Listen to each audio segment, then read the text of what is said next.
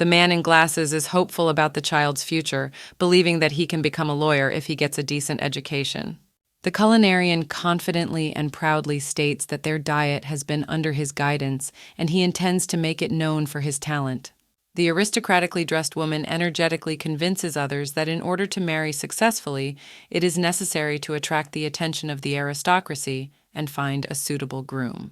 A group of people have a heated discussion in which a man in glasses takes it upon himself to take care of the child's diet. The girl with pink hair is happily surrounded by flowers, and she seems content and confident in her future as the owner of an adorable S-level. On the TV screen, news anchors discuss a serious problem. The country is experiencing an explosive rise in deaths and mystical disappearances, which is alarming. Concerns overwhelm the public because of the Century of Great Resurrections, a mystical movement that has awakened anxiety among the population. A message of a mass offer of life insurance is transmitted through the phone screen, hinting at a looming threat or a premonition of impending events. Two firefighters in uniform discuss the situation amid the fire, one of them apparently unable to hear his comrade because of the noise of the flames. The character looks up recordings of tragic incidents on their phone, looking for a connection between the accidents that have happened and the threat enveloping their society. The girl is panicked and in pain, blood streaming down her face. She weakly utters, "It hurts. Dad, Mom, Dad," her eyes full of fear and despair, as if she had lost all hope. A mysterious voice tells the girl to get up, and a certain reader's number appears on the screen that seems important to further events. 1*****5617. This could be a clue or a key to unraveling her situation. She stands amongst the twinkling stars, surrounded by light and a sense of weightlessness. The voice continues to insist. And now she looks not only puzzled but stunned by what is happening, as if her world has been turned upside down. The view in front of her instantly changes to a bright cityscape full of sounds and movement, and the girl hears a scream that seems to summon her, filling her with anxiety and uncertainty as to what she should do next. The words of the resurrection assessment flicker across the monitor screen, a story about a princess with a mission to protect, classified as romantic fantasy with elements of regression, and labeled as easy to understand, which adds even more questions to her already confusing situation. In the office, she is handed the results of an assessment with a difficulty level of F. The worker smiles, but it hardly feels like a victory to the girl. Her expression suggests inner confusion and perhaps disappointment. She stands next to a joyful girl who seems thrilled with her success, while our heroine is plagued by doubt and uncertainty, her face reflecting a mixture of feelings and a search for answers. Bewilderment is written on her face when she hears the word assessment. It sounds to her like a verdict. Her eyes are full of questions, and she is looking for confirmation of her guesses. An exclamation of "Now it's your turn" interrupts the silence, and the girl finds herself the center of attention of the crowd, the event seeming both a celebration and a challenge, the words "Well done" echoing in her mind.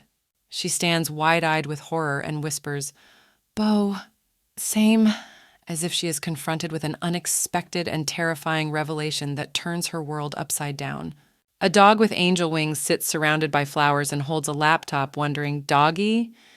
This creates a sense of magic and ease, as if the dog in this floral world is the main character of a fairy tale story. The energetic dog cheerfully declares that he is the person in charge of the headquarters of the resurrected assessment management, which gives the scene a playfulness despite the seriousness of the stated role, and his laughter and gestures add levity to the conversation. The dog looks seriously at the woman and informs her, "Miss Reader, you are dead. This is the afterlife," showing something important on the laptop screen, and this moment is filled with deep meaning and mystery. The woman is shocked by the dog's message. Her face reflects bewilderment and fear. The words "I" look lost, and there is a complete lack of understanding of what is happening. Tears roll down the woman's face as she whispers, "Died like..." And there is a look of despair in her eyes, as if in that moment the whole world has collapsed for her and she is trying to find answers in her memory. Dog confidently explains that cultural works become part of the afterlife, making a suggestion that seems interesting to the woman and opens new horizons in eternal existence. The idea that a project is underway to send souls to a recreated world, voiced by a dog, fills the stage with hope and the possibility of a new beginning where myths and legends come to life. Opening the pages of the documents, the dog says that not everyone can become resurrected, and this adds an element of exclusivity and chosenness to the resurrection process, making it even more mesmerizing. The dog assures the woman that she is perfectly suited for resurrection and has been summoned earlier than expected, and this assurance supports her by bringing clarity and anticipation of new life. The dog awaits the woman's decision on the choice of genre for her new life, but she remains in deep contemplation as if the weight of the world is on her shoulders and she is not ready to make a decision. A young man with dark hair, wearing a brown sweater, seems absorbed in deep thought. His eyes are hidden, and there are only 3 dots in the speech cloud above his head, symbolizing the silence or indecision he is facing at this moment. With fury in his eyes and his words reflecting on his upbringing hovering in the air, the emotional outburst and stars around his head emphasize his inner resentment and discontent, which he expresses in words directed to the outside world. Then his face lights up with surprise as he looks at the cheerful girl in the bright dress, surrounded by flowers and light. In his speech, he feels envious of her ease of being and her ability to remain carefree in this complicated world. He candidly shares the tragic story of his past, where love and support were foreign to him, where he experienced the loss of his parents and brother, and recalls the loneliness that engulfed him after they were gone. Turning to the dog with angel wings, he fervently declares his desire to start a new life, to become a chapter in a story full of care and love, begging his invisible companion to help him make the transition. A dog with wings and a clipboard in his paws, expressing his willingness to help, ask him to wait a bit, thus introducing an element of intrigue and anticipation of the future into their interactions. With trepidation and anticipation, he awaits the evaluation of his labor. Hope and excitement are written on his face as he awaits the result that could change his life. The on-screen results confirm his success.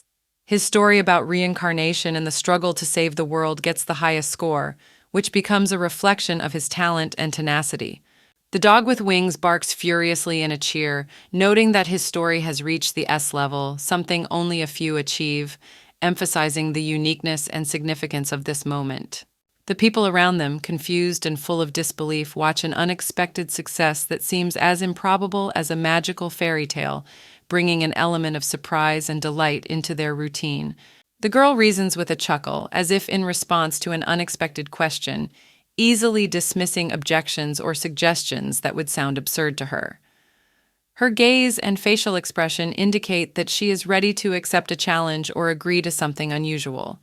In another dimension, the heroine experiences an endless cycle of death and rebirth, each time facing the cruelty of a world that seems completely devoid of hope and tests her to the extreme. Comments in the chat room express readers' different perspectives on what they have read. Some are sharply critical and sarcastic about the book, while others express disappointment and bewilderment about the content, expecting a different experience.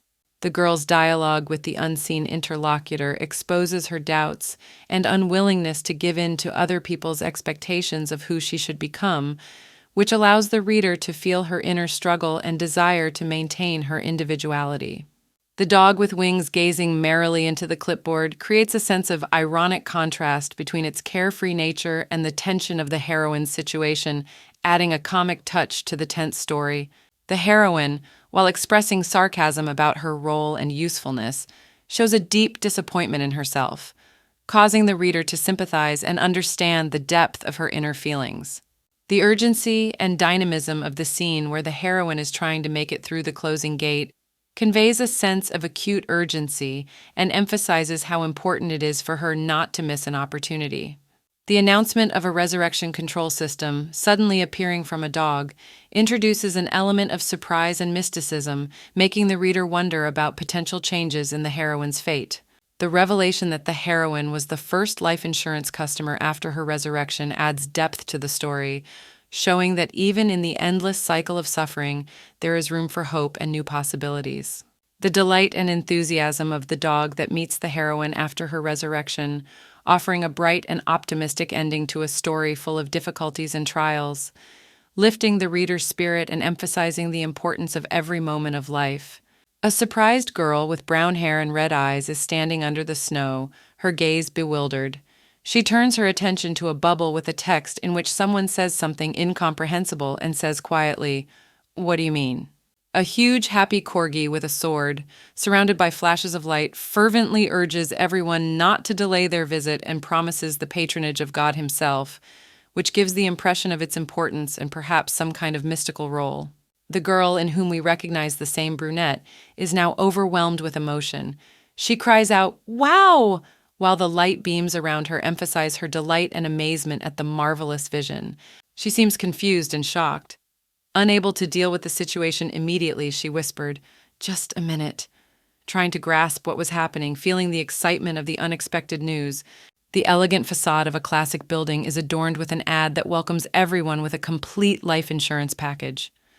Balloons and flowers adorn the image, while the text promises a mandatory training period, support, and timely payments, emphasizing the structured and safe service. The bottom edge of another ad can be seen below the window, which calls for the beginning of the original story to be postponed and training to begin, while Eilert lies motionless behind the glass, creating an atmosphere of impending change and inevitable developments. A new announcement pinned to the wall states that there will be difficulty adjustments during training and the range is limited, hinting that Eilert will have to adapt and fight in an environment that is new to her. The clock on the wall and the text next to it herald the round after the training. Eilert embarrassed and cautiously purring, Perhaps she is nervous for the upcoming trials. Eilert looks confused and whispers, "Why is it so noisy?" as if inwardly struggling with the sense of chaos and uncertainty that lies ahead. Eilert wakes up in bed, obviously confused and bewildered. Her sudden awakening and the burst of light surrounding her hint at her transition from dream to reality, where she will have to face the consequences of her previous encounters. A stunned Eilert realizes that she is experiencing a moment after death and suddenly has a new life in an unknown world. Her hands are now small and pale, insecure, and this revelation causes her to repeat the words of her rebirth in a stupor. In her new guise as a doll princess in a gorgeous dress, Eilert feels cheated by fate, her surprise replaced by consternation, and her heart beats in a rhythm of uncertainty as she contemplates her new state. Faced with her own reflection, the pink-haired Eilert freezes with shock. She is now small and sweet, with soft facial features reflecting innocence and wonder, as if she is seeing the world for the first time. The word reincarnation bursts out of her like a cry of insight, and in that moment, surrounded by mirrors, Eilert feels her new reality enveloped in light and mystery. When she realizes that she is now like a doll, her inner world is filled with anxiety and misunderstanding as the path of denial to acceptance begins to work its way through her mind. Facing an unknown future, Eilert thinks deeply about her role and destiny, and her eyes are full of questions and anxiety as she tries to find answers in a world that seems dreamlike and unpredictable. Her next reflection in the mirror is a picture of a young girl immersed in contemplation of what she should do next and what paths are open to her new identity. Her glance at the map of the mansion becomes a symbol of new hope and the possibility of finding her place in this mysterious house. The map flickering before her like a torch in a dark maze. Eilert's astonished look reflects a storm of emotion as she realizes that the map she holds opens the door to a deeper understanding of the full magnitude and importance of the mansion. And then, as the last piece of the puzzle falls into place, Eilert's face lights up with wonder and joy as she finally realizes who owns this magnificent estate and what it means to her. A man takes the throne with unwavering confidence, and the inscription declares him to be the son of the Countess of Keelet, a ruffian. His image combines aristocratic grandeur and unpredictability. The image of the sword and coins reveals the man's past. He, the son of a master swordsman, received the title of knight not for talent, but for money. This reflects the purchase of status bypassing dignity. After a failed attempt to confront evil, a man is on the ground, but thanks to the help of another in white, he is back on his feet. The words speak of his defeat, but not the end of his journey, for he is the protagonist. Eilert gazes sadly from across the table. The text speaks of the hardships that befall those like her, creating the image of a silent sufferer. Eilert shows herself to be a trustworthy servant, but shortly after arriving at the manor, she decisively leaves. This scene hints at a strong internal conflict and a possible change of loyalty. Eilert looks out the window, comparing a period of her life to a long episode, which emphasizes her inner struggle and hidden feelings comparable to the bitterness of a sour lemon. Ayelet thinks dreamily about how her detailed knowledge of the original story could save the world as she stands in front of the blackboard. Her classmate looks at her with admiration, as if realizing the depth of Ayelet's thoughts and her genuine desire to make the world a better place, while Ayelet herself imagines herself as the heroine of her own story. Suddenly gripped by frustration, Ayelet screams, reproaching the education system for its shortcomings in memorization and learning techniques. She is sure that her abilities would have been recognized, and she would have already been admitted to a prestigious university if only she could assimilate all the necessary information in a single glance at a text. We see hypertext visualizations against a futuristic cityscape where virtual and real architecture merge into one. This epitomizes Ayelet's technological aspirations and her ambitions to transform the future with the knowledge she is so eager to acquire. Ayelet looks up at the starry sky, where a meteor star suddenly lights up the heavens, symbolizing a rare and precious opportunity that has just appeared before her, as if suggesting that dreams can become reality if only one allows oneself to believe. She stands in front of endless rows of books that seem like windows to other worlds and eras. Ayelet's thoughtfulness shows that she realizes how far she has come and how much she still has to learn. Upon encountering the concept of blended learning, Ayelet is filled with mixed feelings of surprise and concern. She wonders how effective this approach will be in her pursuit of education. When Ayelet opens the page on resurrection to save the world, she can't contain her excitement. She realizes that each new piece of knowledge could be the key that opens the door to extraordinary possibilities. After finding the last chapter of the book, Ayelet feels a sense of triumph. She realizes that she has something valuable in her hands that will probably influence all her future actions and decisions. Absorbed in her reading, Ayelet is immersed in new horizons of knowledge, while her gaze is filled with determination and readiness for the new discoveries that are about to become her reality. Ayelet looks down at the pages of the book with a smile. There is a spark of understanding in her eyes, indicating that she has found the answers she was looking for, and now she is ready for the next stage of her journey. Ayelet, a joyful girl with pink hair, calls out to the system with a question of what is yet to come. Her confident posture and cheerful expression indicate that she is ready for new challenges. The girl is confused when the system reports a cash payment. She looks bewildered, her mouth open, and her eyes full of incomprehension in the face of the unexpected event. Ayelet is dumbfounded as the coins begin to pile up around her.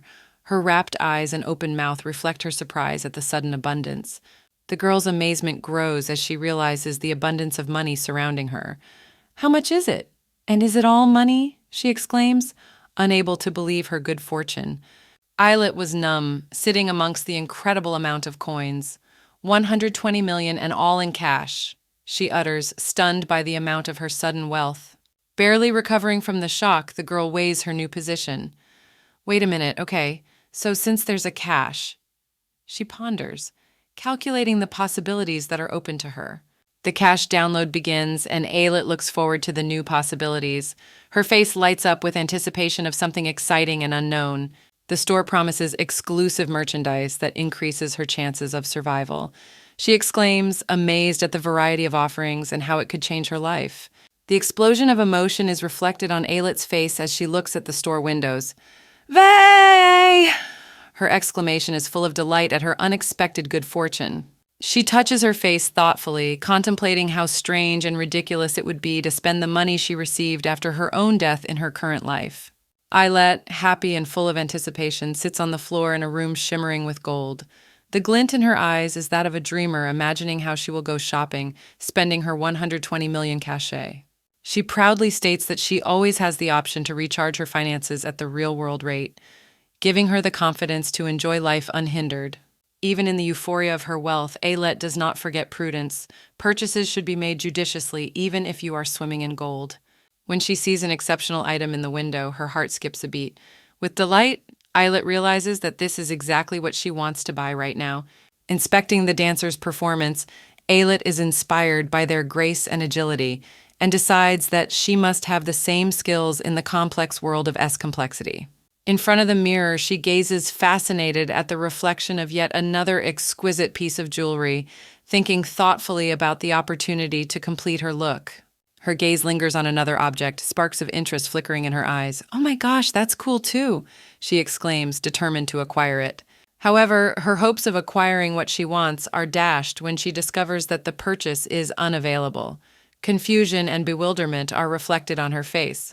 Deep disappointment grips Alit when she realizes that some things are not available for purchase even if you have all the money in the world.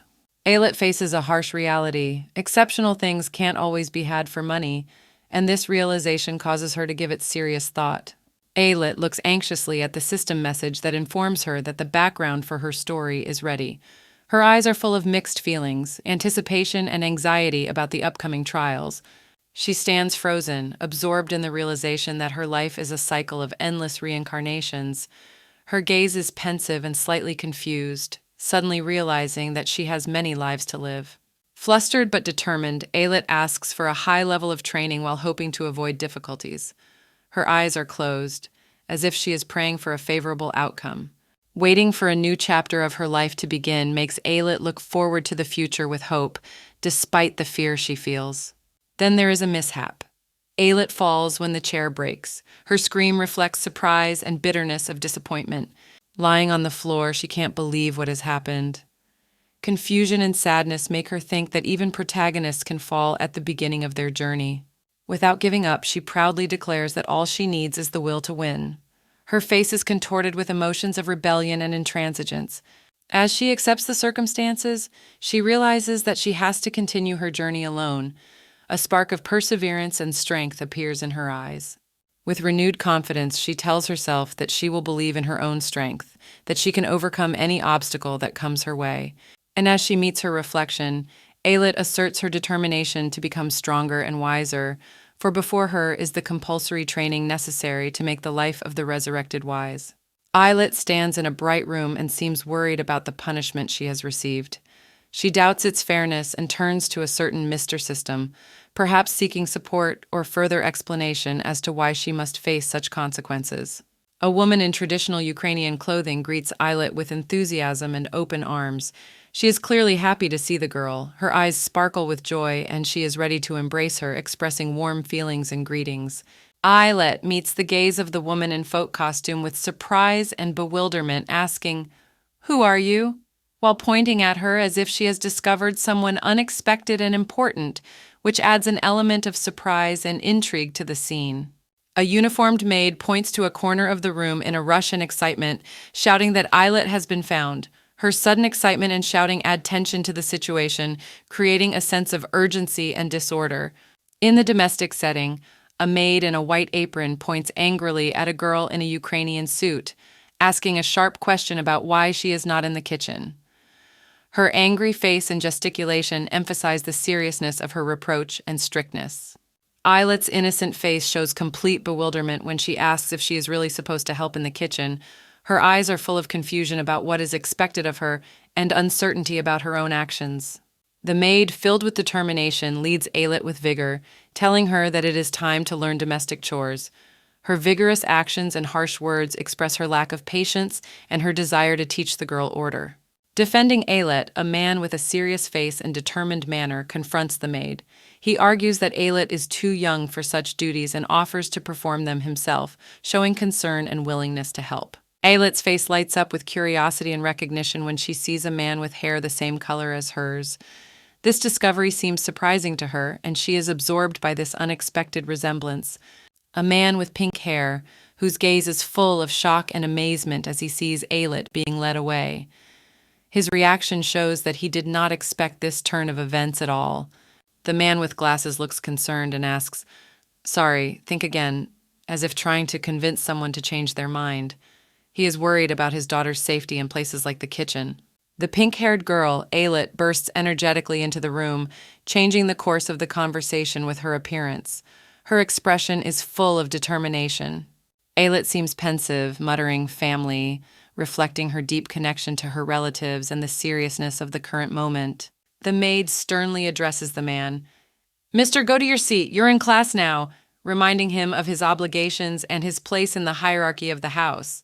The man stands up for Alit in a defensive reaction, expressing his displeasure at the accusations against her and questioning until when her actions will be covered. The maid replies stiffly, proud that her daughter will not be doing hard labor, and hints that Alit may work in the automobile market in the future. Aylett objects to the maid with consternation in her eyes, asserting her dominance and warning that she is unwilling to listen to objections. The maid taunts Aylett by asking if she's going to speak against her today, thus showing her contempt. Aylett responds to the taunts with a smirk, mocking the maid's attempts to intimidate her and expressing her joy that her adversary is easy to figure out.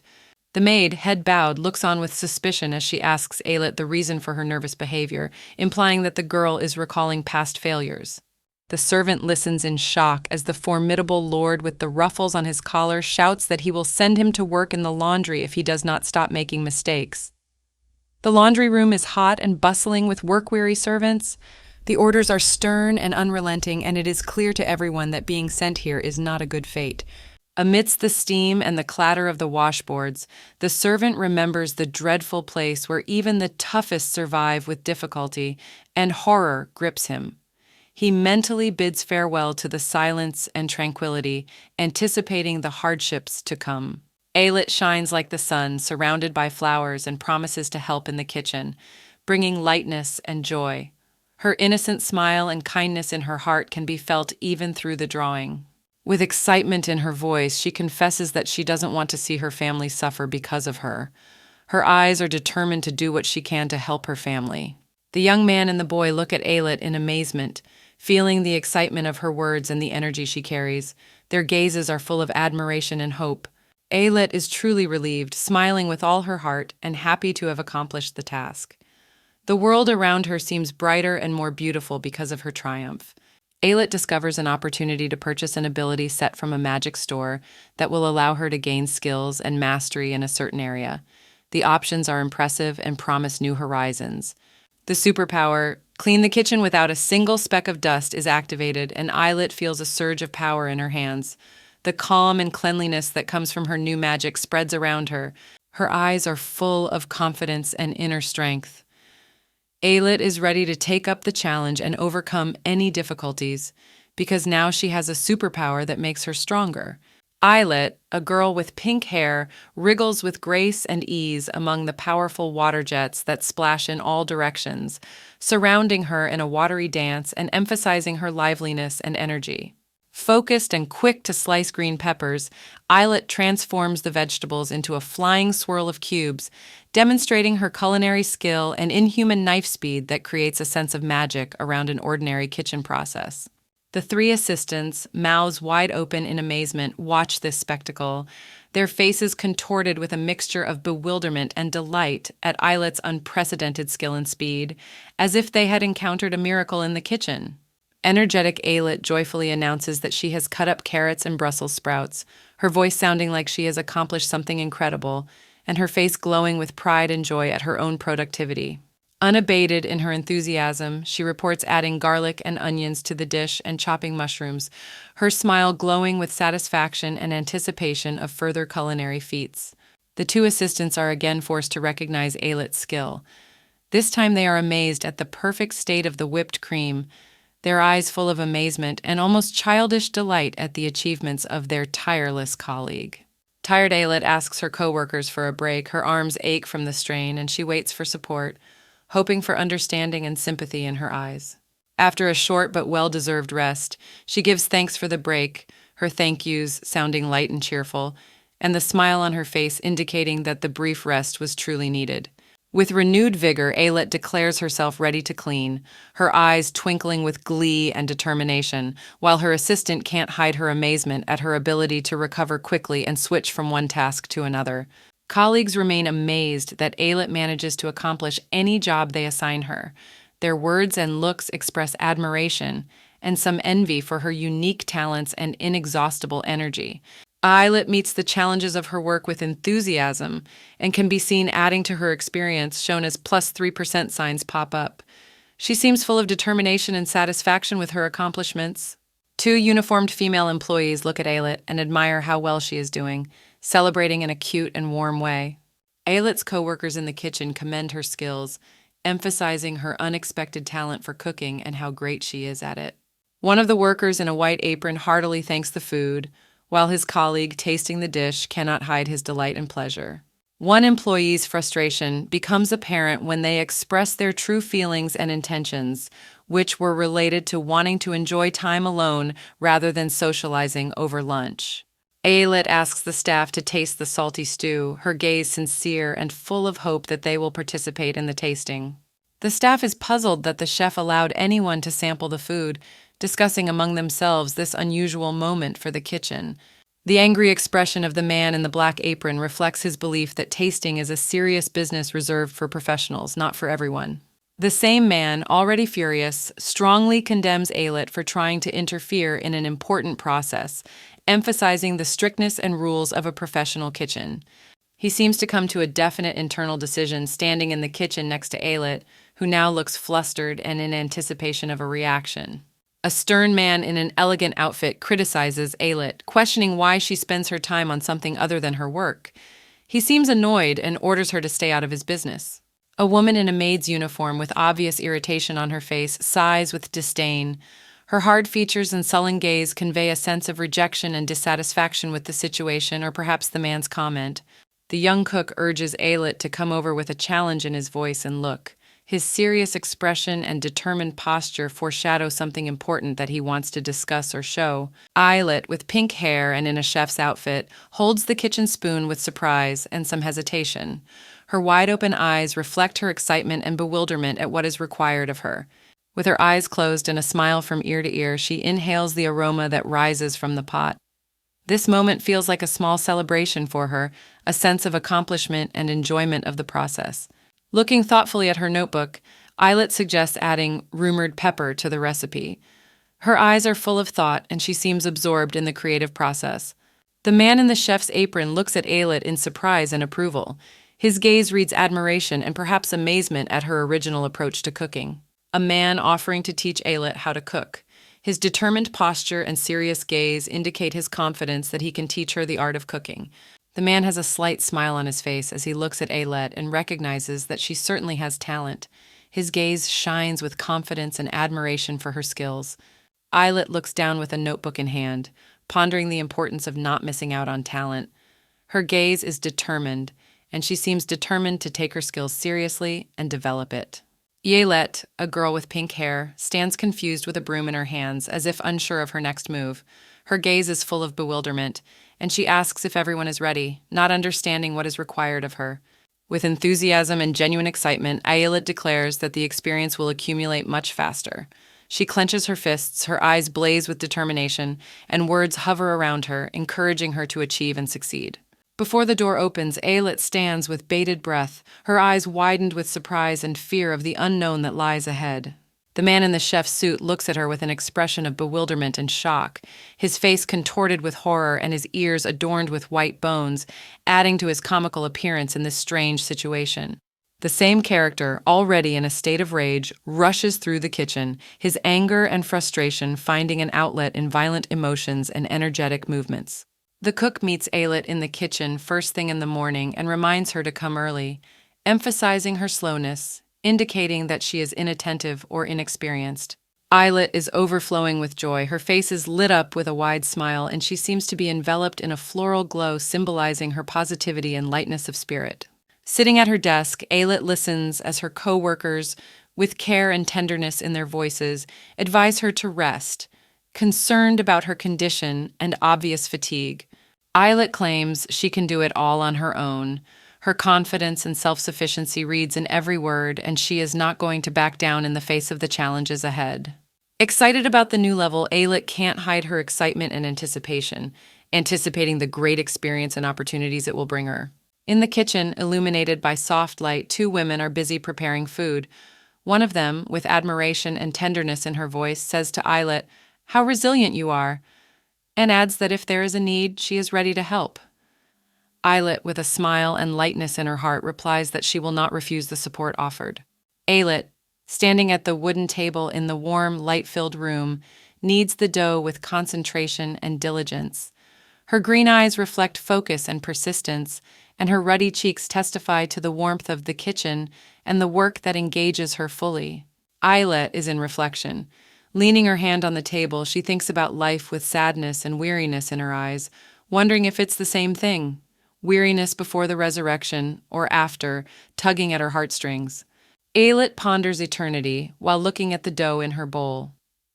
If I had known it would be like this after death, I wouldn't have worked so hard in my lifetime, she thinks, philosophizing on the meaning of effort and labor, standing delightfully candid before the reader.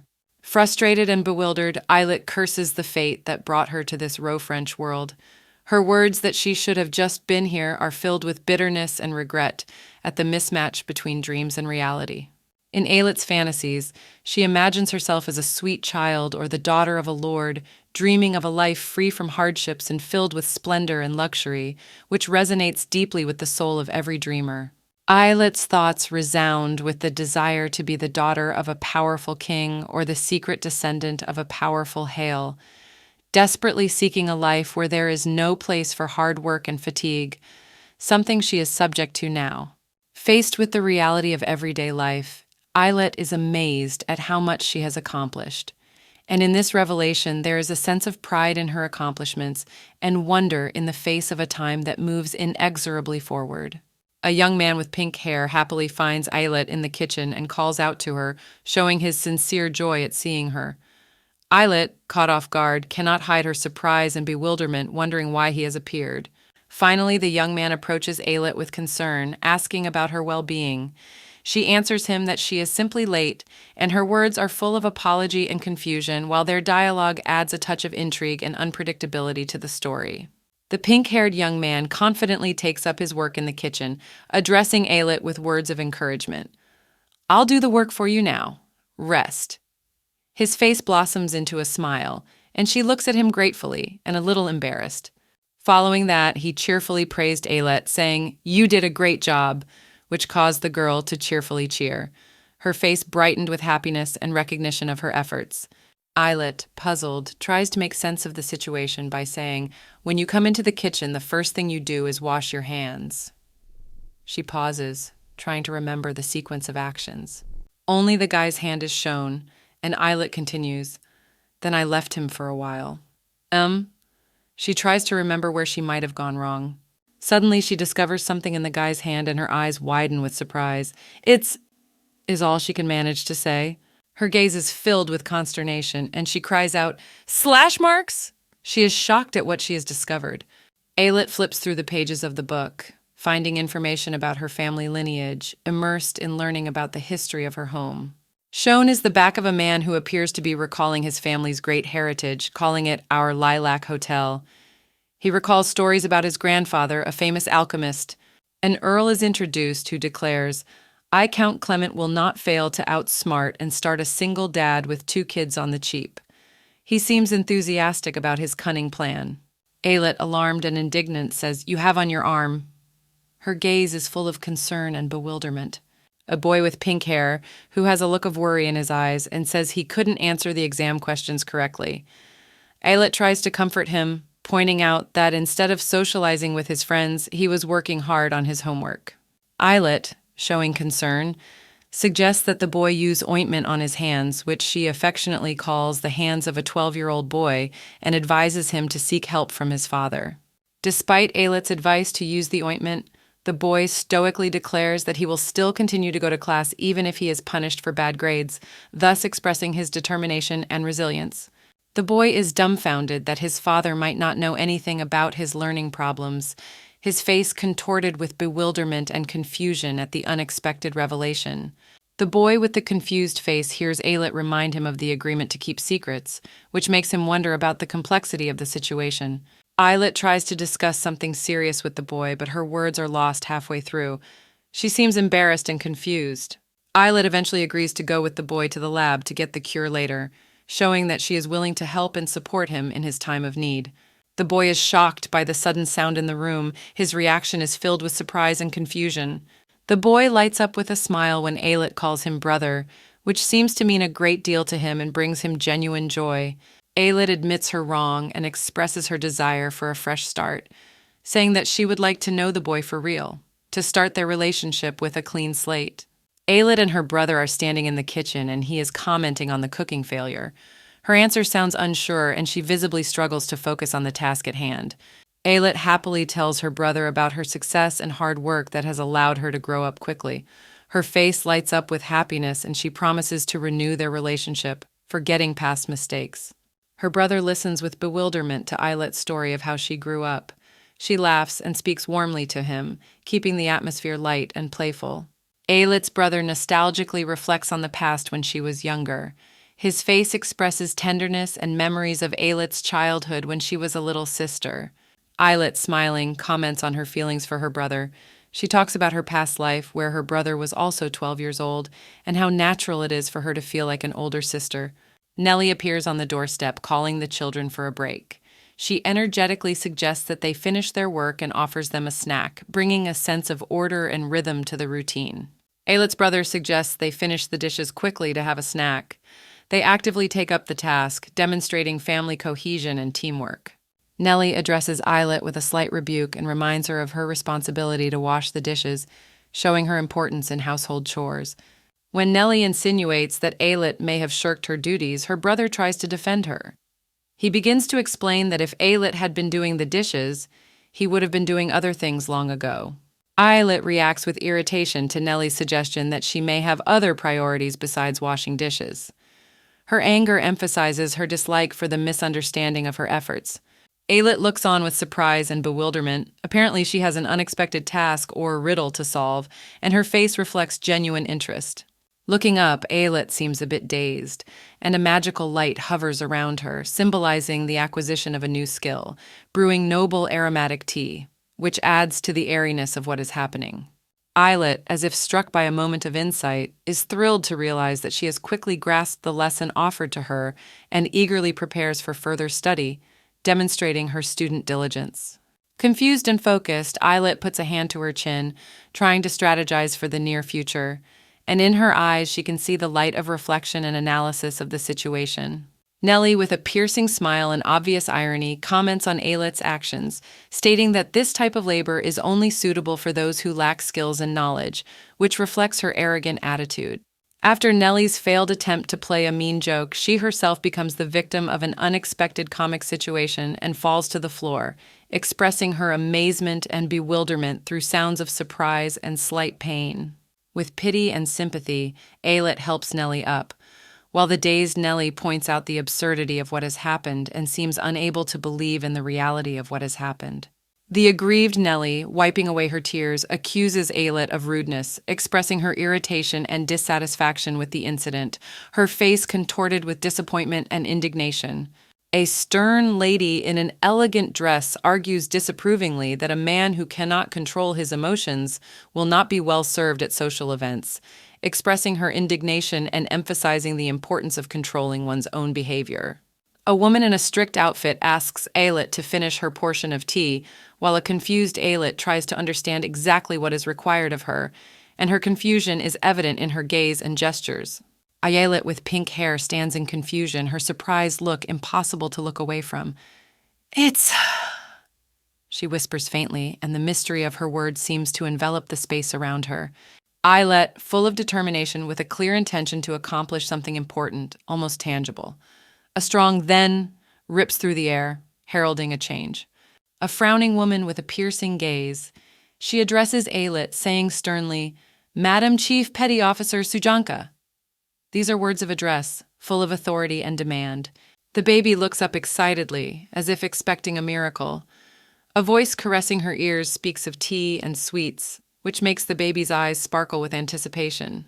A dignified woman in her attire offers her services with noble simplicity. "May I make tea for the madam?" Her offer hovers in the air like a vow of help.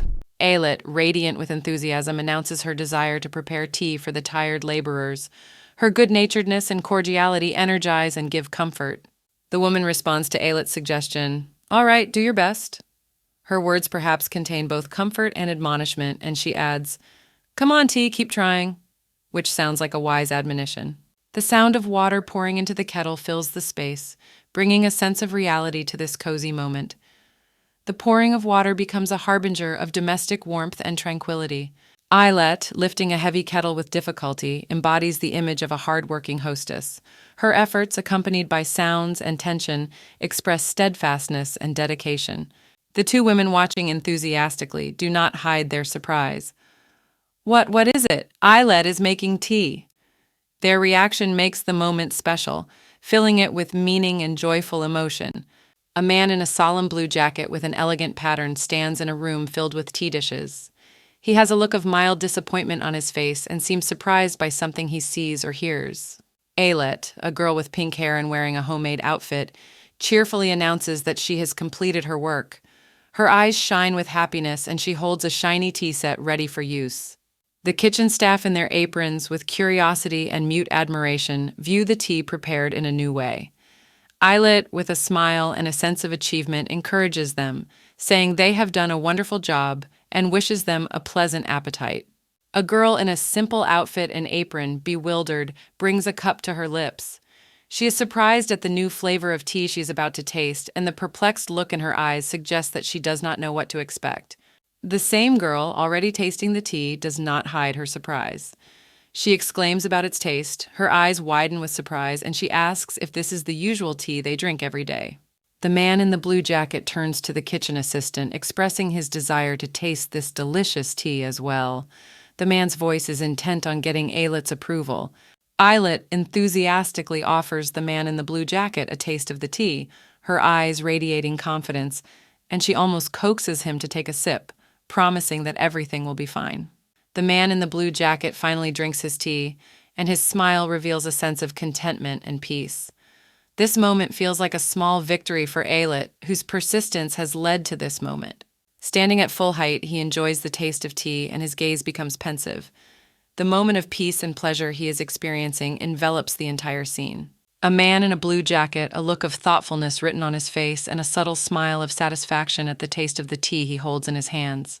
A woman in blue, with sharp facial features, is arguing sharply with a pink-haired girl, Ayelet. Her gaze is full of displeasure, and she appears to be expressing her indignation unrestrainedly, making the scene tense. The woman's face is contorted with shock and bewilderment. She exclaims at the stupidity of the situation, her hands slightly raised in a gesture of indignation and her eyes expressing surprise.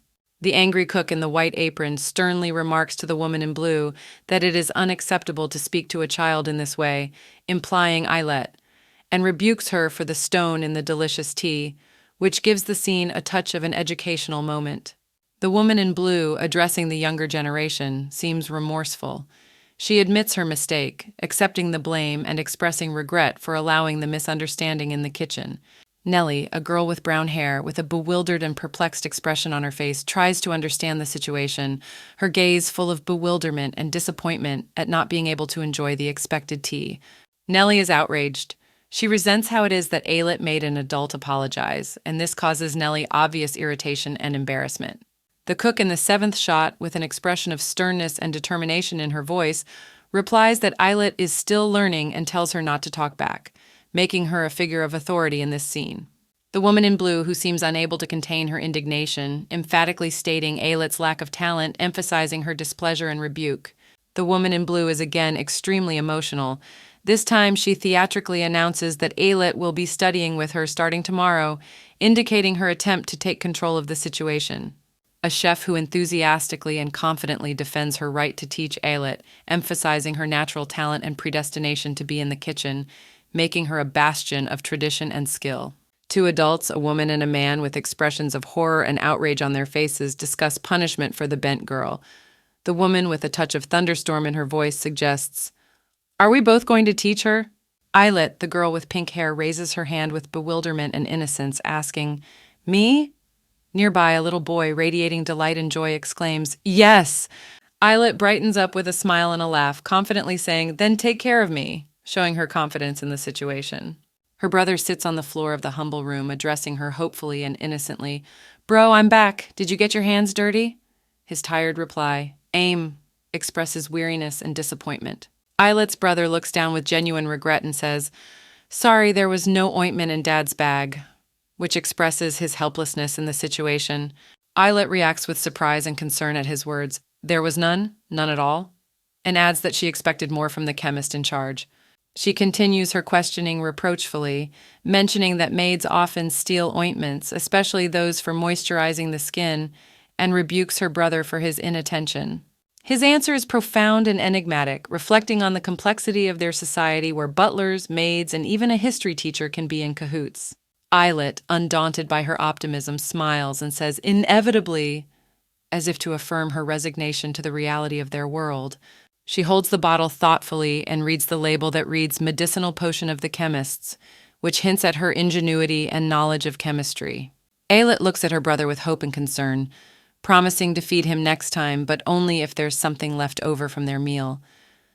Her eyes reflect concern and a desire to care for him. Brother Ayelet, in deep thought, slowly walks away. His sigh breaks the silence, and a sense of his inner struggle and hidden feelings hangs in the air. Sitting on the floor, Eyelet watches his brother with curiosity and brotherly concern, asking about his well-being and the pain in his arm, to which he, trying to appear strong, responds rather indifferently. Her brother thanks Ayelet for her offer to help with the ointment, which causes her to feel strong emotions and makes her heart beat faster with excitement and the opportunity to be helpful. Ayelet is happy about her small victory and smiles, trying to cheer up her brother, who is sad for a reason she doesn't understand. She wants to share his joy and help him forget his sorrow. While secretly watching her brother, Ayelet notices him talking about items forgotten in the room, including some ingredients, which makes her curious and intent on helping. Ayelet gazes admiringly at the system's update message, anticipating her new alchemical abilities, which brings her joy and inspiration for new feats. She suddenly decides that she can make a healing salve for her brother and enthusiastically sets to work, full of determination and creative energy. Encouraged by her abilities and optimism, Ayelet tells herself that she is capable of creating not only ointments, but creams and even soaps, which demonstrates her confidence and skill. Ayelet offers her brother a bargain, offering mutual aid despite the lack of the necessary ingredients for the ointment, which shows her resourcefulness and willingness to work as a team with her brother. A man with brown hair, Ayelet's father, walks down the hallway in confusion, seeming to be late for an important event. He looks worried and hurries off, checking the time on his watch. The same man with glasses has stopped to stare at his reflection in the mirror. He seems pensive and a little anxious, perhaps worried about what lies ahead. With his mouth open in horror, Ayelet's father stands on the threshold of a room full of scattered objects. He is shocked by the mess he sees and seems to scream, "What is all this?" Ayelet and her pink-haired brother are sleeping with their arms around each other. The scene looks touching and peaceful. They are in deep sleep, their faces expressing calmness and innocence. Ayelet's father leans over Ayelet, who is lying on the bed, and says, "Looks like they fell asleep playing with my ingredients." There is a sense of concern and slight irritation in his voice. The man looks at the table stacked with jars of ingredients and thinks wistfully about what the children might have been doing. He is confused, but also wondering what happened. Ayelet's father, holding some note in his hand, asks in surprise, "Have you been practicing alchemy?" and clarifies, "Ayelet?" He looks puzzled and perplexed. Reading the note, Ayelet's father is amazed and says to himself, "A beauty potion as a gift? That never occurred to me." He looks surprised and delighted at the same time. He scrutinizes the potion jars and asks himself, did Ayelet really do all this herself? His surprise and curiosity grow. Ayelet's father stands pondering, holding the potion, and says, "My daughter is a genius? No, I must not repeat my father's mistakes. I must calm down. It's a fine idea, a worthy endeavor, but wish fulfillment time, it's a child's work after all." A man with brown hair, Ayelet's father, enjoys the feel of the makeup, describing it as refreshing and non-sticky. In his eyes, he is genuinely surprised and convinced that his daughter is a true genius. A thrill overwhelms him when he compares the cosmetic to the products of luxury brands. He can't hide his delight, seeing it as a testament to Ayelet's unique talent. Ayelet's father is determined to teach his daughter the ins and outs of chemistry, starting the very next day. His eyes burn with ambition, and he believes in a bright future for Ayelet. Ayelet, immersed in her thoughts, sits with a flower in her hands. Her gaze is melancholy, and she seems absorbed in distant dreams or memories. Ayelet's father is in complete amazement at his daughter's delicate appearance, enveloping her with a look full of pride and tenderness, and calls her his precious treasure. Ayelet lies on her bed, drowning in the scents of flowers, and dreams of the day when she'll begin to study real alchemy, full of wonders and discoveries. The girl sits in the corner with her hands covering her face. Her isolation and sadness are clearly visible in her desperate pose and the white flower abandoned on the floor beside her. Two human silhouettes engage in a conversation about the girl's fate, arguing over whether they should take her misfortune upon themselves or give her up to fate. The older relatives inform the girl that she will now live with her aunt and uncle. There is no room for doubt or regret in their words, only determination. Left alone, the girl hugs herself to her knees, her face hidden and only quiet sobs can be heard, and a tear slides down her cheek. We see a schoolgirl drowning in a flood of information.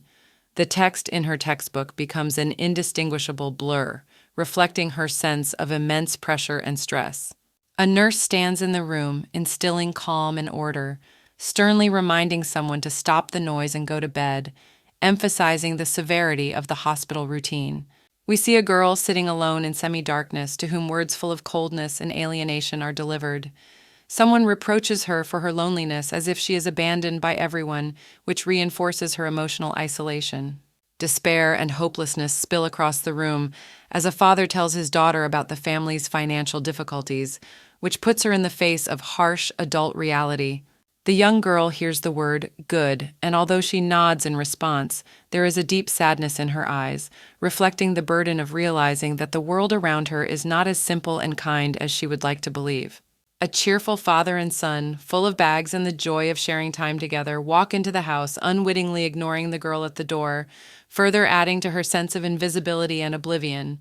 The girl, gripped by sudden shock, is confronted by a man entering the house, and although he addresses her, she is numb and cannot understand his words, which increases her sense of alienation. A man whose face is hidden from us utters the phrase, "we ate," when addressing someone in the house, and it sounds almost like an excuse to avoid deeper communication or confrontation.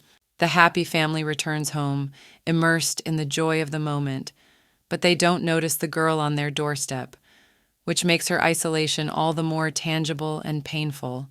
Standing at the threshold, the girl is at a complete loss to hear the man repeat, "We have eaten," and the tears in her eyes speak of many things. The pain of not being seen, the deep sense of loneliness, the helplessness in the face of indifference. The girl in the corridor of the house seems lost. She stands with her back to the viewer, staring at the closed door. Her pose and immobility create the impression of loneliness and thinking about something important. She sits at the kitchen table, absorbed in her thoughts and slowly stirring the food in her bowl. Her reverie is broken by a question she asks herself about restaurants, indicating hidden problems and dilemmas in the family. Scene in the room. A man stands in front of the girl with documents in his hands. She boldly and bitterly tells him that she knows everything: the insurance from the car accident, the lost money, and even the sale of their house, which hints at the serious financial situation of the family. Night. Two adults standing in the shadows accuse the girl of ingratitude. They say she has no right to complain and blame them, which adds gravity and tension to an already difficult relationship. The girl meets this accusation with a challenge, threatening to kick them out of the house if they continue to behave like this. Her words are full of despair and helplessness in the face of family conflict. She is alone on a park bench, her eyes are downcast, and she seems completely lost and isolated from the world, which emphasizes her inner loneliness. A girl sitting on the same bench with tears in her eyes, she calls quietly for her father, which further emphasizes her loneliness and longing.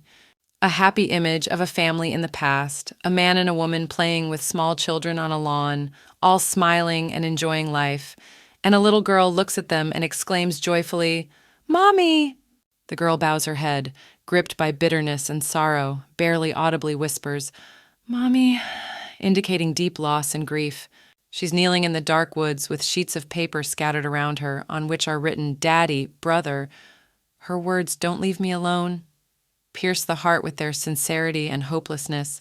Eyelet whispers something in her sleep, a look of worry on her face. Her father walks over to the bed and speaks soothing words, promising that everything is all right because he is there for her. The tenderness in his voice and the concern in his gaze are meant to soothe his daughter. In the darkness of the room, the girl suddenly opens her eyes, looking around fearfully. She sees her father in front of her and quietly asks him if it is really him. His answer and the smile on his face should allay her fears and confirm the reality of his presence. Awakening, Ayelet seeks confirmation that her father is near. When she receives an affirmative answer, she is relieved. Her father's light silhouette in the darkness of the night room becomes a symbol of protection and safety. Ayelet looks at her father anxiously, and he promises to stay with her until she falls asleep again. His presence and caring words should give the girl a sense of comfort and calm in a night full of vague shadows. The girl looks at her father, her eyes full of gratitude for his care. Her inner state reflects a deep attachment to the image of her father, who always keeps his promises. Waking up in the morning, Ayelet finds her brother holding her hand. The scene depicts their close bond and the trust they give each other even in their sleep, conveying warmth and love without words. A smile appears on Ayelet's face as she realizes that not everything was a dream. Her feelings are mixed, both confused and pleased by this unexpected but pleasant turn of events. Ayelet and her brother sleeping peacefully emphasize their unbreakable bond and their ability to find comfort in each other. This moment of peace and silence brings a sense of harmony and unity to the story. Ayelet gets up and with a warm smile says she will let her brother sleep longer. Her actions express love and care, making this gesture further proof of their strong emotional bond. Ayelet opens the magic book and the room fills with light. Her anticipation of wonders and new beginnings is in every gesture. She is ready to step into the unknown, her eyes full of determination and anticipation. Ayelet is reading a mysterious book. Her expressive eyes reflect a deep sadness as she recites the words about the Rodialan family, and she seems to feel a personal connection to the story. Ayelet is shocked by what she finds in the pages of the book. She stares off into the distance, her eyes wide with horror and a look of stunned shock on her face, as if she has just learned a terrible truth. Ayelet frantically says to herself, "Calm," trying to hold back the surging emotions. She clutches her hands tightly to her lips and seems on the verge of a panic attack or tears.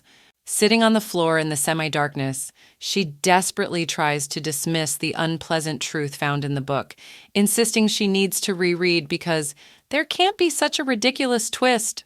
Ayelet speaks to someone not visible in the picture with a disturbing message. "My little sister Ayelet Rodialan is dead." It looks like the crash of her world, a discovery that changes everything. In the dim light, she recognizes the terrible reality that is her future. Her quiet whispering creates an atmosphere of hopelessness and foretelling of impending disaster. Ayelet stares wistfully out the window, pondering the failings of the son of Hail Kimlet, and asks himself what went wrong while uncovering new formidable chapters of conspiracy. She is exhausted, clutching the pages of the book, claiming in her mind that she foresaw the disaster. This emphasizes her hopelessness and the depth of her understanding of the tragedy. Ayelet finds the strength to refuse to be passive and prepares to change history if only she can remember every detail of the plot, which shows her hope and determination. As she turns the pages, she rejects the Yamato end of the book in fury and indignation, demonstrating her energetic intransigence and perseverance. In front of the bulletin board, Ayelet cries out in despair at the emptiness of her life and the stupidity of the protagonist, feeling bitter and bullied by fate. Through the bars of the window, Ayelet stares wistfully into the distance, realizing that the cruelty of the world encompasses more than just the protagonist, and that even if death is avoided, surviving in this world will take a lot of effort. She considers a billboard advertising the skill change package, facing a difficult choice because the cost of 10 million leaves no room for hesitation. Ayelet, looking at the poster, realizes with bewilderment and indignation that she now needs combat abilities, and she resolutely chooses them in preparation for the trials ahead. With a look full of determination and light, Ayelet accepts the role of healer, feeling that this choice will determine her future destiny and path in this world. She feels waves of supernatural energy envelop her, activating abilities that should help her in the battles ahead. Her excitement is replaced by disappointment when it becomes clear that the abilities cannot be activated due to some missing condition, and this causes her to exclaim in surprise and frustration. With a mixture of confusion and curiosity, she reads that a certain qualifying quest must be completed to activate, which adds another layer of mystery to an already mysterious world. Repeating quest with bewilderment, Ayelet tries to figure out exactly what is required of her to unlock and utilize her newfound powers. She stands in front of a mirror in the grand building where her quest has led her, and her reflection shows her readiness for a new challenge, which adds to the drama of the moment. Ayelet sits on the steps, seeming tired and frustrated. She convinces herself that she should have left here a long time ago. The girl bowed her head, despair reflected in her words about the qualification quest as an early prayer, and the fact that she was to undergo a trial of 1,000 days without special privileges. Ayelet pressed her palms to her cheeks, and with her eyes closed, she prayerfully said, let us pray with all our hearts. She continues to pray intently, her face tense, as if at this moment she is giving herself to prayer completely. Immersed in prayer, Ayelet suddenly stops with a question about what to pray for, showing her doubt. A sudden realization comes to her, and she jumps up as if she's found the answer. To be sincere, you have to start with faith. Ayelet stands, biting her lip thoughtfully, and says, "Wait a minute, it's really winding down." It's as if it symbolizes her new understanding of true faith. Leaning before the mighty divine altar, Ayelet, a pink-haired girl, earnestly pleads for help. Her eyes are tightly closed, and her lips whisper mysterious words of prayer, filling the silent temple with the lively hope of a miracle. A radiant smile lit up Ayelet's face when she saw that her efforts were bearing the first fruits. The system reports progress, and her eyes sparkle with joy and faith that her efforts will be heard. Ayelet, full of hope and with faith in her heart, continues her earnest prayer. She fills every word with her soul, asking the gods for protection and salvation in this strange new world. In the vast, empty temple, Ayelet sits pensively on a pew, enveloped in silence. She reflects on her past ordinary life and how she came to be in this strange place, so different from anything she had ever known. Alone in the silent temple, Ayelet searches for answers, asking the gods why she was brought to this world. Her prayer is full of sincerity and longing to understand her destiny. Facing the unknown, Ayelet admits that she feels no regrets about her past life, except for the moments she didn't get to relive until the end, such as the comic books and TV series she never got around to watching. A depressed Ayelet reflects that it is not material goods that have become important to her in this life, but deeper spiritual things, such as her newfound family, which brings her comfort and warmth. Lying in bed between two sleeping figures who seem to be her own, Ayelet feels love and affection growing in her heart for her new family in this unknown world. Looking at the architecture of the temple, Ayelet is reminded of her brother and father. She thinks she sees echoes of their features and appearance in the details of the building, which gives her strength in her prayers. Faced with the indifference of passers-by in the temple, Ayelet feels lonely. Her prayer seems like a quiet whisper in the deafening silence, invisible and inaudible to those around her. Ayelet stands in front of a screen displaying the progress of the quest, which shows 90%. She thoughtfully tells herself that the process is not yet complete and ponders what else there is to report. Flushed with an idea, Ayelet decides that her cousin will receive her advance after her death. In her excitement, she loses her balance and begins to fall down the stairs. Lying on the floor, she hears an explanation from a glowing panel. Her prayers have been ignored because the system is busy designing a fable for the zombie genre. Shocked by the system's response, Ayelet learns that some gods are not answering her prayers because they are too busy creating worlds with high levels of complexity. Ayelet is surprised to read that the world-building spirit feels responsible for bringing a rebirth to the world before it leaves Earth. She learns that due to bugs in the soul extraction system, the world-building spirit must confess, and the system takes not only the souls of the dead but the living as well. After realizing that her death may be the result of a bug in the system, Ayelet is shocked and can't believe what is happening. Recognizing the ridiculousness of the situation, she compares what is happening to an Odyssean bedlam, an unbelievable and bizarre event. After reflecting on their condition, Ayelet is thankful for the message, though she comes to the realization that they have led themselves to their own collapse and destruction. As she sits on the steps, she wonders about the reasons for her persecution by the peace-building spirit and the responsibility of bringing revitalization to the world. Ayelet sits on a bench in an abandoned, shadowy hall, sadly acknowledging her death. She jokes wistfully about the meaninglessness of life after death, immersed in her thoughts and memories of the past. The world-building spirit looks at her, and Ayelet, supporting her head with her hand, expresses surprise and doubt. Her gaze is full of incomprehension. She is at a loss for the situation and the unexpectedly offered compensation. The spirit confirms its greatness, and Ayelet agrees, seeing the opportunity to choose her path. Her face reflects surprise and hope that she is now given a chance at something new. Ayelet, in anticipation of the answer, contemplates the spirit's quick response.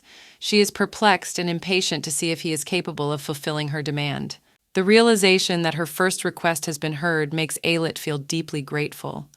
The rays of light illuminating her symbolize the approval of the spirit and her faith. Aylet's light beams and smile as she looks upward depicts her satisfaction and relief that the spirit has accepted her faith and desire. Aylet rejoices, taking it as a sign that her prayer and faith have been rewarded. Her smile is a reflection of her inner confidence and joy.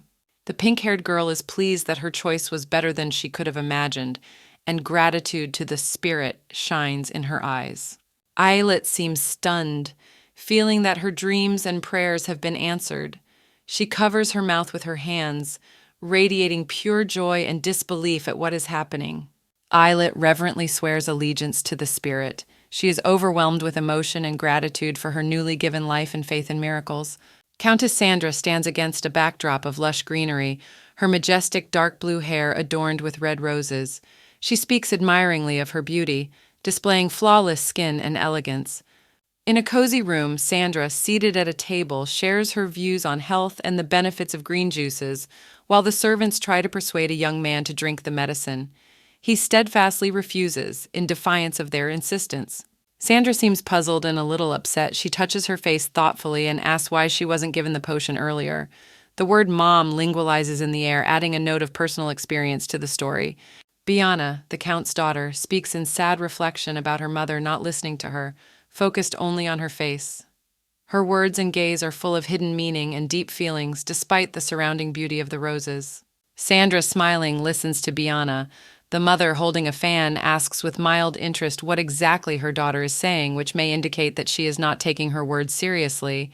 Biana has a serious conversation about the importance of fencing and tradition in their family. She seems concerned that family values are going away, reflecting her desire to keep the legacy alive. A man in a green suit with a tired look reflects on his son and a delicacy that does not seem to be satisfying. He is an image of fatigue and unfulfilled expectations. Biana muses on the fact that she has no female friends comparable to her situation. She seems immersed in her own thoughts and disconnected from the luxury around her. On the table in front of us is an exquisite delicacy that looks like a precious decoration of the table. This dish can be an important element of a family tradition and speaks of the richness and sophistication of their life.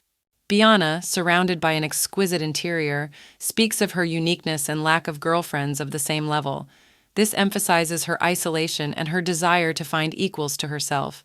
Sandra, a countess with dark blue hair, remarks contentedly that the factory-made soup is prepared in a very native way. Her gaze is soft and she seems focused on remembering family traditions. The countess continues to enjoy her meal, exclaiming about the noble aroma and delicious taste. The joy of the taste of the soup is read all over her face, emphasizing the true pleasure of the simple but exquisite dishes. Sandra expresses her gratitude for the chemist's gift of a potion to brighten and moisturize her skin. Her politeness and nobility are emphasized by her respectful tone and her recognition of the importance of scientific progress. Biana, the Count's daughter, utters doubtfully, "Beauty potion?" There is skepticism on her face, and she seems to ponder the implications of using such potions, set outside of traditional medicine. The Countess jokingly discusses potions as medicines with both good and bad sides. Her laughter and levity reflect an ironic attitude toward her own beliefs and innovations in cosmetology. Biana's reaction to hearing about the alchemist's daughter is full of amazement. Her shocked look and outburst of emotion emphasize the importance of this discovery to her. In a cozy garden drenched in greenery and illuminated by sunlight, the robot on wheels diligently tends the rows of cabbage, carefully watering them like a tender gardener who cares for every leaf. Aylet, a pretty girl with pink hair, admires the ripe red tomatoes. With delight in her eyes and a smile on her face, she affectionately says, "Pretty ones," holding one of them like a jewel and rejoicing in the simple pleasures of life. With sadness on her face and in a pose of despair, Aylet sits on the ground among the tomato bushes, pondering the injustice of a world where even after death one has to work so hard. Yet the beauty of her surroundings and the beauty of the moment still brings her comfort. With a slight smile, the girl looks at the harvested tomatoes in the basket. Despite her hard work, she finds satisfaction and happiness in these simple accomplishments that make her life more colorful. Noticing something unusual, Aylet turns around and sees strangers working in the garden. A look of surprise and bewilderment appears on her face, adding intrigue to the simple idyll of her day. A young man approaches Ayelet with a basket of tomatoes in his hands. His sincere smile and playful gaze make Ayelet wonder what he is up to, taking her on an unforeseen adventure. With obvious irony and a slight sneer in his voice, the young man addresses Ayelet, calling her little princess. His sly smile reveals his warm feelings for the girl and their close relationship. He looks at Ayelet with slight perplexity, as if checking to see if she understands the joke. His gaze is full of kindness and concern, and his black hair and elegant clothes make him look like a noble guest from another time. Showing Ayelet a tomato, the young man expresses sincere admiration for their perfect shape and beauty. He is proud of his participation in gardening and that these fruits are the result of their joint efforts. Delighted with his harvest, the young man solemnly raises the tomato above his head as a symbol of success and joy. His face is lit up with a smile of achievement, and in this simple gesture is hidden all his respect for the land and the harvest. The girl is suddenly hit in the face with a red liquid and red stains fly around, leaving marks on her clothes and hair, leaving her in a state of shock and bewilderment.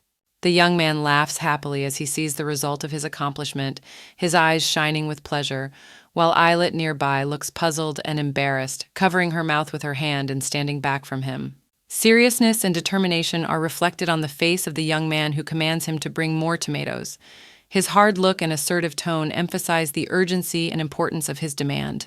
Ayelet is perplexed and anxious as she weighs the situation, pondering what steps she should take next, while the young man across from her is depicted waiting for her next action, ready to compete.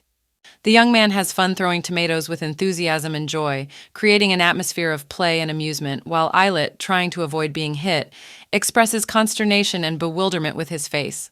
The young man, with a smirk and a sparkling look, holds out the tomato to Ayelet, inviting her to join in the fun, his face reflecting playfulness and a friendly mood.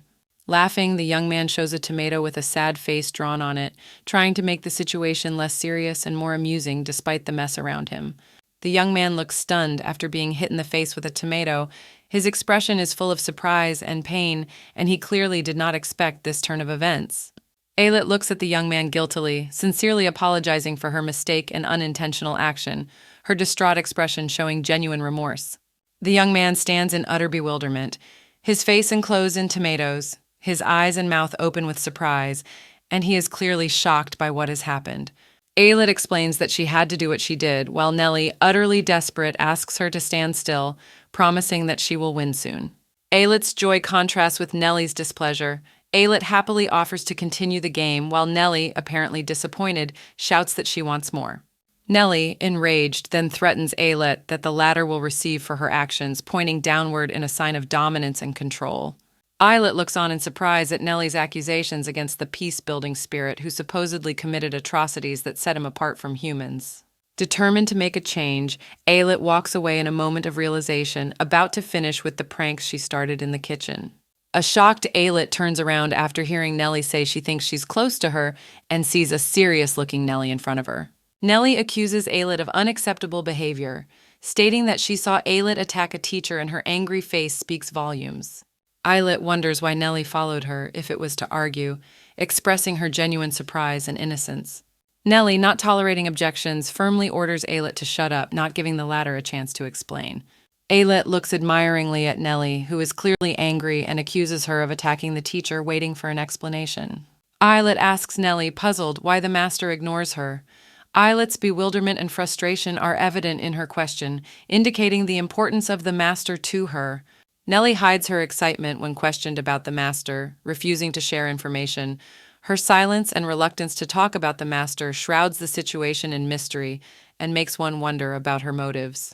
In a moment of tense communication, Nellie orders Ayelet to repeat what she had said earlier, word for word. Nellie's seriousness and demanding tone emphasize the significance of this moment, and perhaps the lesson Nellie is trying to teach Ayelet.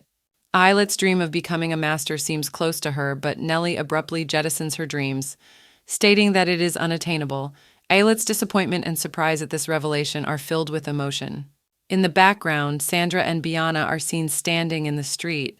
Sandra's position at the top and Biana's below emphasize their social roles and possibly internal conflicts. Ayelet's joy at the activation of her ability is illuminated in the form of a dreamy and triumphant fantasy in which she imagines her triumph and potential. The interaction between Ayelet and Nellie is cut short when Ayelet jokingly points out Nellie's unfocusedness. This moment is imbued with the playfulness and lightness of their relationship. Ayelet tries to justify herself to Nellie, embarrassed by her words. Nellie listens to her, expressing restraint and patience.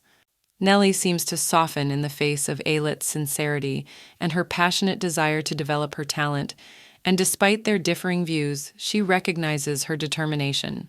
Biana asks Ayelet a question, pointing out the social divide between the aristocracy and the commoners. Her words feel like a mixture of curiosity and indecision, standing on the edge of two worlds. Ayelet, with determination in her voice, declares her intention to become countess, which arouses Nellie's surprise, but the latter does not relent and also expresses her desire to take this post. Both girls are determined to go all the way to achieve their goal. Biana, Sandra's daughter, looks at Nellie with wide-open eyes full of bewilderment. She cannot believe what she has heard and asks if Nellie has really declared such ambitions. Nellie, delighted and without hiding her emotions, confirms her words, declaring her confidence in her success. Sandra, the real countess, regards Ayelet's words with irony and restrained sarcasm. Her face expresses doubt and disbelief at the children's dreams, and she did not expect her own daughter to support such a fantasy. Nellie recoils in fright when Sandra turns to her. The countess questions how the girl dares to speak to her like that, which instantly brings tension into the air. Biana watches the scene, seemingly with interest and caution.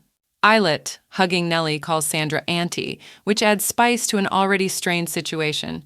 Sandra, whose irritation is growing, looks as if her patience is at an end. Sandra, extremely annoyed, responds to Ayelet's childish statements. She says that such dreams are normal for children, but her patience is running out and her anger begins to awaken.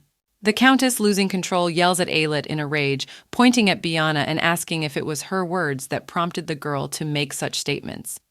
She is shocked at the insolence and audacity of these statements. Sandra, not holding back her emotions, orders Ayelet and her mother out of the manor, making it clear that such behavior will not be tolerated. Her anger and determination make the order unconditional. Nellie, upset and discouraged, pleads with Sandra, saying that she could not have foreseen this turn of events. Her pleading tone and tears reveal the depth of her shock and despair. The butlers, following Sandra's orders, take Nellie away while she screams the countess's name in despair, unable to believe what is happening. The girl's fate seems sealed when the castle doors close behind her. Countess Sandra complains with despair that the dress does not fit her, fearing that it is bad luck for the upcoming important event. She's clearly upset, and Biana tries to calm her mother, assuring her that it is worth looking at things positively. Biana looks at her mother with respect and tenderness and reassures her that despite the obstacles, it is important to remain calm and see the good in the situation. She tries to cheer her up and remind her that there are positive aspects to every situation. Ayelet, smiling sweetly, inwardly remarks that it is better to get out of the way quickly to avoid trouble and invites everyone into the kitchen. Her optimistic attitude and cheerfulness create a contrast to the countess's preoccupation. Biana suddenly turns to Ayelet with determination, wanting to share some important family information. Her firm gaze and manner emphasize the seriousness of the moment. Biana's eyes show a desire for companionship. She thinks about wanting to spend time with Ayelet playing. This desire shows her desire for friendship and companionship. When Biana and Ayelet's eyes meet, Ayelet looks confused and surprised. Her eyes read the bewilderment of Biana's sudden interest. Biana, looking at Ayelet, reflects on the fact that this girl is like a magnet attracting souls, as if her kindness illuminates the darkness around her. Biana mentally notes that Ayelet does not wish anyone harm in her heart. On the contrary, she is open to friendship and is looking for new acquaintances. Biana, playing privately with her dolls, tells herself that she hopes she and Ayelet have a long friendship ahead of them, and that this time they can accomplish more together. Biana, clutching the book in her hands, dreams of a friendship that matches her ideals. She wants her friend to be special and conform to high standards of nobility and taste. Ayelet gazes admiringly at her reflection, pleased that her dress looks even better than she imagined. Her bright outfit and bright eyes reflect her inner radiance and joy. Biana, the count's daughter, observes Ayelet with wonder and some admiration. who, despite her simple origins, possesses an impeccable innocence and purity, evident even in her casual manner of standing in front of the luxurious mansion. Biana reflects on the fact that Eilert, despite her cuteness, is unlikely to surprise or outshine her in any way.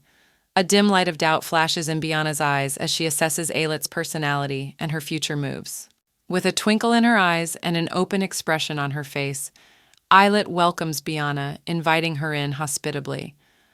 Letting the light into the room, she creates an atmosphere of warmth and good-naturedness, welcoming her guest with joy. Biana responds to Eilert's greeting with respect, but there is caution and uncertainty in her gaze. Her greeting is polite but reserved, as if she is weighing every word. In the cozy atmosphere of the huge library, Eilert enthusiastically offers Biana a selection of books to read. This hospitality emphasizes her desire to share the knowledge and culture she is surrounded by. Pensive and attentive, Eilert looks away, her gaze reading the reflection that perhaps their friendship is not so simple and has ulterior motives she has yet to understand.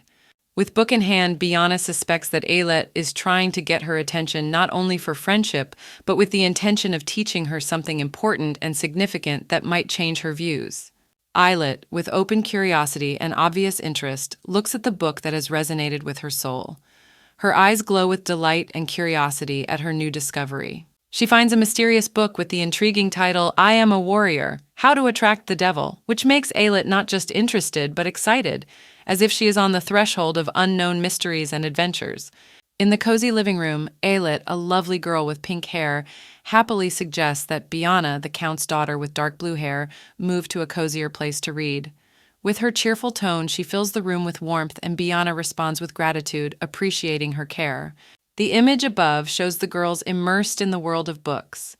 Biana, absorbed in reading, is in a state of calm and serenity, while Eilert assumes a more active pose, settling down on the sofa opposite and anticipating a fascinating journey through the pages of her tome. Eilert is concentrating on the pages of the book, her forehead furrowed slightly in an effort to comprehend what she is reading. The light falls on her face, emphasizing her careful study of the text, and the room has an air of intellectual inquiry. The pause is broken when Biana, noticing Eilert's thoughtfulness, tactfully suggests changing the book.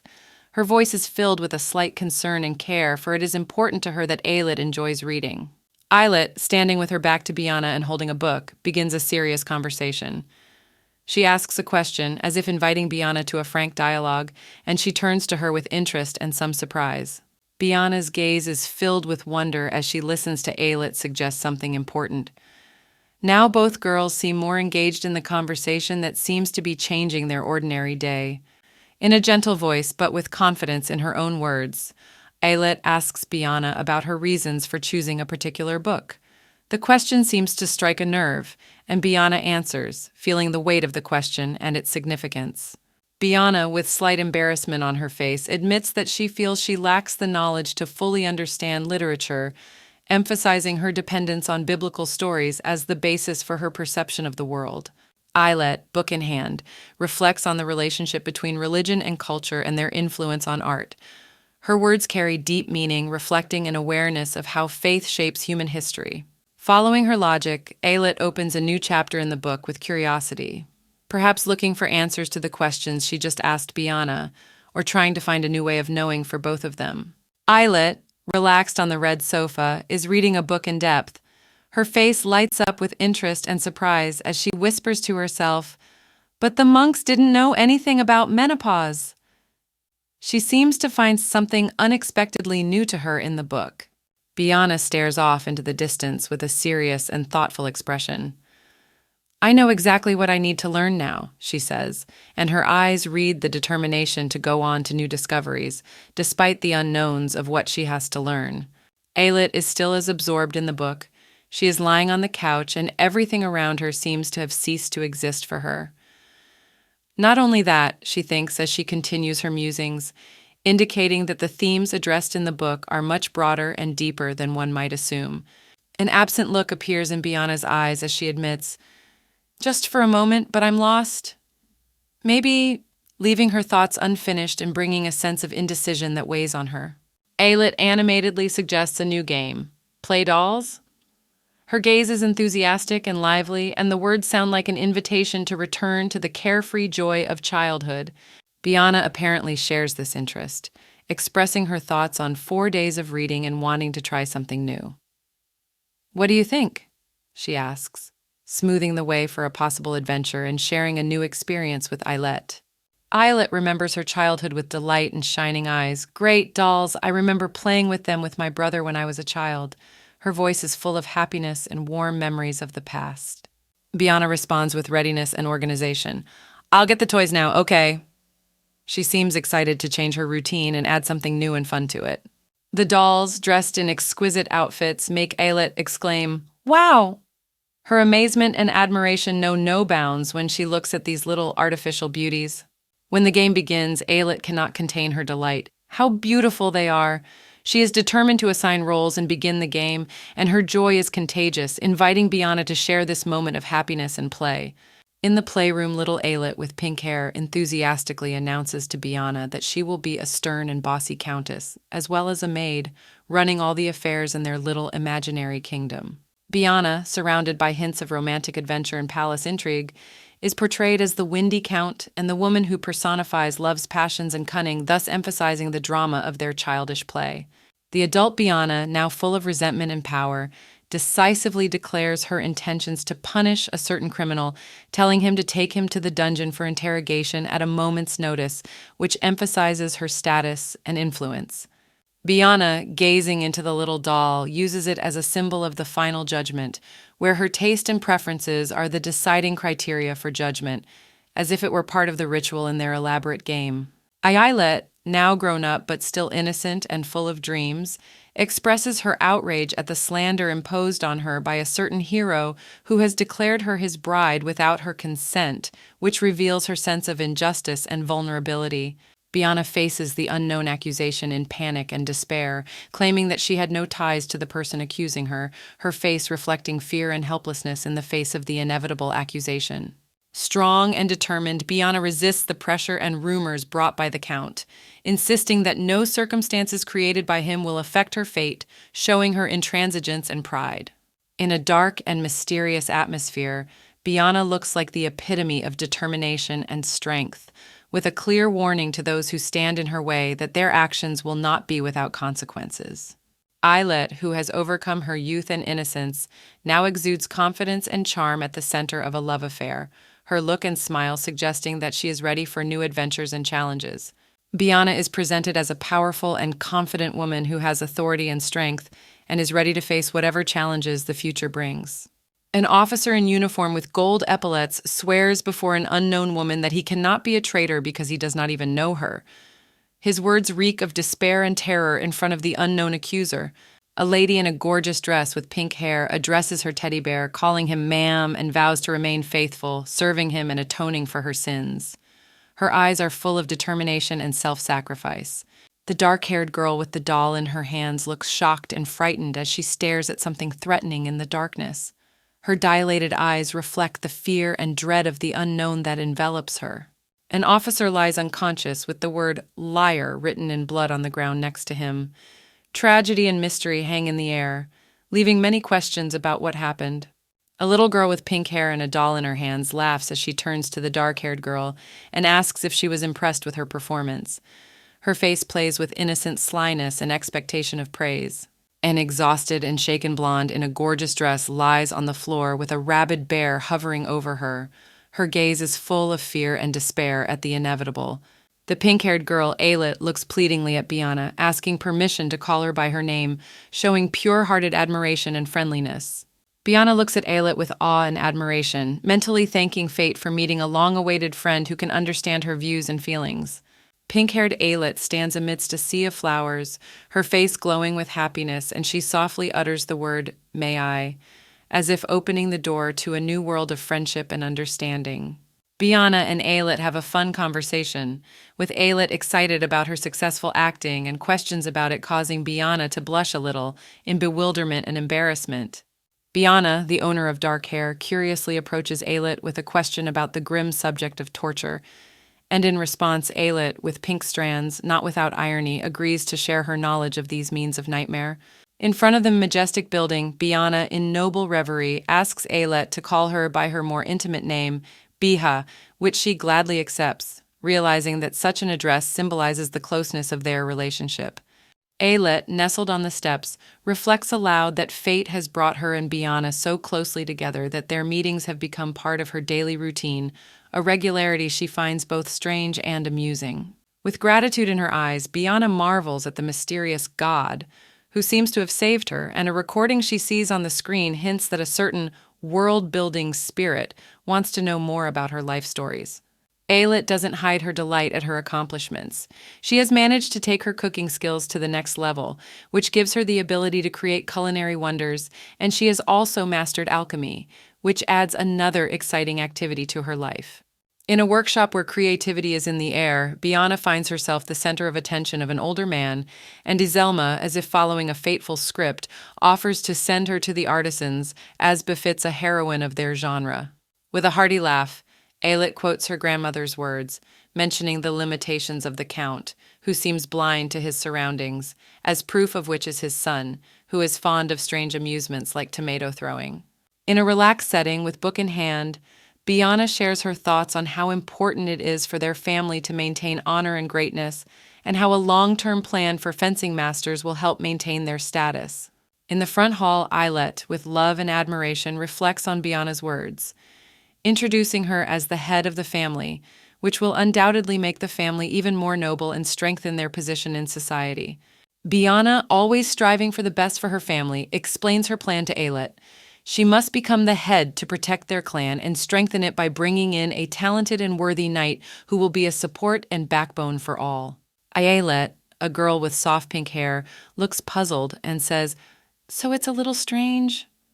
Her gaze reflects a slight confusion, as if she is facing a riddle she is trying to solve. Biana, the Count's daughter with dark blue hair, is depicted against the backdrop of a blooming garden. Her eyes shine with warmth and anticipation as she says, "Ale, I've been waiting for you." This statement emphasizes her devotion and patience. Light fills the scene as Alet excitedly announces the new books in the library. Her suggestion to Biana to choose a game for today makes this moment special, emphasizing the children's excitement and joy for the upcoming adventure. In anticipation of new discoveries, Biana admits that she didn't want to go alone. Her words, "decided to wait for you," delight Alet, which makes her smile and reflects the warm feelings between the two girls. The atmosphere is filled with a playful mood as Biana offers Alet a way forward, saying, "Come on, miss, go first," and adds, "Heh heh heh heh, believe and follow me." This moment reveals the lightness of their friendship. The interior of the library seems magical, with high shelves, rich collections of books, and warm light streaming through the windows. Here every object seems filled with stories, and the silence promises knowledge and mystery. The camera takes us through an open door where Alet and Biana step into a cozy room full of books, where every rustle can tell a story, and where it's as if time has stopped. With the confidence of a commander, Biana says that the librarian is missing, but she is willing to take on the role of guide. Her confidence and independence inspire Alet, who looks at her with admiration and wonder. Biana explains that she comes here often, so she knows how the library system works. Her knowledge makes her like a keeper of secrets who can open doors to any world. Alet follows Biana, trusting her completely and admiring her determination. Biana's gaze is far away into the vastness of the library, where every corner holds secrets and knowledge. Alet asks Biana with a puzzled expression about something related to the library system. Biana, standing nearby, seems confused, and her reaction shows that she also doesn't understand what's going on, and responds with a question, "What is it, the library?" Alet turns around and we see her from behind in the huge and majestic hall of the library, whose rows stretch to the horizon. The atmosphere of the place is mysterious, and Alet, standing alone, looks lost and confused in this silent space. Biana points her hand forward and explains that in front of them is a dungeon, a crack in the pre-dislocation. Biana's words add a mystical tinge to the story, while Alet stares at the indicated place, full of anxiety and wonder. Alet speaks to Biana with obvious concern in her voice, expressing her bewilderment at the lack of light in the library. There is a fear of the unknown in her voice, which is only heightened by the mysterious darkness around her. Emphasizing the strangeness of the situation, Eyelet repeats the word library with surprise and disbelief in her voice. Her face reflects her complete incomprehension of what she sees before her. Excitement builds as Biana looks up at something overhead with a book in her hands, her gaze filled with anxiety. Next to her, Ayelet looks shocked and frightened, the atmosphere growing more and more tense. An eerie shadow suddenly appears between the rows of racks, as if absorbing all the light around it. This moment is filled with chaos and fear, and the girls' faces express horror and bewilderment. A huge dark vortex rips the library space in two, and the sight is breathtaking. Biana and Ayelet stand at its edge, stunned and frightened by the unexpected turn of events. The picture of an empty library corridor with a lone fallen book on the floor is shrouded in an aura of mystery and abandonment. The traces left on the floor speak of the recent chaos that has engulfed the place. Biana lies unconscious on the floor. Based on her position and facial expression, she has experienced something amazing. The setting gives a sense of distress and despair. Biana struggles to hold back her tears, her face expressing deep distress. Beside her, Ayelet watches with regret, trying to catch a glimpse of what might have shaken her friend so. Both feel the weight of the moment that caught them off guard, filling the air with a heavy sense of foreboding. A sudden realization looms over Biana, making her eyes widen with horror. Something inexplicable and terrifying is clearly reflected in her gaze, and she freezes, lost in her thoughts and fears that are now coming true. The sad cemetery becomes a silent witness to their confusion and helplessness. The devastation and debris surrounding them vividly illustrate the chaos that has suddenly descended upon their world, plunging it into the bleak tones of sunset. Biana turns to Ayelet, as if trying to share her shock, but her words dissipate, unable to express the fullness of her feelings and the confusion of facing the unknown. Ayelet stands dazed and depressed. Her devastated expression leaves no doubt that she is experiencing a deep inner struggle as she contemplates the implications of their unexpected discovery. The virtual message that pops up in front of the girls is a harbinger of unknown trials, leading them into the eerie labyrinth of Clappett's cemetery, which gives their adventure a touch of mysticism and danger. The man with pink hair implicitly introduces them into the plot of a long-lost tragedy, as if opening a door before them into the past full of mystery and riddles, which further increases the atmosphere of uncertainty. The grief of losing someone very important is tearing Ayelet apart. Her despair and pain are so great that she cannot hide them, and they burst out, filling the air with sadness and longing.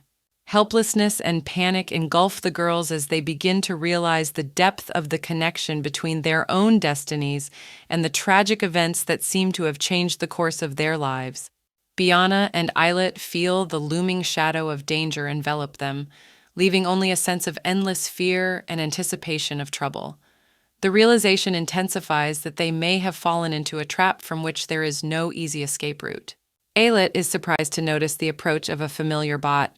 Her eyes are wide open, and she exclaims in words expressing joy and excitement at the unexpected encounter. Biana looks worried and wonders how they managed to get into the leaning class if the difficulty was downgraded to F. Disappointment and bewilderment are readable on her face. Ayelet recognizes with disbelief that, though she believes what she says, she is still facing him.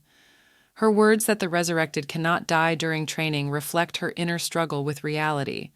A bewildered Ayelet who realizes with horror that everything that has happened was planned. She is outraged and weeps, preferring to die than to experience this horror again and again.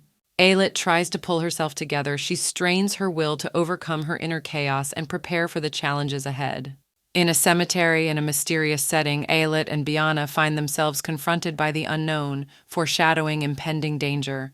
Biana looks confused and scared, her gaze evasive, and she quietly says, "Hey, gimme," as if trying to break the silence of the night. Ayelet looks on with longing and a tear in her eye, whispering, after shit." In her gaze is a reflection of the heaviness and weariness of her soul after the events she has experienced. Ayelet, with joyful looks, learns from the system that she's been given a new ability. Her innocent surprise and delight at this discovery is breathtaking. It's as if she can't believe her happiness at being stronger. Biana looks at the screen of her device with satisfaction as she is given new skills. There is determination in her eyes and a certain anticipation of the challenges these skills will allow her to overcome. Suddenly, the atmosphere changes dramatically when a scary skeleton appears on the screen. This image is a disturbing reminder of the harshness of existence and the danger that always lurks. Biana, disturbed by the sight of the skeleton, seems shocked and stunned. Her eyes are widened with horror and her face is full of terror and confusion. Eyelet tries to cheer Biana up by hugging her and assuring her that everything will be all right. Her caring gesture and kind words create an atmosphere of support and warmth. Biana, slightly relieved but still filled with anxiety, reacts to Eyelet's reassurance. Her eyes read gratitude for her support in her time of need. The dialogue between the two girls continues, and Biana opens up to Eyelet, saying that she treasures her too. There is clearly a deep emotional connection between them. The atmosphere becomes lighter when Biana confesses that her feelings are reciprocated. It can be seen that there is mutual understanding and trust between the characters, despite the tension of the moment. Darkness and an ominous atmosphere encompass the scene where Eyelet and Biana are confronted by a grim figure who speaks of sacrifice. The moment is full of tension and foreshadows something sinister. The fate of the characters hangs in the balance as they hear the proposal to sacrifice 1,000 children. Dark shadows thicken, and there is a sense of overwhelming fear in the face of the inevitable choice. In the gloomy hall, a creature with mighty horns stands back and speaks coldly to Biana. His words are imbued with irony and defiance. He doubts her ability to become a true leader, but at the same time seems ready to accept her throw of the gauntlet. Biana, with dark blue hair, is confused and agitated, desperately trying to defend herself against an unseen enemy. Her words are filled with doubt and fear, but also hope that she will be able to hold on to her position and responsibilities at the castle. In the face of the threat, Eyelet turns to Biana in panic. Courage and despair mingle in her gaze and words as she tries to defend her bond with Biana. In response, Biana dramatically intervenes by claiming sacrifice, making their situation even more desperate. Biana looks at the horned creature with defiance and determination in her eyes, exposing its schemes without fear. Eyelet's gaze is full of determination when she says that their fate is now in their hands, putting before them the choice between life and death. The powerful being offers Biana a cruel choice, insinuating that her personal salvation is worth more than the life of a mere servant girl. Eyelet responds with a challenge, demanding that the creature reveal its essence while Biana is plagued by doubt and uncertainty. The scene shows the close bond between Eyelet and Biana, their hands clasped together symbolizing promise and support in this difficult moment, showing their mutual trust and willingness to stand together. Eyelet looks back with concern and hope, begging Biana not to leave her. She asserts her status and role in the family, expressing her willingness to protect those she cares for, even in the face of terrible danger. Biana stands with an open and determined gaze, emphasizing her feelings for Eyelet and showing that she values her as a friend, not a subordinate, which is important to their shared journey and survival. In a moment of critical choice, Biana acknowledges Eyelet's intelligence and strength, emphasizing her importance in the struggle ahead and trusting in her ability to stand up to any challenge. Biana looks at Eyelet with deep respect and tenderness, promising that she will wait for backup so that together they can face the calamity, supporting each other in this unequal confrontation. The pink-haired Eyelet looks puzzled as she looks at Biana, who evasively replies that she is unable to go against her beliefs despite her gratitude for the sympathy expressed. Eyelet reassures Biana that everything will be fine and there is no reason to worry. Biana, despite her outward confidence, seems inwardly tense and anxious. Shocked, Eyelet and Biana stare at something off-screen with horror. The shock reflected in their eyes hints at the unknown but dangerous threat they are about to face. Eyelet has a look of amazement on her face as she stares at the light cutting through the darkness. Her gaze is full of bewilderment and anxiety. She does not understand what is happening around her. Surrounded by light, Eyelet looks full of determination and strength. Her gaze became more focused, and the monster utters in shock, "No way!" facing an unfathomable force. The goddess with pale blue hair expresses unwavering confidence, calmness, and determination on her face. She looks as if she is preparing for an important action that could change the course of events. The monster, shaken by the power to disappear, cannot believe what is happening before his eyes. It causes him confusion and despair. Biana takes off, illuminated by the light and surrounded by stars, while the monster standing in the shadows seems utterly powerless and defeated. The strong and confident goddess proclaims herself the successor of might, her smile and outstretched arm symbolizing her new role and power. The goddess with pale blue hair looks directly at us as she utters omniscience, and the word envelops her entire appearance in light, emphasizing her newfound status and knowledge. A powerful being with an inner glow, not understanding the actions of his opponent, declares that he will not allow him to continue to exist. The dark shadows and gloomy atmosphere around him emphasize the seriousness of the threat. Clad in flame and smoke, the creature with horns proclaims its readiness for death. A kaleidoscope of fire and darkness unfolds around it, reflecting its imminent power and dominance. Biana, the Count's young daughter in light-colored robes, proudly and forcefully asserts her superiority among all abilities as if she were the personification of omnipotence itself, her gaze and posture radiating confidence. Focused and determined, Biana emits a blinding beam, calling for her enemy to die. Her willful cry and the power emanating from her hands paint a picture of unrelenting strength and power.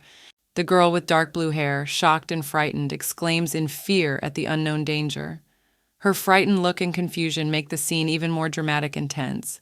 Biana, who wields powers beyond human comprehension, uses omniscience by creating a magical circle around herself. This gesture represents her connection to celestial forces and emphasizes her role as a mediator between worlds. The creature, shocked and unable to believe his eyes, recognizes that even the greatest among humans do not possess the magic that Biana possesses, making her power truly rare and exceptional. Inspiring fear and terror, Biana curses her adversary with divine retribution, surrounded by raging lightning bolts. Her magical words portend impending doom for those who stand in her way. In the end, the creature, possessed and defeated by Biana's power, falls into the bottomless void. Her triumph of light over darkness is symbolically displayed in this fall, which is illuminated by the soft light of her power. Despite her power, Biana retains her humanity by asking with participation about the life of the defeated creature. It is a moment of mercy and compassion, showing that even in the face of triumph, she does not lose her human heart. In a gloomy dungeon, Biana, the Count's noble daughter, stumbles upon an emaciated creature with demonic features who is saying goodbye to life. His eyes are filled with despair, and his body is covered with wounds. A mysterious dust hovers in the air, creating a sense of a magical presence around them. Under the light of the flickering particles, Biana weighs the situation while looking at the demon. Her face reflects skepticism and contemplation while she thinks about the next step. It's an expression of hidden concern and deep thought, and it's hard to tell what decision she'll come to. Then, overcoming her doubts, Biana extends her hand to the creature, offering a chance for healing. This gesture evokes a sense of hope in the creature. Its eyes light up with gratitude and longing for the life it so desperately craves. Bright and determined, Biana smiles and promises healing, making her seem like an angel of salvation. The demon begins to transform, his outline shimmering with different shades of light, and his face reads surprise at the unexpected chance of salvation. The surprised creature can't believe his luck. He freezes in disbelief as his body is enveloped in light and begins to heal. The darkness fades away, giving way to the light and life that Biana has given him. The transformation reaches its climax when the demon disappears completely, disintegrating into glowing particles, filling the dungeon with magical light. Biana watches the process, her eyes glowing with the reflection of the thousands of fireflies swirling around her. With the demon gone, Biana stares wistfully at the remaining glowing shards, pondering the consequences of her action. The healing led to the creature's death, and though her intentions were pure, the result was fatal to him. A message appears against the night sky, sparkling with stars, congratulating Biana on her victory over the evil spirit. Her face is illuminated by the soft light of the stars, and her gaze reflects surprise and deep thought as she realizes the enormity of her deed. Biana looks up, noticing the sudden luminous symbols in the sky, glowing and pulsing, promising the beginning of something new and great. Her eyes are full of awe and curiosity for the unknown. Only a mysterious briefcase and a book with unfamiliar symbols remain on the ground where the creature just stood. They are the reward for triumphing over the darkness, things that are sure to make a difference in Biana's already troubled life. Alit, a young girl with pink hair dressed in a light blue dress, walks slowly through the lifeless desert, deeply immersed in her meditations. In her thoughts, she turns to the spirit world, questioning its truth and the essence of glory, indicating her inner search and meditation on the meaning of true glory in the spirit world. Suddenly, amidst the sands, comes her joyous exclamation, "Ouch!" Islet sighs in relief and looks up at the night sky full of stars, grateful that all fears are behind her. Her face lights up with happiness and peace, feeling relieved after her ordeal. In front of a background of spring flowers, Islet warmly and tenderly embraces Biana, the Count's daughter with dark blue hair, and exclaims, "Thank God," genuinely rejoicing at the girl's return. It is a moment of reunion between two souls who have endured many hardships and are now together. With surprise and a sly grin, Biana questions Ayelet about her new status as a saint, unbelievable for her young age. She does so with a slight sneer and disbelief, causing Ayelet confusion. Smiling embarrassedly, Ayelet confesses that she was the first believer in the peace-building spirit, which seems like a ridiculous justification for her sudden promotion in the hierarchy. Despite her confusion, it is clear that her faith is sincere. Glowing with confidence, Biana comforts Ayelet, assuring her that God has not left their world, and it is confirmed by the fact that he has sent his child. Her words carry deep meaning and encouragement for Ayelet. Standing in front of an information screen that explains the implications of her faith, Ayelet learns that her new status in the hierarchy of the spirit world has now been automatically elevated to that of a higher authority, which confuses her. Overwhelmed by the sudden responsibility and fear of the chaos she has caused in the spirit world, Ayelet admits that she has turned everything upside down, creating a pyramid of spirits in the process. Her frightened look and compressed lips express her horror and understanding of the consequences of her actions. Exhausted by all the events and recent discoveries, Ayelet, closing her eyes, faints. This is an image of inner and physical exhaustion, when the character can no longer cope with the onslaught of reality. Biana, watching Ayelet fall, lets out an exclamation of, "Hey, Ayelet!" Expressing her amazement and concern, a sweet spirit falls to the ground next to them, emphasizing the comicality and tragedy of the moment at the same time. Biana, in a state of panic, screams at Ayelet, demanding that she wake up from her death sleep. Meanwhile, Ayelet replies in a weak, barely audible voice that her time is up, and she will soon leave this world, bidding farewell to life. In desperation, gripped by the fear of loss, Biana begs Ayelet not to go into the next world. She reminds her that their friendship has only just begun and asks Ayelet not to leave her alone without giving her a chance for true companionship. Ayelet, lying unconscious, weakly whispers a parting was, surrendering to the darkness of death heaped upon her. Her words are filled with resignation, implying that she has accepted her fate. In the domain of faith, the priest, enveloped in the light of faith and hope, hears a sublime, almost heavenly sound, and with reverence in his voice utters the return of the divine power for which they have waited so long. A splendor of light illuminates the church, and the parishioners, unable to believe their eyes, gaze at the miracle taking place. They do not hide their feelings and say loudly that the divine spirit has returned to earth. In the midst of the sacred walls of the church, people, stunned by what is happening, lift their eyes to the light and exclaim that they are not forgotten by God.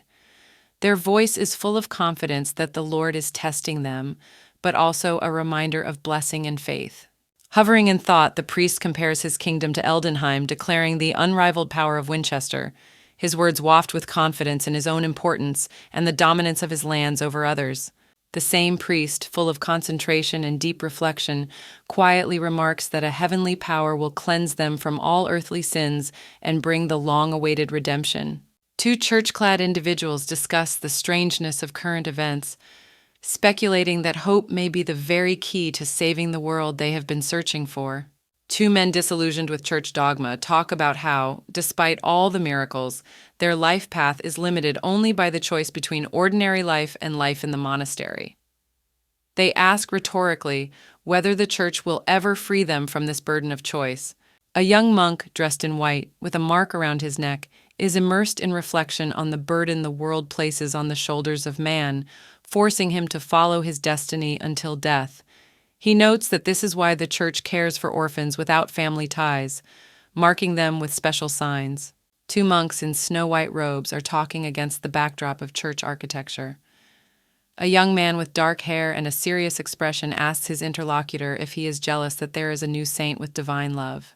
A silver-haired monk wearing a blue hood decorated with floral ornaments walks slowly down an alley surrounded by flowering trees and warns that envy is one of the 7 deadly sins, advising one to be more careful with one's words. A scene of friendly banter unfolds before the young monk in the white cassock. His companion in the light-colored hood makes light-hearted jokes, while the former reacted with an exclamation at the unexpected comment that made him blush. The young monk is at a loss when his companion jokes that if it weren't for him, someone else might have taken his place at the master of ceremonies. The companion jokingly suggests that this could have been followed by a line out of line for the endowments. In a quiet garden, with the light of the moonlit night filtering through the flowering branches, a man in a blue hood pensively contemplates the hardships people must face, immersed in sadness at the unknown plight of others. A mysterious hooded figure standing in the doorway stares into the distance, wondering who this unknown person could be. Perhaps a simple servant, but there is doubt in his gaze. The majestic organ, illuminated by light, reflects the inner turmoil of the character, who cannot believe that a mere human being is before him. His thoughts incline to the fact that it is a saint or a secretary, since the aura of the object is incompatible with strict order. The man's hands lightly touch the stone surface, and the question hangs in the air as to who this mysterious man might be, whose actions or presence leave no room for doubt as to his exclusivity. The brooding gaze of the man in the blue hood, lost in deep thought as to who might be standing before him, with reflections of the starry night in his eyes that express anxiety and worry in the face of the unknown. Ayelet slowly opens her eyes, lying in bed among the light blankets, and confusedly asks herself about her identity. Her face reflects her inner confusion and bewilderment, creating a sense of mystery and sudden realization. Breathing heavily and struggling to stay on the edge of the bed, Ayelet groans with fatigue and exhaustion. Her exhausted state and the words, "uh-oh, die," evoke sympathy and concern for her well-being. Ayelet, looking exhausted, lies on her back and muses that her sensations are comparable to a long sleep. From her words, "I feel like I've slept for 10 days." One can read deep exhaustion and a desire for rest. Immersed in her own thoughts, Ayelet reacts in surprise to the world spirit's revelation about the unexpected side effects of super skills, which expresses her puzzlement and the unintended consequences of her actions. Ayelet, full of energy and strength, speaks to herself with a twinkle in her eye about the brief but powerful feeling of power. Her confidence and joy at her newfound power fills the atmosphere with optimism and inspiration. Once again lying in bed, Ayelet exclaims with delight and bewilderment about her divine experience, using the words, "Wow, the coming of a god, awesome," which shows her amazement and joy at her recent events. Calmly leaning back on the pillows, Ayelet remarks with determination that she just needs to get stronger. These words are filled with unshakable confidence in her own strength and future victories. Ayelet is asleep, and we see the world spirit giving her advice for the future, but she continues to sleep soundly, unresponsive to his words, as if her subconscious is absorbed in her inner world. Ayelet lies in bed and hears the peacemaking spirit advising her to engage in serious business rather than play. She seems thoughtful and focused on these words, pondering their deeper meaning. Bianna enters the room with excitement and relief, saying, "Ayelet, you're awake!" Her face lights up with joy at the sight of an awakened Ayelet, and this introduction of freshness and new energy into the story grips the reader. In a heartwarming encounter, Bianna emotionally exclaims, seeing Ayelet for the first time since her disappearance. She doesn't hide her delight, eager to find out how Ayelet is feeling after such a long absence. Ayelet seems to have fully recovered from her ailment and shares with a smile that she's rested and regained her strength, much to the surprise of Bianna, who is unfamiliar with the concept of penalties in the context of healing. Bianna's excitement is palpable in her voice as she recounts the 2 days of fear and uncertainty she endured while Ayelet was sickly and cut off from the world, expressing deep concern for her friend. In a soft voice, Ayelet shares her new hobbies and aspirations, explaining to Bianna that she began studying medicine through beadwork so that she could care for those she cares for. Reflecting on the depth of human relationships, Bianna holds a piece of jewelry that symbolizes the care and attention people share with their loved ones, highlighting the value of those connections. A warm scene in which family and loved ones surround Ayelet shows them sharing moments of happiness and intimacy, reminding them of the eternal values of family bonds and love. Lying in bed and staring at the ceiling, Ayelet speculates with a wistfulness in her eyes about the potential for change in the world if a divine world-building spirit takes the helm of power. Biana's seriousness is expressed in her willingness to keep Ayelet's secrets, showing loyalty and deep affection, promising not to reveal events shrouded in mystery. Ayelet thanks Biana for her discretion and support during her illness when many events of great significance occurred without her knowledge. Realizing that Ayelet has found new strength, Biana suggests that she join a punitive unit to use her energy to fight injustice and evil, showing confidence in her friend's abilities.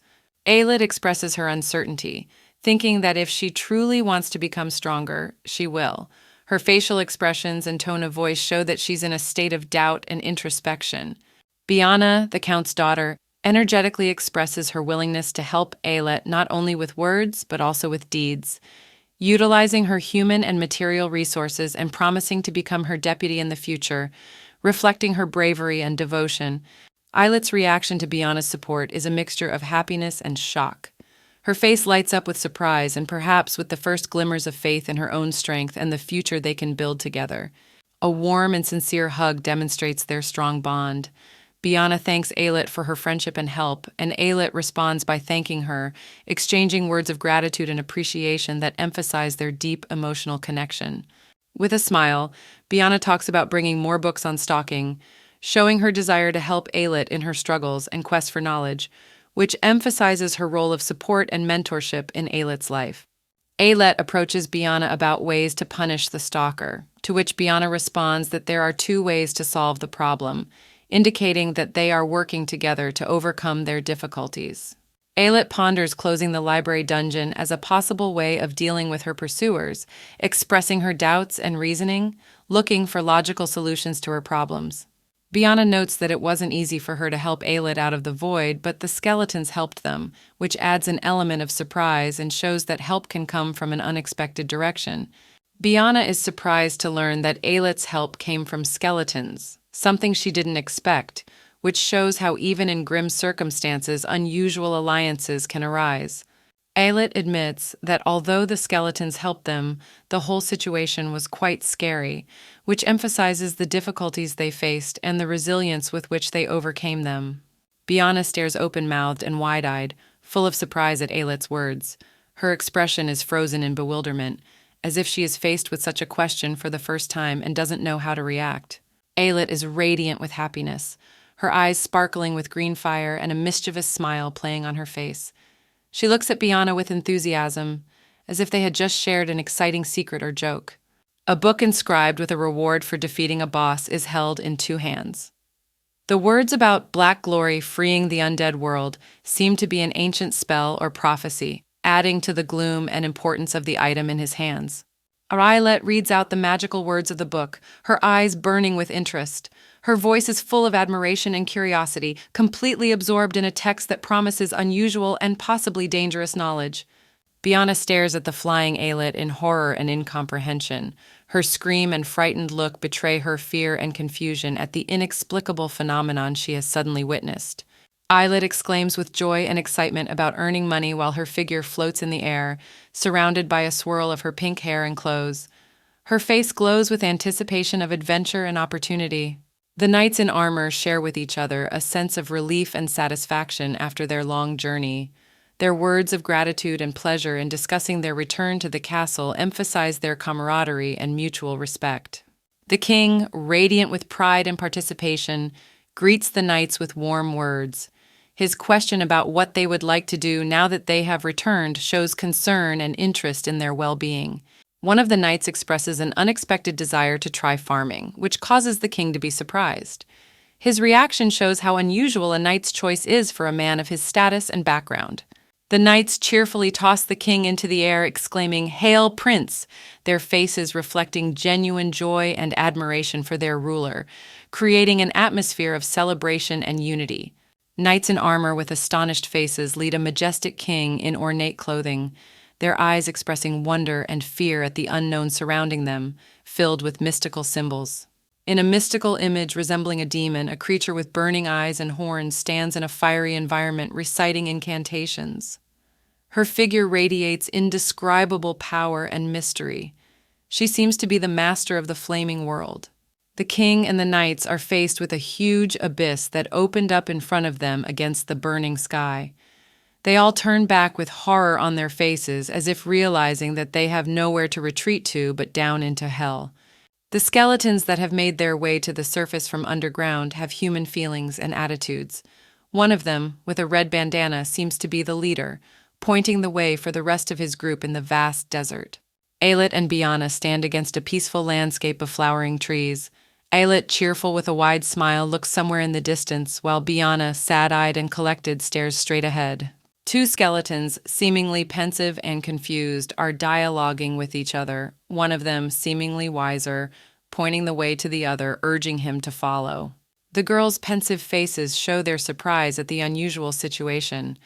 Biana, the Count's daughter, is particularly suspicious about the possibility of earning money in such an unexpected place, while Aylett seems full of optimism and readiness for adventure. Aylett, holding a shovel, asserts her validity, promising some kind of change, and her look and tone communicate an unwavering confidence and nonchalance, as if she is ready for any challenge. In Aylett's hands are cards with mysterious inscriptions that seem to be a riddle. She looks happy and satisfied, as if the cards were the key to unlocking some important question about her future or the nature of her work. Aylett stands in a triumphant pose in front of the skeletons, shouting commands, urging them on, her posture and facial expression brimming with energy and will to triumph over domesticity and laziness.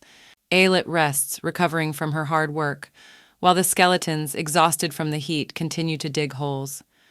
She ponders that it would be nice to get some rest, as she did when Biana left. Biana, the Count's daughter, cheers up the skeletons despite their fatigue and despair at yet another difficult task. She seems unbending and determined to keep working, even when things seem hopeless. The skeletons express their sorrow and frustration at the labor that Biana has imposed on them, turning their hard work into endless torment, making their lives even more flawed and difficult than they were before. Toward the end of the day, the skeletons discuss the severity of their situation, recalling countless orders and unsuccessful attempts to alleviate their plight, leading them to ponder the meaning of their endless efforts. As they fight to preserve their bones, the skeletons find solace in humor and mutual support, realizing that even as they struggle with death, it's important to keep their spirits up and not lose the ability to laugh at their troubles. One of the skeletons asserts his right to die with dignity, not wanting to be used as entertainment for others. He dreams of a simple grave with a tombstone where he could find peace. Aylett appears suddenly, breaking the silence and inquiring as to the cause of the noise, causing surprise among the weary skeletons who had not expected her arrival at such a late hour. When finished, Aylett seems tired but calm, noting that there is enough work for today and can rest after a hard day's work. She expresses her satisfaction with the work the skeletons have done and decides that the 7 graves dug are enough to end the day. The skeletons are relieved to realize that the hardships of the day are behind them and hope for salvation still lives on, inspired by Aylett's words and the opportunity to rest after the exhaustive ordeal. Aylett stands in front of a row of skeletons, pointing at them, and states with confidence, "I'm talking about you." She emphasizes the connection between their past and present condition, emphasizing their importance in her story. Biana, expressing bewilderment, asks Aylett, "You wanted to rest in the graves, didn't you?" She then points to the skeletons, noting that they are 7 people, and corrects herself that they are skeletons meant for Aylett. Aylett, with worry reflected in her eyes, tells Biana that there will be names and floral wreaths on the graves, commemorating the fact that these skeletons were once living people. The 2 skeletons sitting next to each other thoughtfully repeat Aylett's words, flowers and names, reflecting on their past humanity and upcoming homage. One of the skeletons looks up, pondering the meaning of Aylett's words, and asks the rhetorical question, "A reliable monument?" The other skeletons listening to the conversation laugh, and one of them jokingly comments, emphasizing the non-seriousness of the situation, what's that to you?"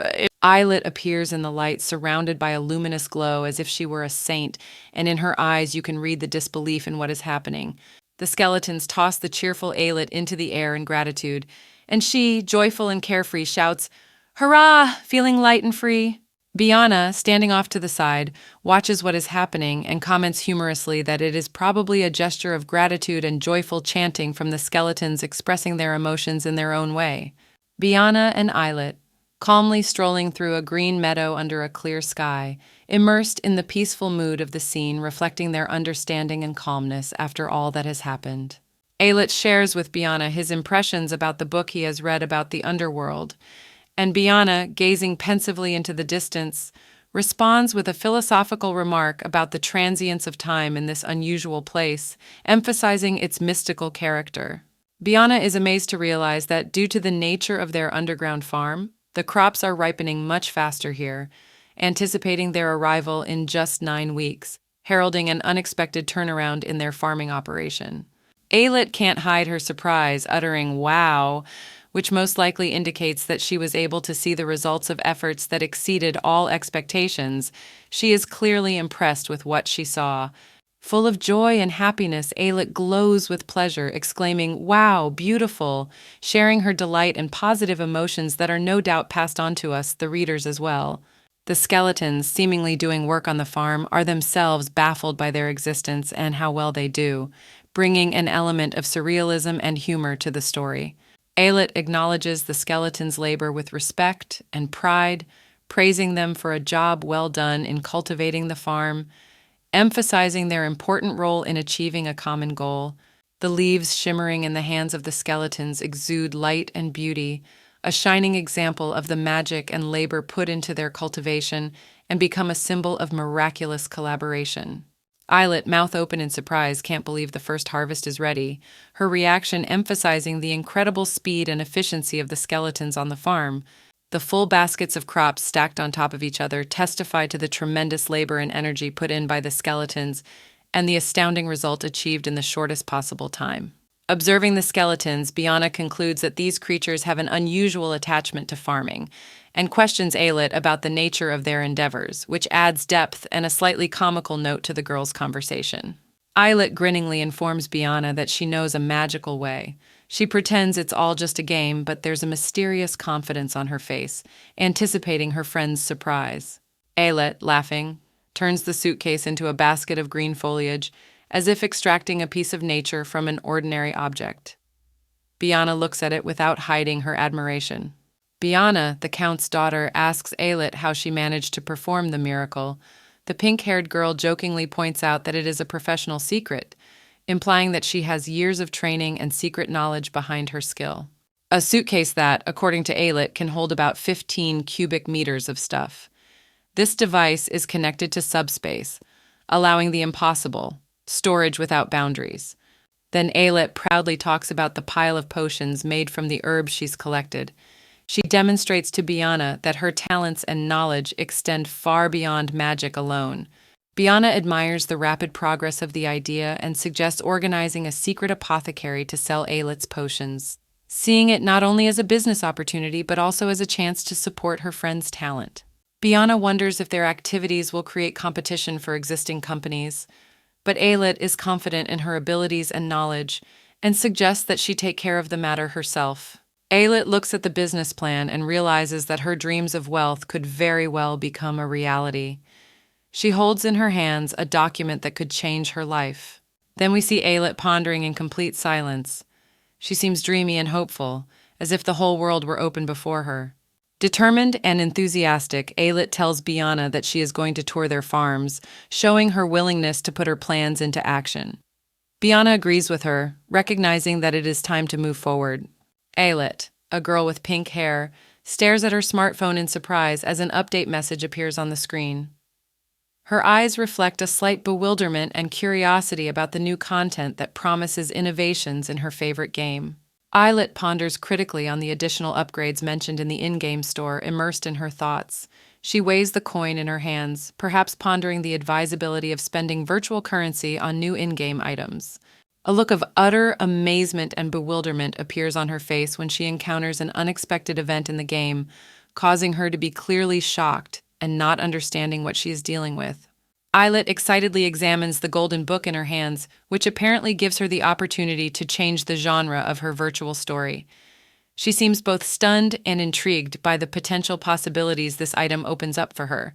Her face lights up with joy and delight at the thought that thanks to this book, she can realize her dream of becoming the 8 billionth inhabitant of the earth. Her eyes shine with dreams of new beginnings and unexpected twists of fate. Ayelet ponders with doubt in her voice the value of the offer of 10 billion cachet for a random genre. She realizes that wanting to be resurrected may be an impossible fantasy. She is deep in thought, gazing into the book she holds in her hands. Her gaze is pensive and indecisive as she tries to unravel the mystery of this magical item and its impact on her future game strategy. Biana, a girl with dark blue hair, is enjoying some peace under a tree. She is taking notes and reflecting on the nature of the previous game content, which was rather practical and combat-oriented, unlike the current mysterious update. Suddenly, Ayelet meets a skeleton who offers her a drink from his cup. She responds with polite gratitude, though her face reflects confusion and inner resistance to this strange and possibly dangerous offer. Ayelet cannot hide her shock and surprise at the price offered by the skeleton, which seems astronomical and makes her exclaim in horror and disbelief that the game could offer such a challenge. A skeleton in a torn red cloak holds up a plaque predicting his potential in agriculture, to which Ayelet reacts with an exclamation, "Badge!" Ayelet, in a state of anger, yells at the skeleton, emphasizing the pointlessness of his farming abilities, and the skeleton looks puzzled. While thinking of ways to change the skeleton's fate, Ayelet ponders the significance of a gift of 3 million that could bring him back to life. The skeleton takes on a mystical energy. It seems to be preparing for something important, standing with its arms outstretched and in its cloak. Ayelet looks at the skeleton hopefully, asking him about his plans for the future, and he, full of determination, confirms his willingness to act. Ayelet, with determination and fighting spirit, comes face to face with a skeleton ready for a new challenge. Ayelet, sitting with a cup of tea, marvels at the skeleton's progress, while Biana, the Count's daughter, confirms her words with a short, "Aha!" The skeleton is full of enthusiasm as he runs across the field, showing his determination and the new opportunities that come with his unique abilities. Ayelet's smile heralds a new chapter in their adventures. It's as if she's excited to tell them something important. The skeleton tirelessly strives to live, keeping up with Ayelet, embodying their unquenchable spirit and drive for action. A red-clothed skeleton, adorned with a golden veneer in his smile, sits on the ground amongst the withered grass and bushes, all radiant with joy. The posture of his bony hands expresses triumph, and a smile is frozen on his face. In a richly decorated room, 2 maids in austere attire are hard at work, one carefully dusting the furniture, the other looking on, perhaps assessing the quality of the work or waiting for instructions. A young girl with bright pink hair, Ayelet, peeks through a half-open window, pondering aloud that no one is around, though the entrance to the building is high enough that one wonders why she is being observed. Ayelet stands next to the window, a look of understanding on her face. The words, "well, obviously," indicate that she has come to some important conclusion based on her observations. Ayelet is pensive. She stands near the same window, musing that there is no way a person with such potential could be unnoticed amongst supporting actors. She turns around, and there is an expression of insight and surprise on her face, as if she has suddenly realized or noticed something that completely changes her understanding of the situation. Ayelet, full of determination and with an energetic expression on her face, points her finger and loudly addresses her brother, "You, Brother Prince!" indicating an important discovery or recognition. Her shock and disbelief are fully expressed as she stands with her arms outstretched, her face portraying utter amazement at what is happening around her. With joy and anticipation, she runs with her arms outstretched, ready to be hugged and greeted, an enthusiastic smile playing on her face. Ayelet's brother, with a wide smile and open arms, takes a leap in her direction, eliciting a reaction of surprise and slight consternation from her. Ayelet is awakened by the loud order, "Get up, Prince!" And her brother, also with pink hair, tries to hide his face from the early morning light, with which he is clearly not pleased. A man in luxurious clothes, kneeling on his knees, enthusiastically waves a bamboo stick upwards, declaring with a wide smile that he is not finished yet. Young Ayelet freezes in shock, eyes wide, unable to believe what is happening around her, as if there are many untold questions lurking beneath the words, "This is—" Ayelet rushes forward with a cry of, "Brother, no!" intent on preventing disaster at all costs, a piercing fear for her brother reflected in her every movement. In a protective pose, sword hilt in hand, Ayelet stands between her brother and the man, ready to protect him from any danger, her eyes reflecting determination and bravery. The man with the bamboo stick stops, looking at Ailith, and is puzzled to recognize her as the girl from the past, his face expressing surprise and some embarrassment. The confession came out of the blue. "I remember, you're the girl with the floppy tomato, aren't you?" And Ailith's facial expression reflects excitement, a memory of some event that has left a noticeable mark on her life. He continues to stand in Ailith's way, distracted from his workout, and irritably states, "Hey, get out of my way, I'm practicing with my sword," not wanting to interrupt his class. An old man with a mustache and beard sits in a chair and treats the situation as a nuisance, unceremoniously ordering all outsiders to leave the room, his tone blatantly authoritarian. Ailith cannot hide her outrage and emotionally accuses the man of being irresponsible and cruel to the people who have become a living target for his training. In the elegant room, Ailith watches the mystical vortex materializing over the floor with an anxious gaze and seems confused by the sudden phenomenon. With enthusiasm and childlike enthusiasm, Biana, a girl with braids and a rifle in her hands, shouts out words as if challenging an invisible opponent to a duel, her face glowing with excitement and anticipation of the game. Ailith's brother, with bright pink hair and a mischievous smile, asks someone in the audience if he would like to be his opponent in the upcoming competition, his eyes full of excitement and the joy of anticipation of the game. Standing next to her brother, Ailith turns around to see Biana, their faces reflecting the tension and excitement of what is to come next, their gazes full of anticipation and worry. The boy in the white shirt defiantly and grudgingly suggests that someone not pretend and be themselves, his eyes sparkling with annoyance and mild disappointment. With a fierce and determined expression on his face, he swings his stick, urging to check his opponent's reaction, in his gaze a bright light of defiance and unyielding determination. Finding himself on the floor with surprise and slight resentment on his face, the boy tries to understand how he could have been so easily beaten, his eyes wide with surprise and bewilderment.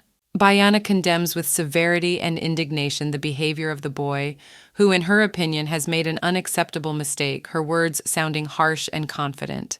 Serious and stern, she reacts sharply to what has happened, as if she has been deeply hurt by the boy's inappropriate behavior, and she does not hide her disappointment and indignation. Biana voices her disapproval of the boy, sarcastically pointing out his childish behavior, his face expressing embarrassment and shame at her stern words and direct rebuke. Biana, the Count's dark blonde-haired daughter, indignantly disputes the teacher's shouts, claiming that their collision was part of a training exercise. Her ruddy cheeks and the sparkles in her eyes express indignation and determination to stand up for herself. In the twilight, Biana questions the educational methods of the hierarchy seriously and discreetly, questioning the legitimacy of using physical intervention as part of the learning process. Her constancy is illuminated only by the soft glow of her eyes. In the spacious and bright room, Ailith, a girl with pink hair, advises Biana to avoid fencing training because of its dangers. The warmth and genuine concern in her voice is reflected in the gratitude Biana expresses in return. Biana, highly agitated, declares that she will tell her mother what has happened, thus showing her determination not to leave things halfway, while Ailith reassures her younger brother, who seems distraught and in need of support. Focus and power are evident in Biana's act of magic when a thick thicket of green leaves suddenly grows out of the floor, signaling her control over the natural elements and her ability to perform magic. Ailith's brother, embarrassed and depressed after a failed attempt at magic, looks at her with pity and apologizes. His eyes are full of tears and his pink hair is in disarray, making his figure particularly vulnerable. Ailith, focused and determined to help, says she is not angry and promises to prepare a potion to treat his wounds, showing her care and ability to find solutions in difficult situations. Her brother is surprised to learn that the potion is not an ointment, and Ailith, with a slight smile, explains how it should be used, further emphasizing her knowledge and experience in alchemy. Ailith carefully pours the freshly made potion from the jug into the jar, and Biana notices with warmth and admiration how much Ailith's skills have improved since they began practicing potions together, emphasizing their strong bond and mutual influence. With pride and nostalgia, Biana notes that her father taught her alchemy, recalling moments when they practiced this complex and delicate science together, emphasizing the importance of family bonds and the passing of knowledge between generations. Ayelet admires her father, a famous alchemist, and her mother, who has a sharp mind, and she herself feels that she too is capable of great things. Her brother is immersed in the study of books, working hard despite the absence of a worthy teacher. Ayelet is happy, saying she paid a lot of money for the privilege of reincarnation, and her eyes light up with excitement and anticipation of new possibilities. The process of alchemically transferring liquid from one vessel to another illustrates the neatness and importance of each action in creating potions. Ayelet hands her brother the potion, claiming that she has finished preparing it. Her brother thanks her, though his face expresses worry and indecision. The brother takes the potion and looks at it with confusion, wondering what awaits him after consuming it and feeling excited. When Ayelet sees that her brother doesn't like the potion, she asks him in surprise what's wrong. He admits that the potions are very bitter and he finds it hard to bear. A persistent Ayelet assures her brother that bitterness is a sign of usefulness and urges him to finish the potion despite his reluctance. The brother remembers with a smile that one can get used to bitterness if one remembers it while indulging in reminiscence. As a child, the brother reluctantly holds the mug of bitter liquid, his face reflecting disgust at the taste and reluctance to continue. His brother and sister sit waiting, and he always asks for chocolate milk instead of bitter alchemical potions, preferring the pleasant flavors. Ayelet, a girl with pink hair, looks at the bottle thoughtfully, wondering if the medicine could taste like chocolate milk. Her doubts make her wonder, and she looks a little embarrassed and confused. Ayelet then seems to come to some sort of inspiration. With sparkling eyes and insight on her face, she is inspired by the idea of creating something new, standing amongst the twinkling stars and scatterings of light surrounding her. Ayelet stares at the falling drops with a question mark hanging in front of her.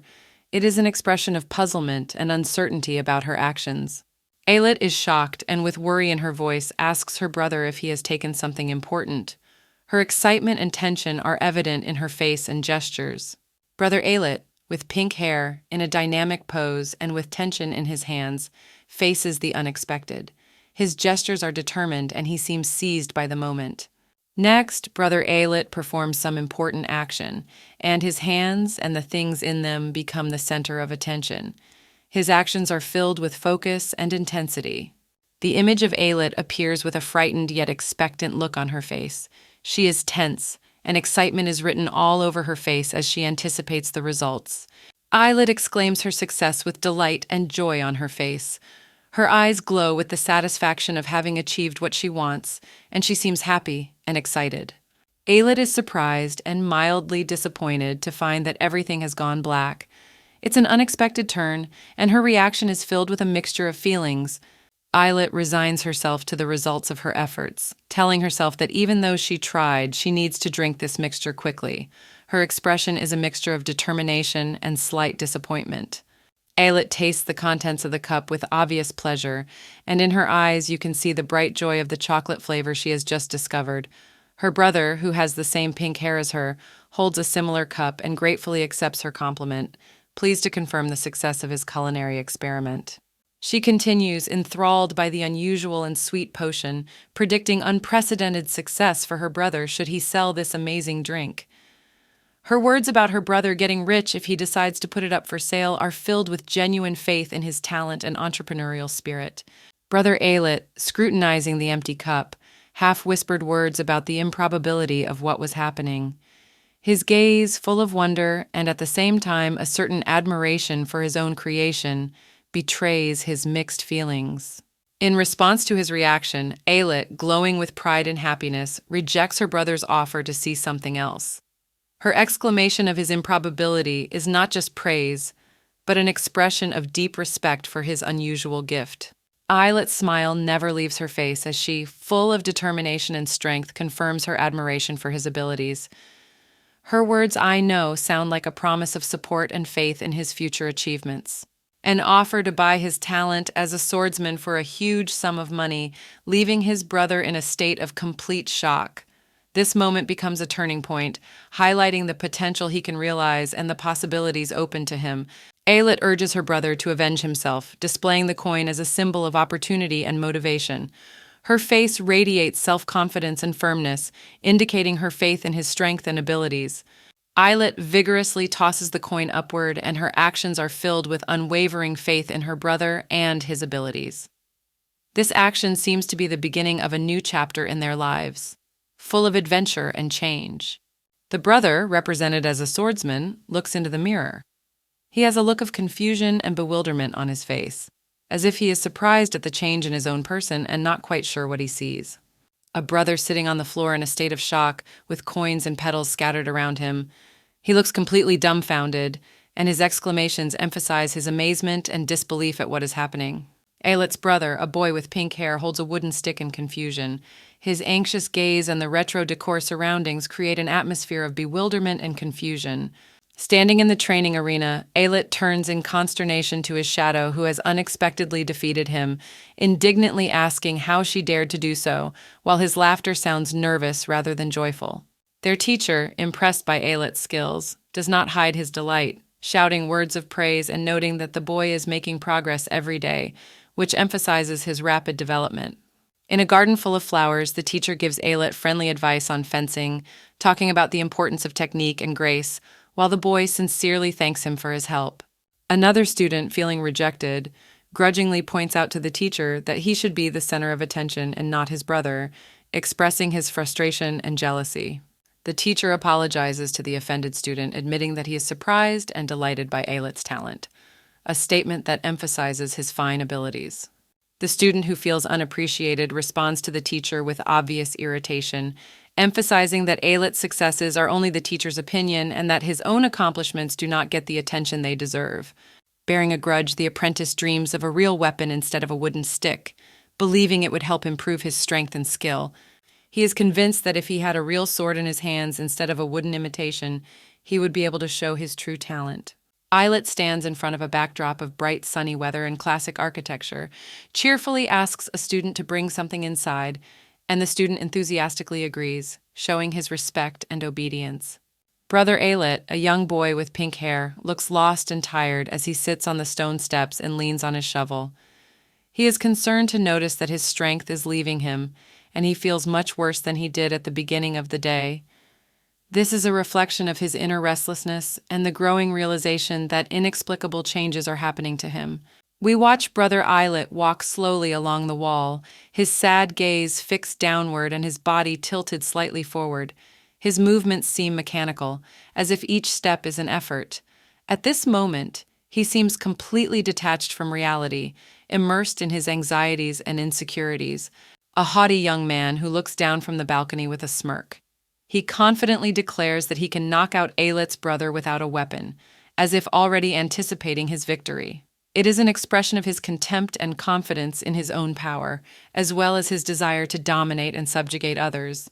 Sarcastically, with a smile, the boy suggests to his brother Ayelet that he try to sit down, as if playfully, alluding to his helplessness and supposed inability to resist the challenge.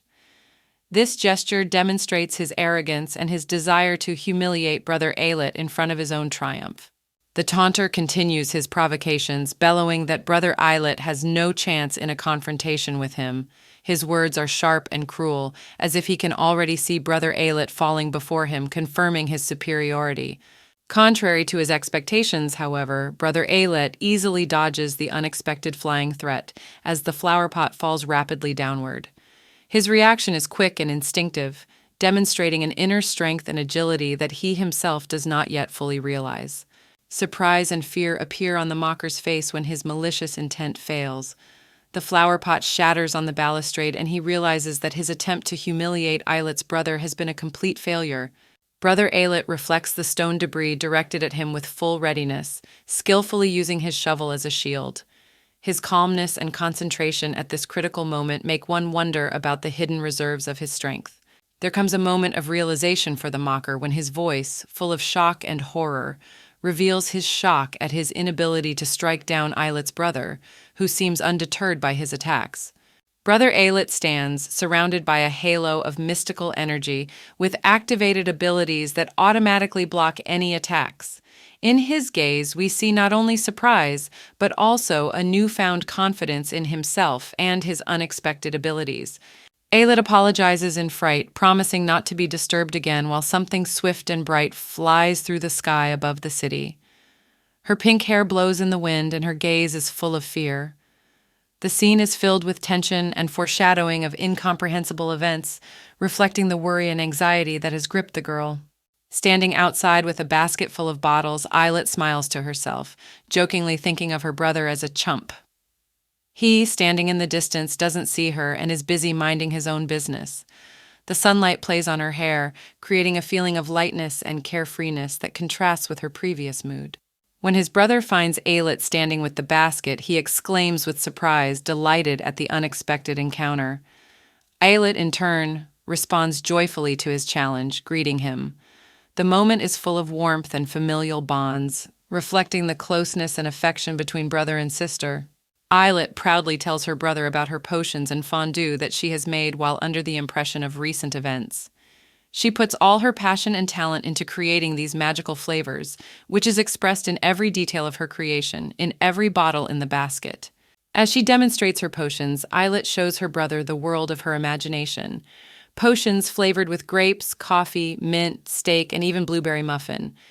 Each of them is a reflection of her unusual taste and her ability to see the unusual in the ordinary, which makes her work truly unique. Realizing how much effort her brother puts into his night fencing, Eilert reminds him to eat well and take care of himself. She expresses her care and attention, which is so important for support and motivation on the path to mastery. Convincingly and hopefully, Eilert speaks to her brother about the future, mentioning Master Romayo and the Risha Ray Academy, a place where he can reach his full potential. Her words are filled with faith in his abilities and a desire to see him succeed. His brother listens to Eilert's words, amazed at the depth of her care and support. His eyes reflect a gleam of surprise and admiration, and he cannot hide his emotions in the face of such sincere love and attention. Eilert, modestly waving away her gratitude, says that it wasn't hard and that she needed someone to try her inventions on. There is a slight playfulness in her words, and a willingness to share her achievements with those who need it. Her brother realizes the depth of Eilert's gift, realizing that the fondant is not just a candy, but a symbol that she is willing to share her knowledge and skills with him, making this moment especially touching and meaningful. Eilert sincerely thanks her brother for his kindness, to which he smiles and replies that she is the best sister ever. His face glows with joy and warmth, sparks of happiness play in his eyes, and his sister's words obviously touch his heart. Eilert's face reflects confusion and anxiety. She repeats as if something important is distracting her, and her gaze is full of indecision and confusion, as if she herself cannot understand what is happening around her. The brother, with a slight mocking tone, asks Eilert about what she just did, teasing and laughing at the situation. He stands behind her and watches her sister studying diligently at the table. Eilert, responding, playfully offers him a game of puppets for 100 minutes in return for his thanks. His brother seems puzzled by Eilert's suggestion to play with dolls. His eyes widen with surprise, and he repeats the word game incomprehensibly. His reaction reflects a mixture of surprise and bewilderment, as if he were in a situation he did not understand at all. Eilert enthusiastically tells her brother that they were once siblings in a past life. Her words sound like a revelation, and her face lights up with confidence and clarity, as if she is sharing the deepest and most meaningful secret.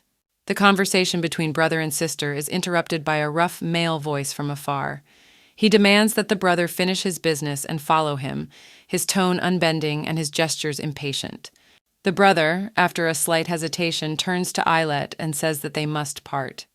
His face expresses regret, and his voice sounds soft, as if he is trying to soften the moment of parting, which is clearly not of his will. Eilert persistently urges her brother to postpone the games and practice, emphasizing the importance of the latter. Her words sound resolute and caring, as if she is trying to convince her brother that she is serious. His brother waves goodbye to Eilert, a smile on his face. In spite of the casualness of his appearance, there is a warm feeling in his gaze, as if he wants to keep that smile in his heart. Brother, standing alone, ponders his sister's strange words. His face expresses confusion and bewilderment, his eyes staring off into the distance as if he were searching for answers in the air. Brother Eilert, with his pink hair, stands alone, looking up at the sky and questioningly thinking about the reasons for his loneliness. His eyes reflect longing and incomprehension, unwillingness to accept the feeling of emptiness despite the beauty and bright day that surrounds him. This contradiction between the character's inner world and the world around him makes the scene particularly emotional. Meanwhile, when Aelit's brother spots the prince, he instantly goes from thoughtfulness to action, shouting his title. His sudden running and the words, "Ah, running, already running," show the character's willingness to drop everything and go after the one he calls the prince, indicating his deep devotion and possibly hidden love. Eilert carries the tea tray with a smile on her face, immersed in her thoughts and smiling happily. Her serene expression and ease of movement show that she is in harmony with her work and the world around her. This contrast with her brother makes her image even more vivid and warm. Aelid admits to herself the fear of being exposed as not being a true alchemist. This moment of self-reflection expresses her insecurity and fear of losing the respect of others, emphasizing the complexity of her inner world. Aelit's anxiety about the possibility of her secret being revealed shows her humanity and vulnerability. Her questioning of whether she should ask God for help gives her a touch of spirituality and shows the depth of her feelings. The unexpected dropping of the bottle and Aelit's exclamation of "AY" suddenly changes the mood of the scene, adding an element of surprise and hinting at a possible reversal in the plot. This moment of involuntary chaos brings a sense of tension to the story. Aelit's apology to someone she is seeing for the first time, and her stuttering, "Are you all right?" show her humility and concern for others. It shows her good-heartedness and willingness to take the blame even for unintentional mistakes. As the prince lifts the vial, the sounds of tick, tick, tick increase, foreshadowing a significant plot development. We can see that the prince acts cautiously, which may suggest that he is careful and deliberate. The prince's question about whether Aelid created the potion and his surprise opens a new page in their relationship. Now we see that the prince begins to see Aelid not just as a girl with a tray, but as a person with secrets and talents. The prince's enigmatic face and his words, "very original," are filled with ambiguity, creating an atmosphere of intrigue and a possible new perception of Aelid as a unique alchemist whose skill can surprise even the prince. Aelid looks intently at Katreya Killet, who utters with some knowledge and mystery in her voice, "I know you." A tense anticipation hovers between them, and it seems that they both share some unknown history that makes this moment especially meaningful for both of them. The clash between Aelid's gaze and the viewer's is striking in its sincerity. Standing with a tray full of bottles, she looks slightly puzzled, as if she is faced with a situation from which she does not know how to retreat.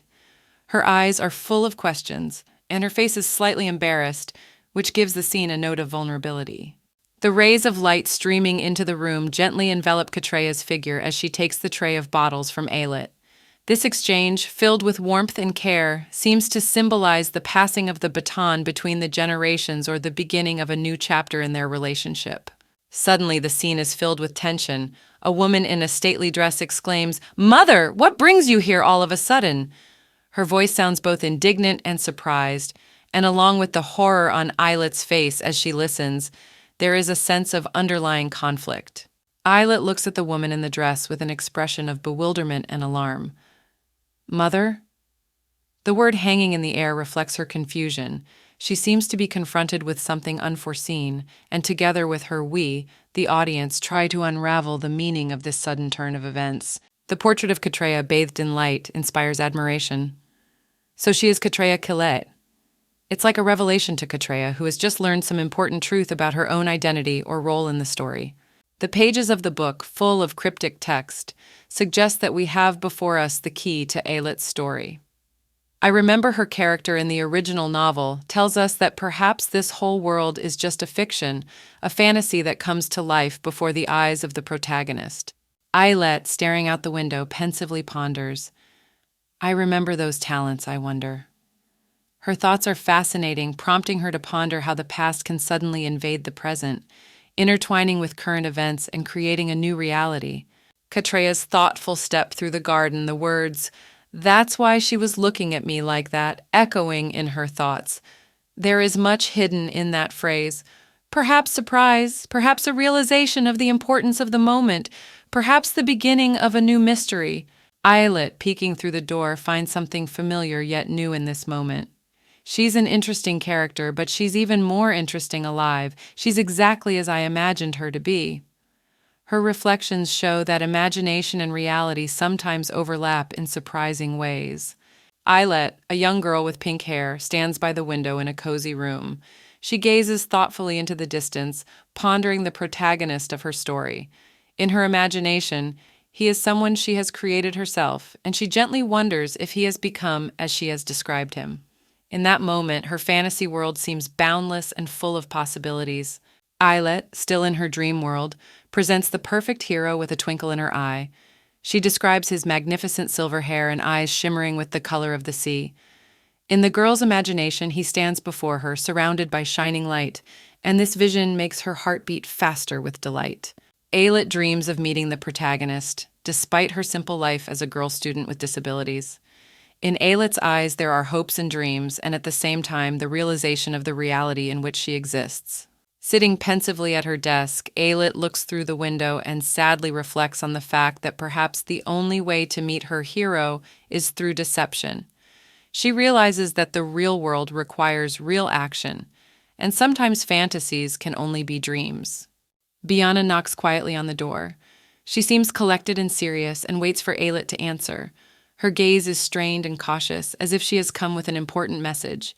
Eyelet, sitting on her bed, seems animated and full of anticipation. She is waiting to meet Biana, the Count's daughter, who may open a door to a new world or bring unexpected news. When Biana speaks through the door, her voice sounds stern and official. She identifies herself, demanding Eyelet's confirmation. Her words are imbued with a tone of urgency and the importance of the moment. Eyelet's reply is enthusiastic and welcoming. She opens the door wide, ready to find out what has brought Biana to her. Biana informs her that Eyelet's family has gone out, leaving her alone. Tension builds as Biana stands on the threshold and confesses her deception. Her face reflects the struggle between duty and guilt as she stands on the threshold of the big reveal. Eyelet's shock is palpable when she is confronted with Biana's unexpected confession. Her gaze is a mixture of surprise and bewilderment because it's not every day that someone admits to deceiving you, especially not when it's the Count's daughter. Biana, with dark blue hair, opens her soul to her grandmother, confessing a deep sense of hatred that stretches back to her childhood. Her words hang in the air, filled with sadness and despair. Young Biana stands next to her grandmother, who seems indifferent and silent.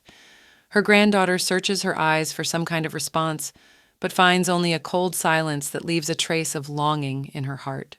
Eyelet, a girl with pink hair, sincerely tries to support Biana, assuring her that her grandmother has reasons for such behavior.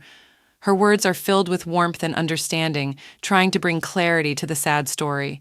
Amazement and confusion are reflected on Eyelet's face as she utters a short "Baya," as if trying to fit all her thoughts and feelings about what she has heard into one syllable. Biana, despite her difficult feelings, still protects the image of her grandmother in her heart, declaring her unconditional love and affection despite the pain she is experiencing. Shock and indignation struggle in Eyelet, who cannot accept what has developed. Her exclamation of, "How on earth did this happen?" suggests an inner protest and rejection of the situation. Biana's father discovers the reasons for her grandmother's coldness by confessing that his mother does not like the fact that he comes from a commoner background. This revelation reveals the depth of family strife and prejudice. A tense scene between Biana's father and grandmother shows a rift in the family, with the grandmother standing stubbornly and the father trying to find understanding, all of which Biana watches with a pained heart. The peaceful gesture of Biana's father seeking forgiveness from her mother brings a note of reconciliation and understanding to the heavy atmosphere, leaving hope for a resolution of the conflict. And at this moment, Biana's mother expresses her desire to meet her granddaughter, which makes the girl hesitate, awakening excitement and questions about her grandmother's intentions. Biana looks confused and concerned when a clerk in a formal suit blocks her way and apologizes, explaining that the Countess wishes to have a one-on-one meeting, which makes her wonder about the events to come. Eyelet, a girl with pink hair, addresses Biana, trying to reassure her, saying that everything is fine, but the look on Biana's face suggests that Eyelet's words do little to reassure her. Katreya Kale, Biana's grandmother, stands in a luxurious garden with her back turned to the viewer, which creates a sense of her grandeur and impregnability, and her pose radiates calmness and confidence. Katreya turns, meeting Eyelet's gaze, and her face, expressing sternness and authority, foreshadows a serious conversation, adding weight to their meeting.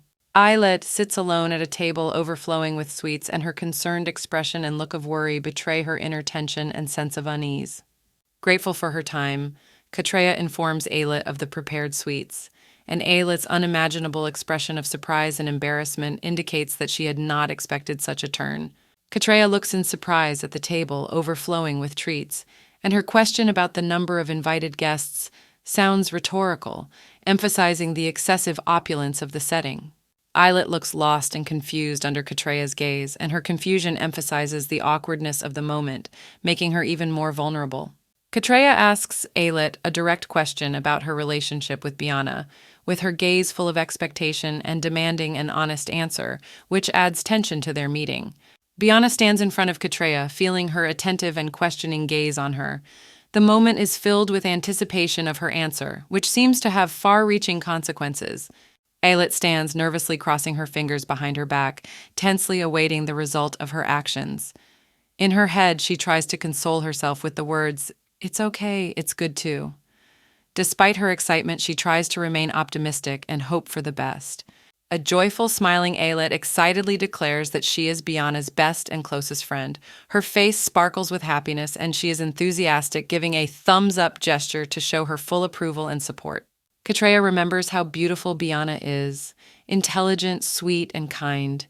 She is proud of her granddaughter, who has read all the books in the castle with love and enthusiasm, which shows her extraordinary intelligence and curiosity. Alit vigorously explains that Biana reads very fast, much faster than most adults, and is proud of it, as if anticipating that Biana will achieve great things because of her talent. Katreya, unable to hide her smile, recalls the moment when Biana showed incredible intelligence in rescuing her and her brother from trouble. This memory warms her heart, and deep down she cannot help but admire her granddaughter's independence and ingenuity. Alit, full of hope and desire to spend time with Katreya, asks her if she has come to visit her. The naivety and sincerity of this question emphasize Alit's deep affection and respect for her grandmother. Biana, with a glint of hope in her eyes, asks Katreya if she has come especially for her, which expresses her latent need for her grandmother's attention and love. The hope for personal attention illuminates her face, making it vulnerable and open. Katreya looks at Biana with a piercing and assessing gaze, slightly surprised by her assumption. Her eyes reflect a soulful depth and understanding that Biana is looking for confirmation of their close emotional bond. Biana, immersed in contemplation, is serious and focused, questioning the reasons for her survival. Her gaze is inquisitive and full of doubt, seeking profound answers to questions about her past and future. Katreya looks at Biana with bitterness and inner struggle, recognizing her as a special child whose singularity sets her apart. Her gaze is a mixture of sorrow and admiration for Biana's uniqueness. In a mysterious room filled with golden light and flowers sits Alit with pink hair. She asks curiously, "Who are you really?" Her gaze is naive and searching for answers, and the environment around her radiates warmth and comfort. The glimmer of orbits and stars in her eyes suggests that Alit has a special ability, life-death. She seems mysterious and full of deep meaning, for her eyes hold a secret that is difficult to uncover. Now, Katreya Killet appears, an older woman with white hair, shrouded in temporal gears as if she can see through time. She speaks of magic that allows her to see how much life is left, as if she herself touches the very essence of death. Alit questions Katreya with simple-mindedness as to why she remembered some commonplace sugar flavor, expressing her bewilderment with a pure and sincere interest in the simple pleasures of life. Katreya speaks sadly of the fate that they are both destined to die on the same day. Her words are imbued with tragedy and inevitability, condemning them to a common fate against all odds. In a moment of revelation, Katreya is shocked when Alit reveals knowledge of their shared end. Her face expresses mixed feelings of surprise and fear of what is to come. Alit says thoughtfully that those who possess life-death see life to the end. Her eyes are full of wisdom and serenity, as if she has accepted this fate.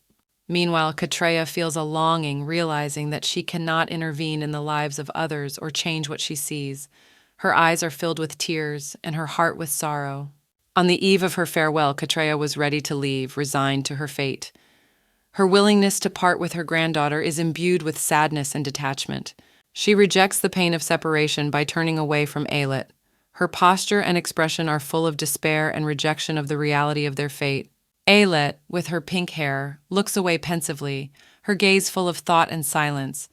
Next to her, Katreya, Bianca's grandmother, tells her that she doesn't need to stay away from little Bianca now, which reeks of the promise of a new relationship and hope for a better future for all of them. There is a sense of relief in Katreya's words and some hidden joy for this new step. Katreya stares at Ayelet with intense scrutiny, her eyes reflecting sternness and steadfastness. She asks who Ayelet is, as if questioning her true identity or her place in their world.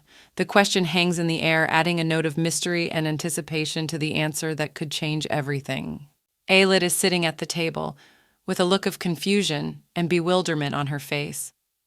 She has a plate of food in front of her, but her eyes are staring into the distance, as if she is a mystery to herself, and the moment makes the viewer wonder what brought her to this state. The room is tense, and suddenly Ayelet tries to say something, but her words sound uncertain and embarrassed. Her movements are awkward and her cheeks are pink with embarrassment. The whole moment is imbued with lightness and humanity, emphasizing her youth and directness. Katreya says, "Okay, don't talk." And there is a note of patience and understanding in her voice. She gives Ayelet space, not pressuring her, showing her concern and willingness to wait for her to gather her thoughts. This soft yet firm statement adds warmth to their relationship. Boldly and decisively, Katreya declares, "I can see for myself." These words are imbued with confidence and power, as if she is ready to face anything that is to be seen. There is a sense of resilience and wisdom in her action that adds depth to her character. Ayelet stands in the center of a circle of light, magical butterflies hovering around her, creating a halo of mystery. Katreya watches her and speaks of the strange number of years of life, as if her life has too many events for one lifetime. This revelation makes the moment even more mystical and exciting. After discovering the secret of reincarnation, Katreya explains that Ayelet's knowledge of the future is the result of her rebirth. There is a sense of destiny and otherworldly connection in this discovery that surrounds Ayelet with a halo of eternity and prophecy. Katreya's radiant smile glows with warmth and recognition when she tells Ayelet that she has changed Bianca's fate. There is so much gratitude and warmth in this confession that even the air around her seems lighter and warmer, and the story is filled with true goodness. Ayelet looks forward, her eyes reflecting sincere gratitude when she says that Katreya saved her Bianca. In this simplicity of words and purity of gaze lies an immense gratitude and love that makes the moment especially touching and memorable. Ayelet, a young girl with curly pink hair, smiles cheerfully as she declares her happiness at her new friendship.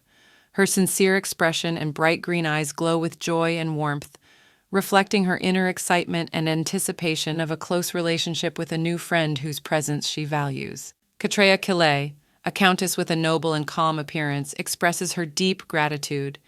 With her noble features and neatly styled white hair, she portrays an image of dignity and grandeur, yet she does not hide her warmth and sensitivity to the kindness shown to her.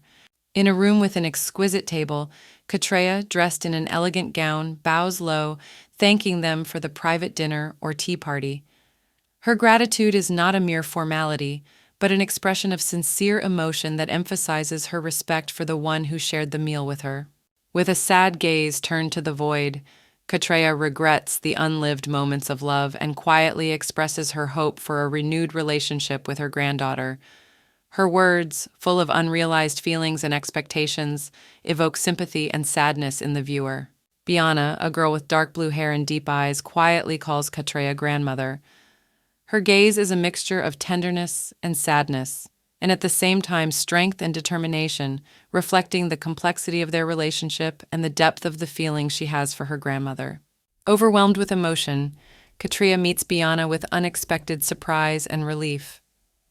The reunion with her granddaughter triggers a flood of feelings, and she exclaims, as if lost in time, unable to believe her happiness that Bianca is there again. Bianca looks at Katreya, bewildered, and asks if it is true that she was kept at a distance because of the inevitability of her early death.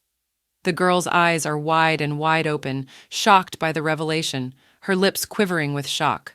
Katreya apologizes to Bianca, admitting that she has hurt her, fearing for her future. The grandmother's voice trembles with emotion, and her eyes are filled with sadness and remorse. Her face expresses deep sorrow and great guilt. Katreya warmly embraces Biana, creating an atmosphere of redemption and unspoken words around them.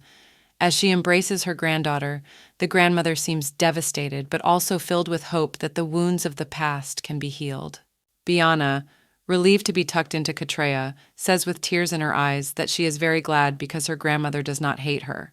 These are words of forgiveness, words that take away fear and loneliness, words that accept love. The warm embrace of Katreya and Biana captures their shared pain and hope for healing. This moment of bonding between them is imbued with a deep sense of compassion and love. Young Ailith, sitting on her knees in prayer, and Katreya, gazing admiringly at her, reflect the harmony and understanding between the different generations. The warmth and respect between them can be felt in every look and gesture. Katreya, touching the cross on her neck, speaks warmly to Ailith about her bright soul, conveying through her words her deep respect and recognition of the girl's purity and innocence, which gives the scene a special sincerity. By giving Ailith the cross, Katreya hopes for a friendship between her and Biana, thus laying the foundation for future understanding and connection. This gesture is full of hope and symbolizes a new beginning. Ailith's smile as she receives the cross from Katreya shines with gratitude and joy. She holds the gift tightly as if promising to cherish this memory and appreciate her new bond with Biana. Katreya, looking at Ailith with empathy, offers to share all that weighs on her heart, showing her care and willingness to support her.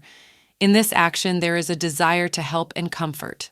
Ailith realizes with a look of surprise that a moment has passed. Her face reflects her excitement and surprise, as if she had learned something sudden and significant. The determination on the girl's face as she speaks of her desire to visit the mysterious place of Xiongjianzhong, the glow in her eyes and the bright blush on her cheeks emphasize the persistence of her intentions. She sits with her head down, immersed in doubt because of the rumors about the training zone. Her gaze expresses the concern and puzzlement that the peace-building spirit's warning of possible deception has caused. Katreya, who inspires respect with her calm appearance, addresses Ailith with benevolence. Her words that the proposal to go to the ceremony together is not difficult sound supportive and gentle. Ailith is radiant with joy at the quest she has received, which seems like an exciting adventure. Her face is full of excitement and anticipation, as if she is preparing for an important event. Under the blue sky and the dazzling rays of the sun, she firmly declares her intention to leave here, this place, which reflects her determination to change her destiny. The boy lies in bed with a sad look, as if cast aside by the world. Ailith sees him as the protagonist of her story, feeling a possible connection to him. Against the clear sky, Katreya stands, gazing pensively into the distance. Her words are filled with majesty and mystery, heralding the beginning of a new chapter in their journey together. Ailith reaches out to the man and the child with delight and gratitude. Everything around them is filled with light and tranquility, as if they were on the threshold of a new life. Katreya, turning to Ailith, peacefully offers to go on her way. Her words of gratitude sound like a farewell to the past and an invitation to the future. In the cozy room, Ailith anxiously says goodbye to her brother. He reassures her that he will be back soon. Nearby, a young man with glasses, dressed in a light-colored sweater and dark vest, warns Ailith earnestly to be careful, not to talk to strangers, and to watch herself. Ailith, for her part, replies with emphasized independence that she is no longer a child, showing her irritation at being overprotective. Biana stands against a backdrop of majestic buildings and clear skies, seemingly immersed in anticipation or contemplation. But suddenly her face lights up with emotion and she exclaims upon seeing something in the distance that causes her shock or excitement. Her expression is full of expectation and sudden surprise. Ailith meets Biana in the company of a young man and a guy with pink hair. The young man remorsefully and apologetically tells Biana that he will not be able to keep her company, while Ailith looks worried and apologetic in the face of unspoken circumstances. In a secluded corner, Biana speaks to Ailith tenderly and with care, alluding to her recent actions and the overflowing trunk, as if to check if everything is really all right.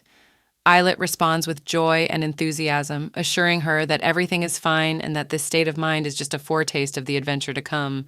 Ailith, upon reflection, shares her thoughts on the fact that an important character in their story has yet to appear, but concludes that his absence isn't critical, keeping things light and positive. At the moment when Biana seems about to say something important, Their conversation is interrupted by a servant who appears out of the blue, holding a tray with a beautifully decorated treat. A servant hands Aelid a box of macaroons that glisten with rainbow hues. This gesture of sophistication and attention to detail reflects the chef's care and desire to please. The Count's castle closed to the world during the training period, creating a difficult environment for survival, emphasizing the arduous path the heroes will have to travel. Aelid looks away, musing thoughtfully on the significance of the protagonist's return, and concludes that his absence doesn't play a significant role, reflecting her inner peace. Biana may be about to continue the conversation she has started, but at that moment the character's attention is drawn to a tray that a servant presents with an exquisite package, heralding a new twist in their day. Aelid, eyes wide with surprise, looks at the gift in her hands. Biana, the Count's daughter, stands before her, and Aelid thanks her for the beautiful thing, exclaiming at its beauty. There is a sense of warmth and sincerity in this simple exchange, and Aelid feels joy and appreciation. Biana smiles and whispers to Aelid, mysteriously asking her to share her true age. There is a playfulness in her voice, and the touch is gentle and intriguing. Apparently, it's important for Biana to know more about her new acquaintance, for she's looking for deeper than just a superficial acquaintance. Aelid laughs in response and promises to tell it later. There is an air of merriment around them, but a sudden reminder of the leak inspector causes Aelid to look around worriedly. This moment hints at the mysteries they will have to solve on their onward journey. A voice is heard from outside, calling for departure. Someone, perhaps a servant or travel organizer, is ready to escort their group. They stand on the threshold of the beginning of an adventure, and this voice fills them with anticipation of the events to come. Katreya Colette, Biana's grandmother, advises Aelid to be careful. She speaks of a cosmic transition stone, and her words are filled with wisdom and mystery. Katreya seems to have knowledge of the magical aspects of their world that Aelid has yet to learn. They see a man holding a stone with an incredible glow. It is a moment of revelation when the cosmic transitional stone comes true. Its light illuminates their faces, and the magic of the stone seems ready to take them somewhere else. The magical energy of the stone envelops Aelid. She covers her face from the bright light that overwhelms her. Her surprise and delight at the feeling of magic at this moment cannot be described in words.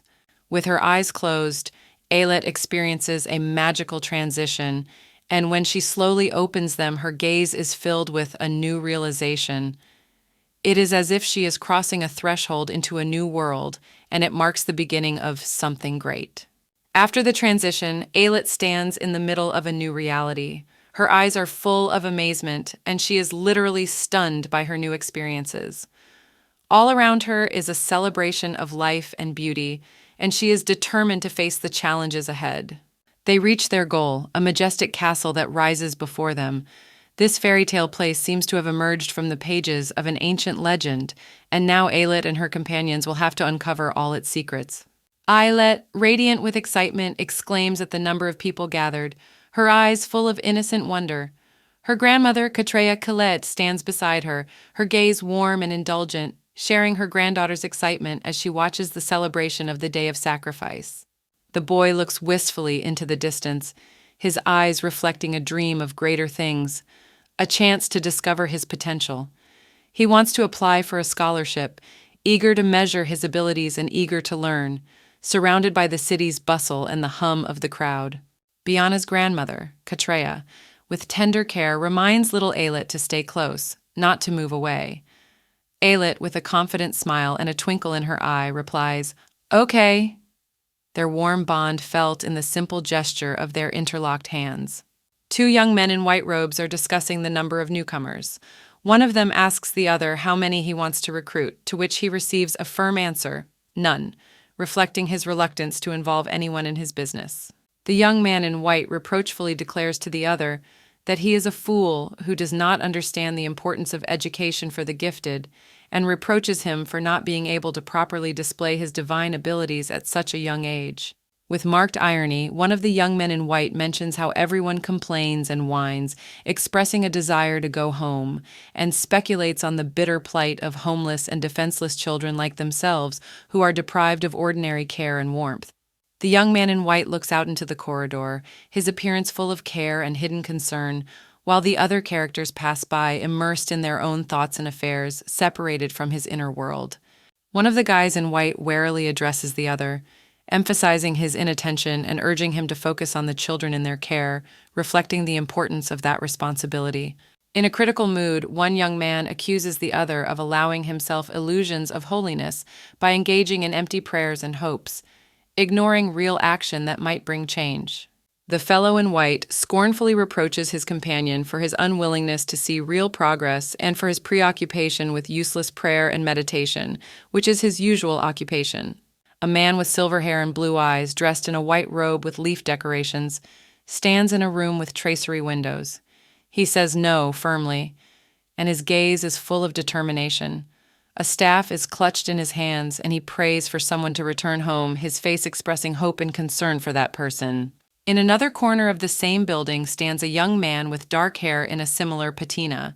He asks the silver-haired man worriedly about what he saw. Receiving a brief and restrained reply of nothing, he looks puzzled and agitated, not expecting this turn in the conversation. The silver-haired man turns away, assuming an end to the conversation, and steps across the floor tiles, the light glinting off. The young man with the dark hair insists on action, saying it is time to go, his words full of determination and implying a certain urgency.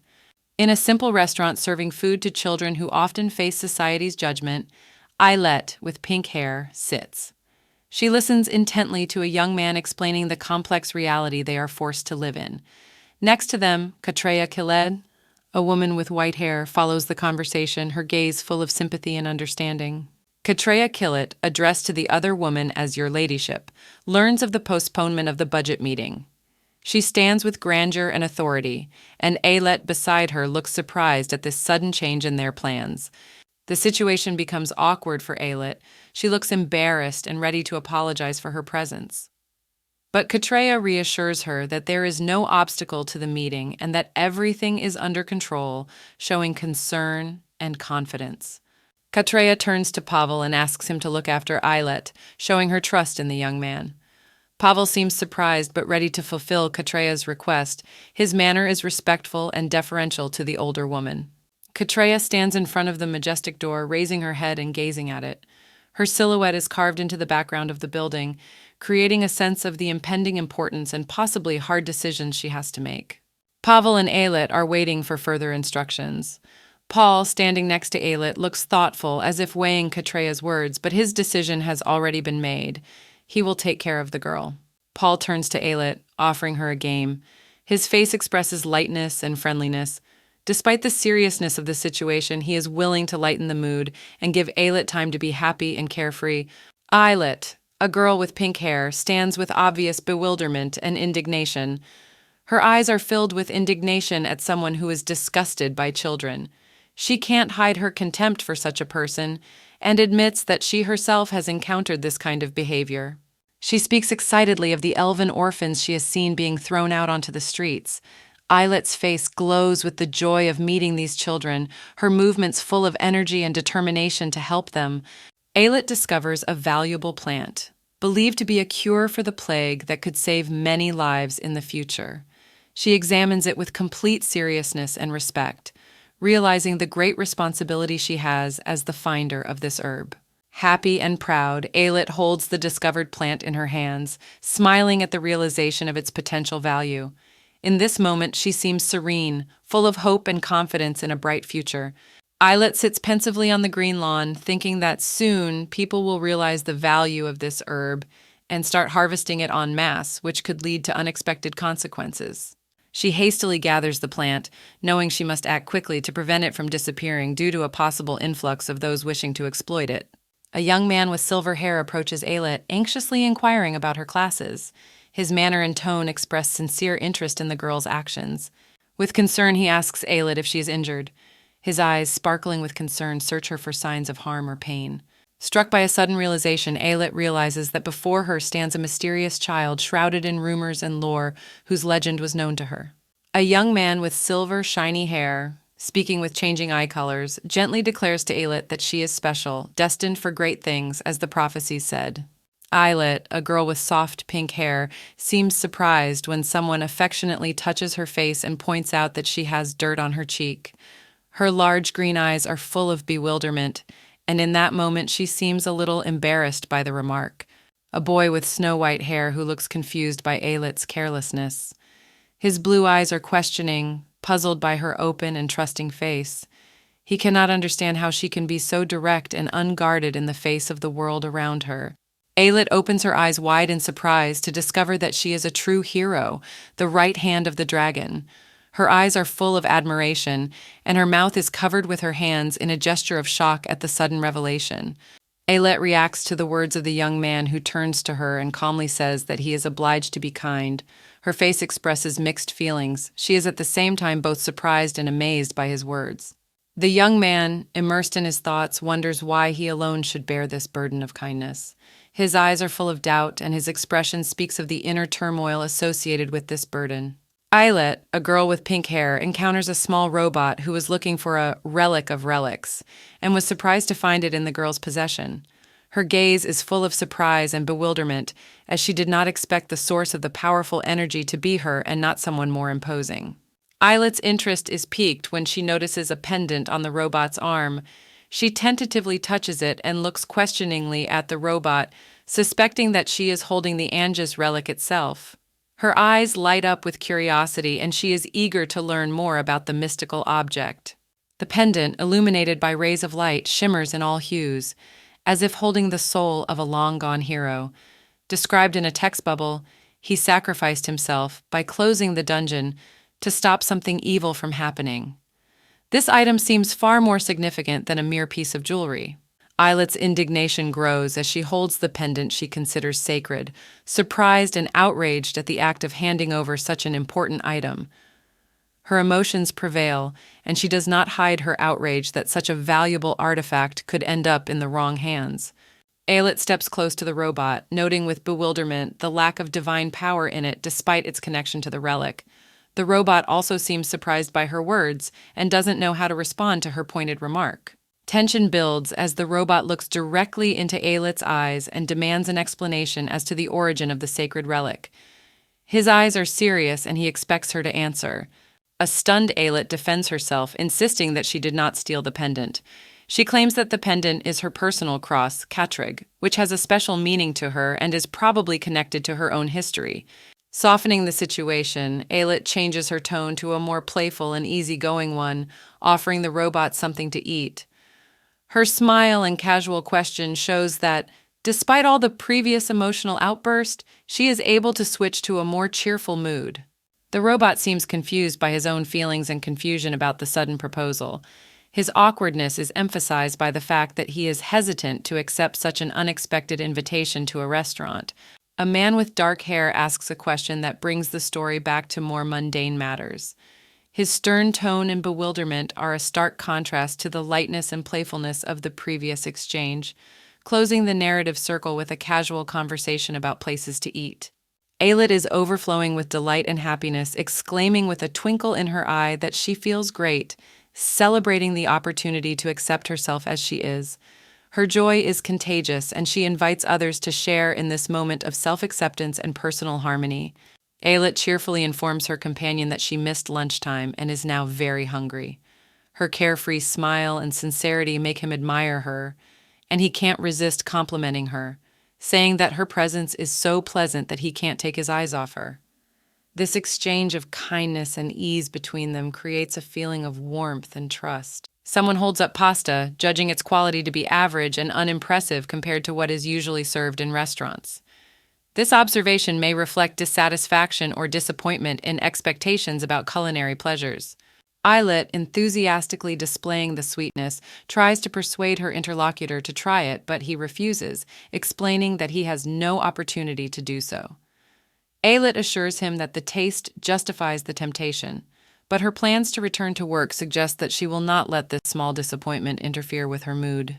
Suddenly, Aelit turns to her companion with a question about friends, and it seems like a really important bonding moment. Her genuine interest may be due to a sense of sympathy or a desire to deepen their relationship. When Aelit receives a perplexed response, she quickly apologizes, perhaps feeling uncomfortable about a possible misunderstanding. Her apology seems sincere, and there is a sense of concern not to cause discomfort. Then we see Islet in contemplation. She looks preoccupied, remembering her childhood in orphanage, indicating deeper and possibly painful memories have imprinted on her personality. Her interlocutor expresses surprise and incomprehension regarding her earlier words, adding a sense of mystery and unspokenness between them. Two boys in white robes amidst the noise wonder about its source, which introduces an element of intrigue and anticipation of some event or development in the story.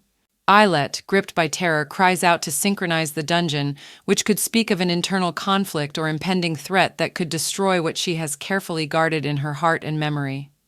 This moment emphasizes her struggle and the urgency of the situation, leaving the reader in suspense of waiting to see what happens next. Islet cries out fearfully under the looming threat, like a shadow in the evening gloom, but a young man with snow-white hair, like a snow warrior, stands between her and danger. His face is a mirror of calm and steadfastness, while the steel threads of his resolve reach for the unknown enemy, protecting not only her, but also the hope of salvation that flickers in his deep blue eyes. A gust of wind flutters Ailit's pink hair as she gazes at the young man. They hold each other's hands, as if their every touch is intertwined with the silent promises and unspoken affirmations of their hearts. The world around them fades away, leaving only them, an understanding, and the quiet beating of two hearts. Strong, confident words burst from the young man's lips, promising Islet protection. "You're safe with me." He holds her tighter, and his words are not just sounds, they are a strong shield, a promise that he will not let fear overwhelm them, that in this stormy world she will find shelter in his arms. Exhausted, Aillet weakens and whispers like the last petal that is ready to let go of the branch in the first winter whirlwind. But her whisper carries so much meaning, so much quiet pleading, that it reaches him, and in that moment their souls touch each other, like two shards of one whole, separated by fate. In the center of the party, surrounded by toys and joyful children's laughter, Islet and the young man seem to have forgotten everything. Their faces are illuminated by an inner light, and they see before them a world where magic still exists, where every toy seems to be an invitation to childhood dreams. Islet looks at this new, strange world with a tinge of annoyance and incomprehension. "Here we are," she says, as her own thoughts echo in the uncharted world they have found themselves in, against their wishes and expectations. A dungeon opens before her in which every corner seems alive, every rustle an invitation to a new challenge, every shadow a riddle to be solved. "You have entered an S-level dungeon." She echoes her own determination to face these challenges. They both sit down, and the young man tells Aillet that the average difficulty level of this dungeon is S-class, but they are up for the challenge. His words are not just information, but an assurance that together they can overcome any obstacle. Both of them are surrounded by a myriad of toys, as if each object carries a piece of childhood joy and purity, a reminder of the carefree life they once knew. This place they have come to is a space of memories and wonders that now seem so far away. A sudden realization overwhelms the young man. "Hey, this isn't a trick! This isn't a dungeon!" His eyes widen with shock, realizing that danger is getting closer, and this is not a game. This is a test in which the stakes are their lives. In the soft light of the evening sky, Aillet, a girl with pink hair, notes with delight that what lies before them is not a dungeon, but a world full of wonders.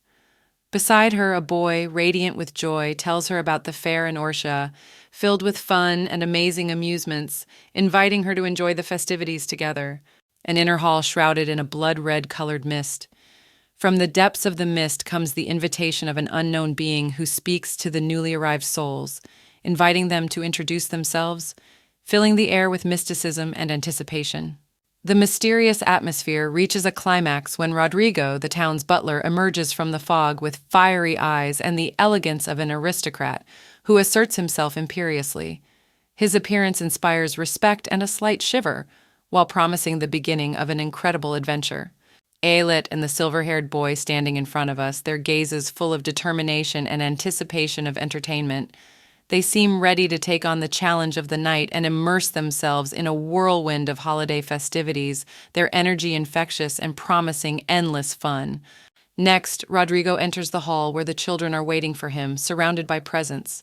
His appearance evokes mixed feelings, admiration, and a little fear of the unknown, but his presence is undeniably thrilling.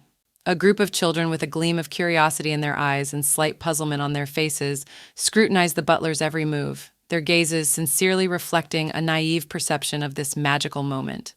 Rodrigo smiles and offers the kids a treat. His smile is soft and reassuring. It spreads an atmosphere of safety and joy around him, inviting the kids to be braver to take part in the festivities. During this time, Rodrigo transforms the hall into a welcoming space for his young guests, offering them treats and games. He becomes the master of events, skillfully directing their fun and entertainment. A doll in a red dress, like a creature from a fairy tale, joyfully addresses the children, breathing courage and carelessness into them, her words emphasizing the carefree spirit and freedom that epitomize the spirit of the fair.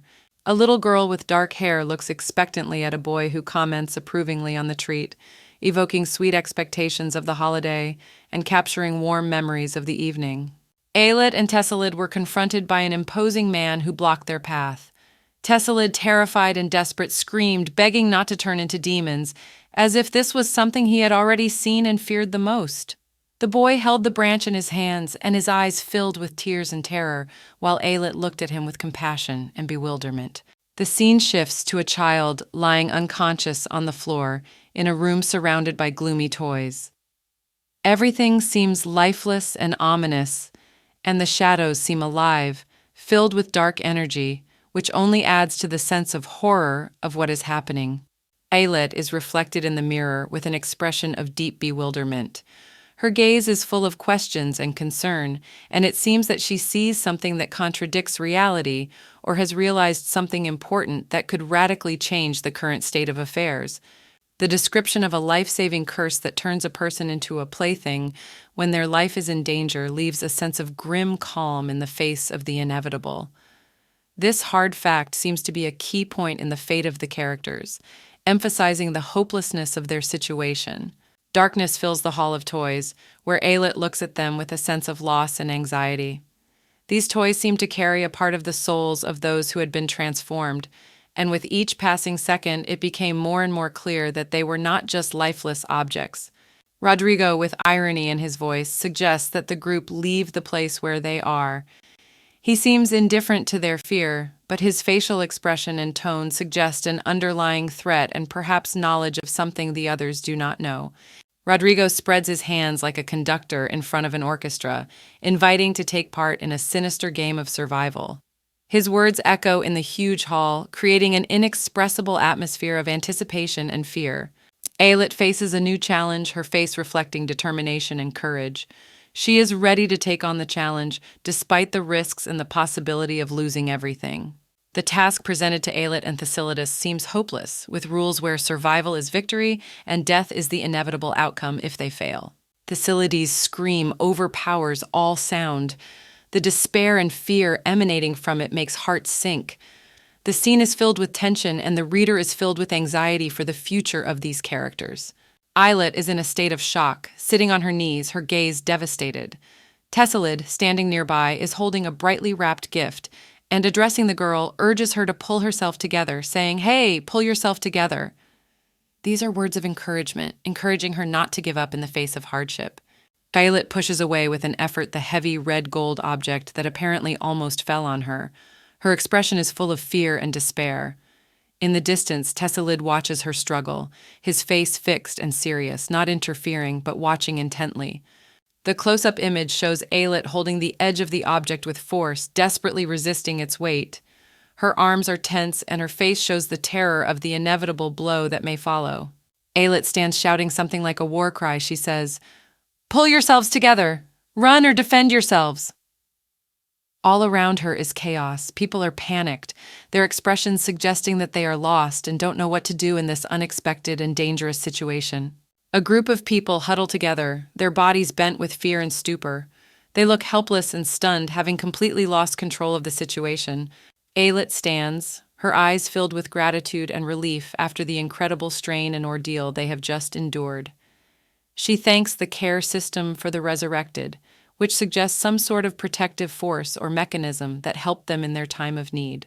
She now looks away, seemingly reflecting on her abilities, calling them a god's privilege, a rapidly developing skill that requires caution and responsibility. This reflects her internal struggle and realization that she has to learn to control her powers. In the scene where Thucydides looks into the distance, it is clear that he is assessing the situation and perhaps preparing for action. His gaze is full of seriousness and thoughtfulness, foreshadowing important decisions or actions he has to take. Thucydides performs an action that seems to require his utmost concentration and strength. He utters the words, punishment, baptism, indicating some kind of ritual or powerful magical attack, perhaps for protection or purification. Aelit, smiling with relief, says to Thucydides, I knew you could do it. How did you know?" thus expressing her trust in his abilities and curiosity about the source of his knowledge or power. Aelit, with pink hair and green eyes, gesticulates animatedly, talking about something unusual about the blade and the skin, but her speech is cut short when she realizes that she is on the verge of revealing something important. Her face expresses mixed feelings, from surprise to concern, and she pauses, as if trying to hide her true excitement or the secret she has inadvertently almost given away. Thessalid, with pale, almost white hair and deep blue eyes, stands up straight and looks at Aelit with surprise and slight bewilderment. His distracted look and the questioning tone in his voice when he asks Aelit how she knew his name suggest that there is a secret between these two that is just beginning to unfold. Aelit, for her part, seems confused and embarrassed by his tentative knowledge, her hands clasped together, and she averts her gaze, struggling with her awkwardness. Aelit cries out excitedly, and her face lights up with a guilty smile as she tries to avoid answering Thessalidou directly. She looks as if she is teetering on the edge of honesty and the desire to hide the truth. Her facial expression and body language express confusion as she faces the dilemma of how to keep her secret without violating Thucydides' trust. Rodrigo, Count Orsha's butler, suddenly appears, and his voice is full of authority and determination as he orders the clowns to apprehend all those who are fleeing. His sudden intervention adds tension to the scene, and the clowns, with their strained smiles and stares, create an atmosphere of menace and chaos against which Thessalid and Aelit must fight to remain out of reach. Aelit, already on the move, looks over her shoulder at Thucydides and urgently suggests escape, saying that they need to find a way to leave while they still have a chance. Her determination and seriousness is emphasized by her expressive eyes and gestures that emphasize the urgency of the situation. Thucydides, expressing care and prudence, suggests that Aelit hide, pointing to the closet as a possible refuge from imminent danger. His calm but serious face and quiet tone of voice convey the sense of control and protection he seeks to provide for them both. In seclusion, Aelit tries to remain calm, taking deep breaths and exhalations, striving for inner peace. Thucydides watches her with tender concern, reminding her to keep her cool, which shows their mutual support and understanding of the situation. We then see Aelit, exhausted and lying on the floor, contemplating her situation and inwardly vowing to improve her skills and training so that she will never be in this kind of vulnerability again. Her determination and desperation reflect her desire to grow and become stronger despite the obstacles. When the danger is over, Aelit notices the wound on Thucydides' arm and remorsefully confesses her guilt. She feels responsible for his misfortune, her eyes full of worry, and she blames herself for hurting him. Noticing the wound on Thessalid, Aelit is seized with guilt. The words, "It was me," escape her lips while she looks at him with painful regret and remorse, genuinely worried for him and realizing the depth of her mistake. In the shimmering gloom under the light of a shooting star, Aelit stares at Thucydides with bated breath. Her eyes are filled with anxiety and fear of being discovered, for her rash reaction to the magical glow might give away her true nature. Meanwhile, Rodrigo, standing off to the side, watches them full of doubt and suspicion. Thessalid, fascinated by the mysterious glint in Aelit's eyes, wonders what has caused such excitement in the girl. Her gaze is full of secrets and hidden feelings, and it makes him feel a kind of vague trepidation that he cannot unravel. Nearby, Rodrigo, still unnoticed, creeps in the shadows, immersed in thought. Suddenly, Rodrigo decides to address Aelit, but his words are lost in the silence. He doesn't understand how this mysterious girl could know his name, and his surprise is reflected in a look of questioning and bewilderment. Thucydides stands puzzled as well, trying to understand the situation and how it relates to his own story. After a brief pause, Thucydides, still stunned, asks a direct question, "Who are you?" His voice echoes with wariness and curiosity. Eyelet, on the other hand, faces his penetrating gaze and feels the tension building. All the while, Rodrigo stands aside like a ghost, gazing at their interaction, trying to decipher their relationship. The situation changes when Eyelet notices that Thesilides is injured. Her movements show unexpected care and tenderness as she rushes to him with healing intentions. Rodrigo watches this with sympathy, but also with a new suspicion, trying to understand what makes her act this way. Thessalid, somewhat confused, is puzzled by Alet's concern. He fears that his wound may be something more, and his eyes read fear of the girl's unclear intentions. But Rodrigo, still standing by, begins to suspect that Alet is not as simple as she seems. Surprised, Thessalid looks at the potion and at Alet, trying to figure out how she got such knowledge. He feels lost in the face of her enigmatic confidence and apparent ability to heal. Alet, on the other hand, seems completely calm and in command of the situation. Eyelet, smiling, continues to tease Thesilides, answering his questions with unwavering confidence. She enjoys the moment while Rodrigo, still shrouded in shadows, wonders about her past and true abilities. A pensive and stunned Thesilides tries to figure out how Alet could have learned of his illness and obtained such an expensive cure. At the same time, Rodrigo attentively follows their dialogue, wondering about Alet's possible hidden secrets. Eyelet answers Thessalid's questions with ease, but does so with a defiant confidence, as if she were playing cat and mouse with him. Rodrigo's gaze is now filled with a mixture of curiosity and admiration, and he begins to realize that Alet is a person full of surprises. Thesilides, surrounded by complex magical symbols, is concentrating on the fact that despite his strict self-discipline, his superpowers have somehow not diminished. His gaze is determined and perplexed at the same time, as if he is faced with an unsolvable riddle. Alet looks at Thesilides in amazement and bewilderment as she discusses aloud the concept of the 7 sins and 7 virtues, and wonders if the mechanism is working properly or if the problem lies within herself. Thesilides continues his musings, wondering about the divine power that he says does not grow weaker even when he does good deeds. In his voice you can hear a note of doubt and a search for answers. Thesilides examines his hand, which glows with magical light, and notes that while the power in it is not increasing, it is not decreasing either. His face expresses thoughtfulness and slight disappointment. Eyelet, suddenly illuminated, exclaims how convenient and easy it is to use this system to escape punishment. Her voice sounds enthusiastic, and there is a sly glint in her eyes.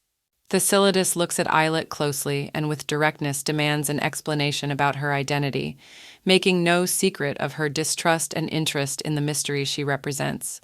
Alet, playfully and with a smile, replies that she cannot tell him this important secret. Her eyes sparkle with cunning and playfulness, creating an aura of mystery around her. Thessalid's eyes read the shock of her words, and he tries to hide his excitement and amazement. Alet, standing right in front of him, has a power that beckons and frightens him at the same time. With confidence and a hint of her own importance, Alet looks him in the eye and tells him that she is on his side. These words give her weight and depth, indicating the undisclosed connection between them. Alet, touching Thesalides, says cryptically that she can share some things with him. She keeps their relationship secret, promising to reveal something important, but later adding intrigue to their dialogue. Alet addresses Thesalides with a slight rebuke and joking mystery, suggesting that he may have wandered around the neighborhood in search of something and now stands before her with a box of food, though he doesn't seem the type to eat anything.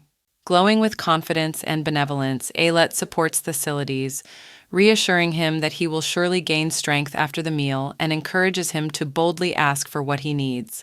Overwhelmed with embarrassment, Thesalides wraps his arms around the box of food like a shield. His eyes wide with amazement, he is trapped between bewilderment and a desire to justify himself to Alet, who looks at him expectantly. Trying to hide his confusion, Thesalides nervously comments that despite his appearance and the relic he wears, he is not what he might be mistaken for, as if trying to convince both himself and Alet of this.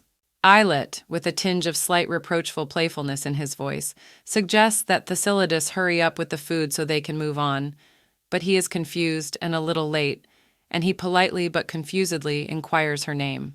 Alet introduces herself to Thessalid, giving him her smile and a look full of anticipation and inner confidence, opening the door for him to a new section of their acquaintance.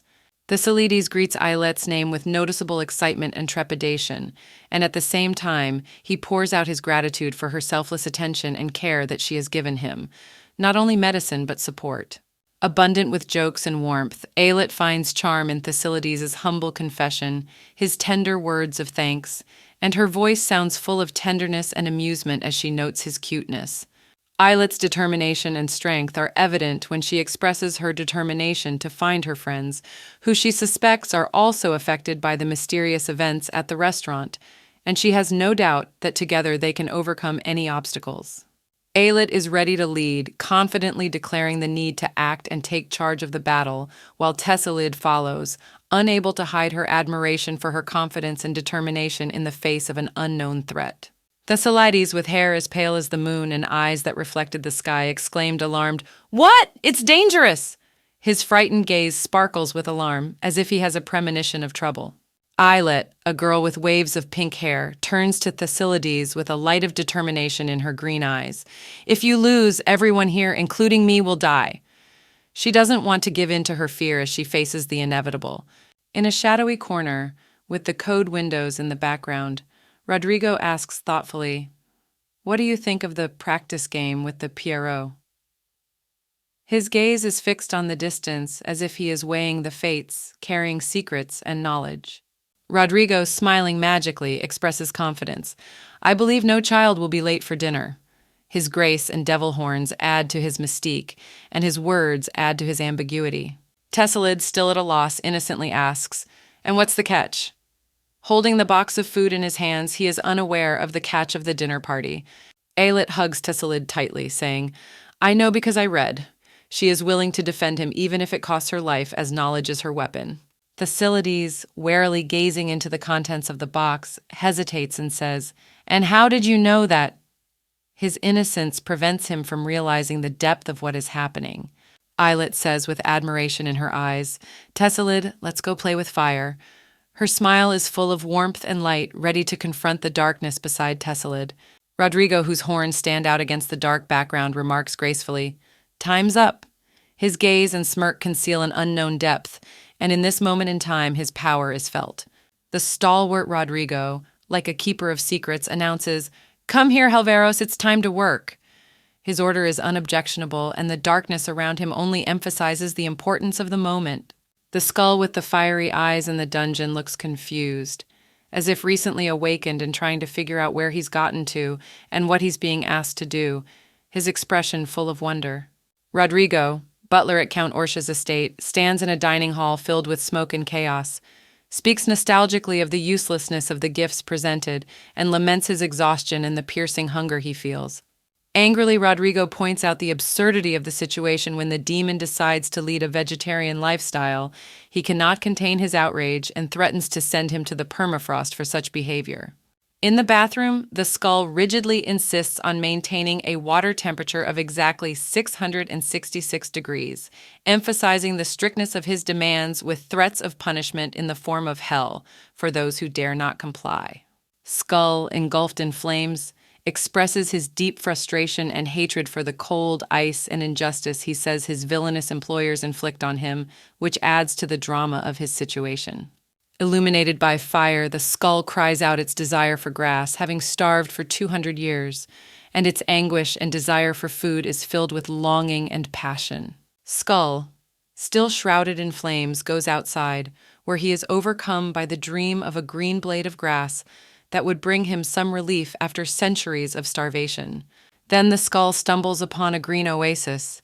It seems his search and suffering is finally rewarded with a long-awaited source of nourishment, and he is filled with hope. With satisfaction, he savors the greens, the first food he has eaten in years, his fire flaring with inner warmth, the long-awaited treats seeming like a healing balm for his weary soul. Skull, overflowing with happiness, throws himself on the grass, rejoicing in his first meal in 200 years, his fiery energy radiating joy and satisfaction at such a well-deserved feast. The children listen to the story with attention and amazement.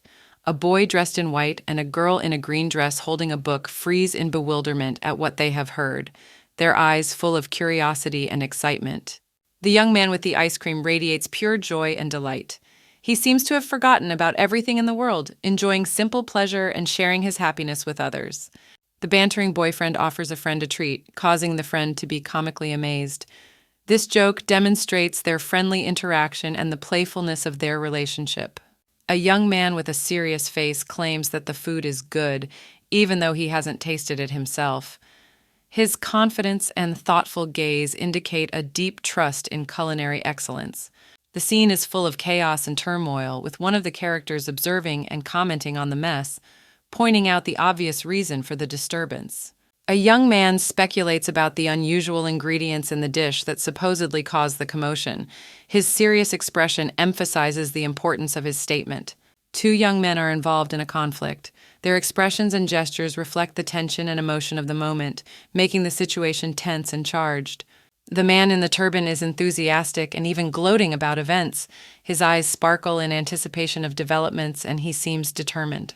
Rodrigo, Count Ors's butler, expresses his horror at the disaster that has unfolded, and his exclamations indicate the suddenness and unpleasantness of what has happened. A creature unable to control its power apologizes to those around it, making it a possibly unexpected source of disorder and destruction. Rodrigo, Count Ors's butler, opens his eyes with confusion and asks someone in surprise about the reason for their green color. The boy in the white robe looks around at the people around him, his face reflecting surprise and incomprehension, and he utters words of forgiveness as if not expecting such a reaction. Rodrigo looks shocked and confused. There is a look of bewilderment on his face, and he says, "What a mess," as if he cannot understand what is happening. The sudden shock is reflected on Rodrigo's face, hidden in the shadows, where you can see the worry in his eyes, and he speaks of additional trouble, puzzling over its source. The small glowing creature seems to beg Rodrigo's forgiveness, hovering in the air in front of him and creating an air of mystery around its appearance. Rodrigo looks at the green stalks in his palm with surprise and the realization that it is an antidote, causing him to rethink the situation. Rodrigo's rage spills over the edge as he accuses the unseen interlocutor of wasting the antidote and expresses his outrage at actions that disrupt his plans. Green flames fill the space, creating a sense of chaos and panic that emphasizes the urgency and unmanageability of the situation. The boy and his companions stare in shock at the events unfolding before them, their faces reflecting fear and amazement in the face of the sudden threat. Rodrigo stands back, his posture radiating despair and irritation, while he utters strong words about the futility of past actions and the need to move on. Children and an adult woman are shocked by a sudden bright light while playing outside. A boy fearfully asks, "Ouch, shit, what is that?" While another cries out in fear, "Something is glowing!" Everyone stops to stare at the huge creature with red eyes that has appeared in front of them. The woman and children freeze in horror, and one boy can't hold back a scream. "Kwa ya ya yak!" Other children are confused by what is happening. One falls down, complaining of pain. "Ouch, a bruise! Got under my clothes!" And his comrade asks in bewilderment, "A new enemy! What is he doing?" A boy named Nicoris stands amidst the chaos, stunned by the situation, and utters, "Man, realistically, what's going on?" Panic rises when the children feel something sprouting on their heads. A girl shouts out in fright, "On my head! Something sprouted!" And the boy echoes, "Me too! Ah, what is it?" Rodrigo, Count Ors's butler, cheerfully announces that the children will make excellent fertilizer for the flowers, as if it were a great show. He speaks passionately about a rare flower that supposedly appears once in a millennium and suggests that it is possible that it could appear today. The boy, hearing Rodrigo's words, dreams of the fame and popularity that would come if such a flower sprouted on his head, thinking to himself, "Hard lycoris blossom." The same boy tries to calm a concerned girl by suggesting that movement speeds up the growth of flowers, so he encourages everyone to slow down. "Guys, don't move. The flowers seem to be growing faster." Alchik yells at the huge creature trying to stop the flowers from growing, "Hey, buildings! I told you not to move!" To which the creature only silently continues its actions in response. Thasilidus stares in surprise at the flower growing from his head, while the stars sparkle around him. "But in my mouth," he begins, hinting at something unusual. Rodrigo decisively yanks the plant from Tesselid's head, stating that he thought there was only a flower there, but it turns out there is grass in the boy's head. Tesselidus is shocked by the unexpected action. The elegant Rodrigo warns not to think that the flowers can simply be plucked. If you try to do that, they will quickly reappear, he says, touching a flower in his white hair. Rodrigo sits on top of the huge brown creature, contemplating his next actions. What now, he wonders, seemingly faced with a puzzling problem. Two young men, Rodrigo and Tessalid, stand resolute, ready to leave this place after killing the butler and the mole that Tessalid believes is the cause of her ailments. Rodrigo mockingly suggests that Aylett attack him. Ho ho, you want to attack me? Go ahead. He assesses the situation by the flower on the girl's head, which portends something bad. Thesildis anxiously asks someone, "Are you all right?" His face expresses care and concern at the face lurking in the shadows. Aylett is shocked by the appearance of the dark flower on her head, her eyes full of tears, and she admits that she now understands the nature of what is happening, seeming to realize the seriousness of the situation. Aylett urgently declares the need to find the other stigmata, while the dark flower still grows on her head, indicating the urgency of their mission. Rodrigo stands indoors, seeming to ponder the situation. He assumes the two of them are holding up well, but his expression is clouded with doubt about their future. In a corner room, Rodrigo the butler and young Thesildis, in white robes painted with patterns, sit devastated on the floor.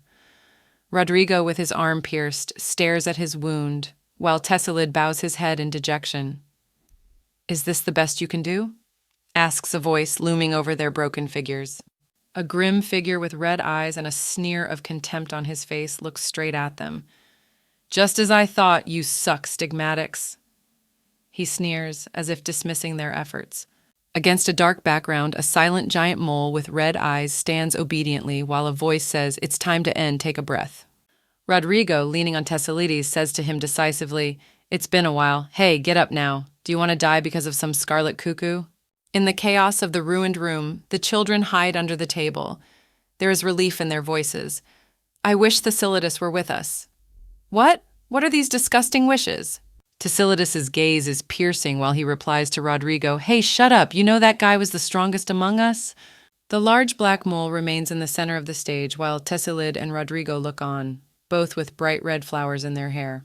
Rodrigo smiles at Tesildis, admiring his strength and determination. "You were right," he says, thanking his younger comrade. Tesildis suddenly appears with a golden flower in his hair, his gaze innocent and full of determination as he says, "Kill Tansuya." A dark figure with red eyes and waving white hair towered over everyone. "What kind of rudeness! How dare that cruel, bratty stigmata brat! I'm about to curl your—" He begins, but his words are cut short. Aylett with pink hair stands in the smoke-filled room, puzzled and frightened, holding her hand over her mouth and anxiously asking if it's all over. Rodrigo, Count Orsha's butler, cannot hide his excitement. He exclaims that he has seen a rare creature and speculates about its possible value or exchange for a demon king. Rodrigo, upon spotting Aylett, is distracted from his fantasies and asks her name, to which she replies a little confused, introducing herself. An imposing demon with bright red eyes and an elegant smile introduces himself to Thesildis, expressing honor on behalf of the demons of the great Orsha family. Thesildis looks puzzled and doesn't understand the demon's words, expressing his bewilderment and disbelief at the event before him.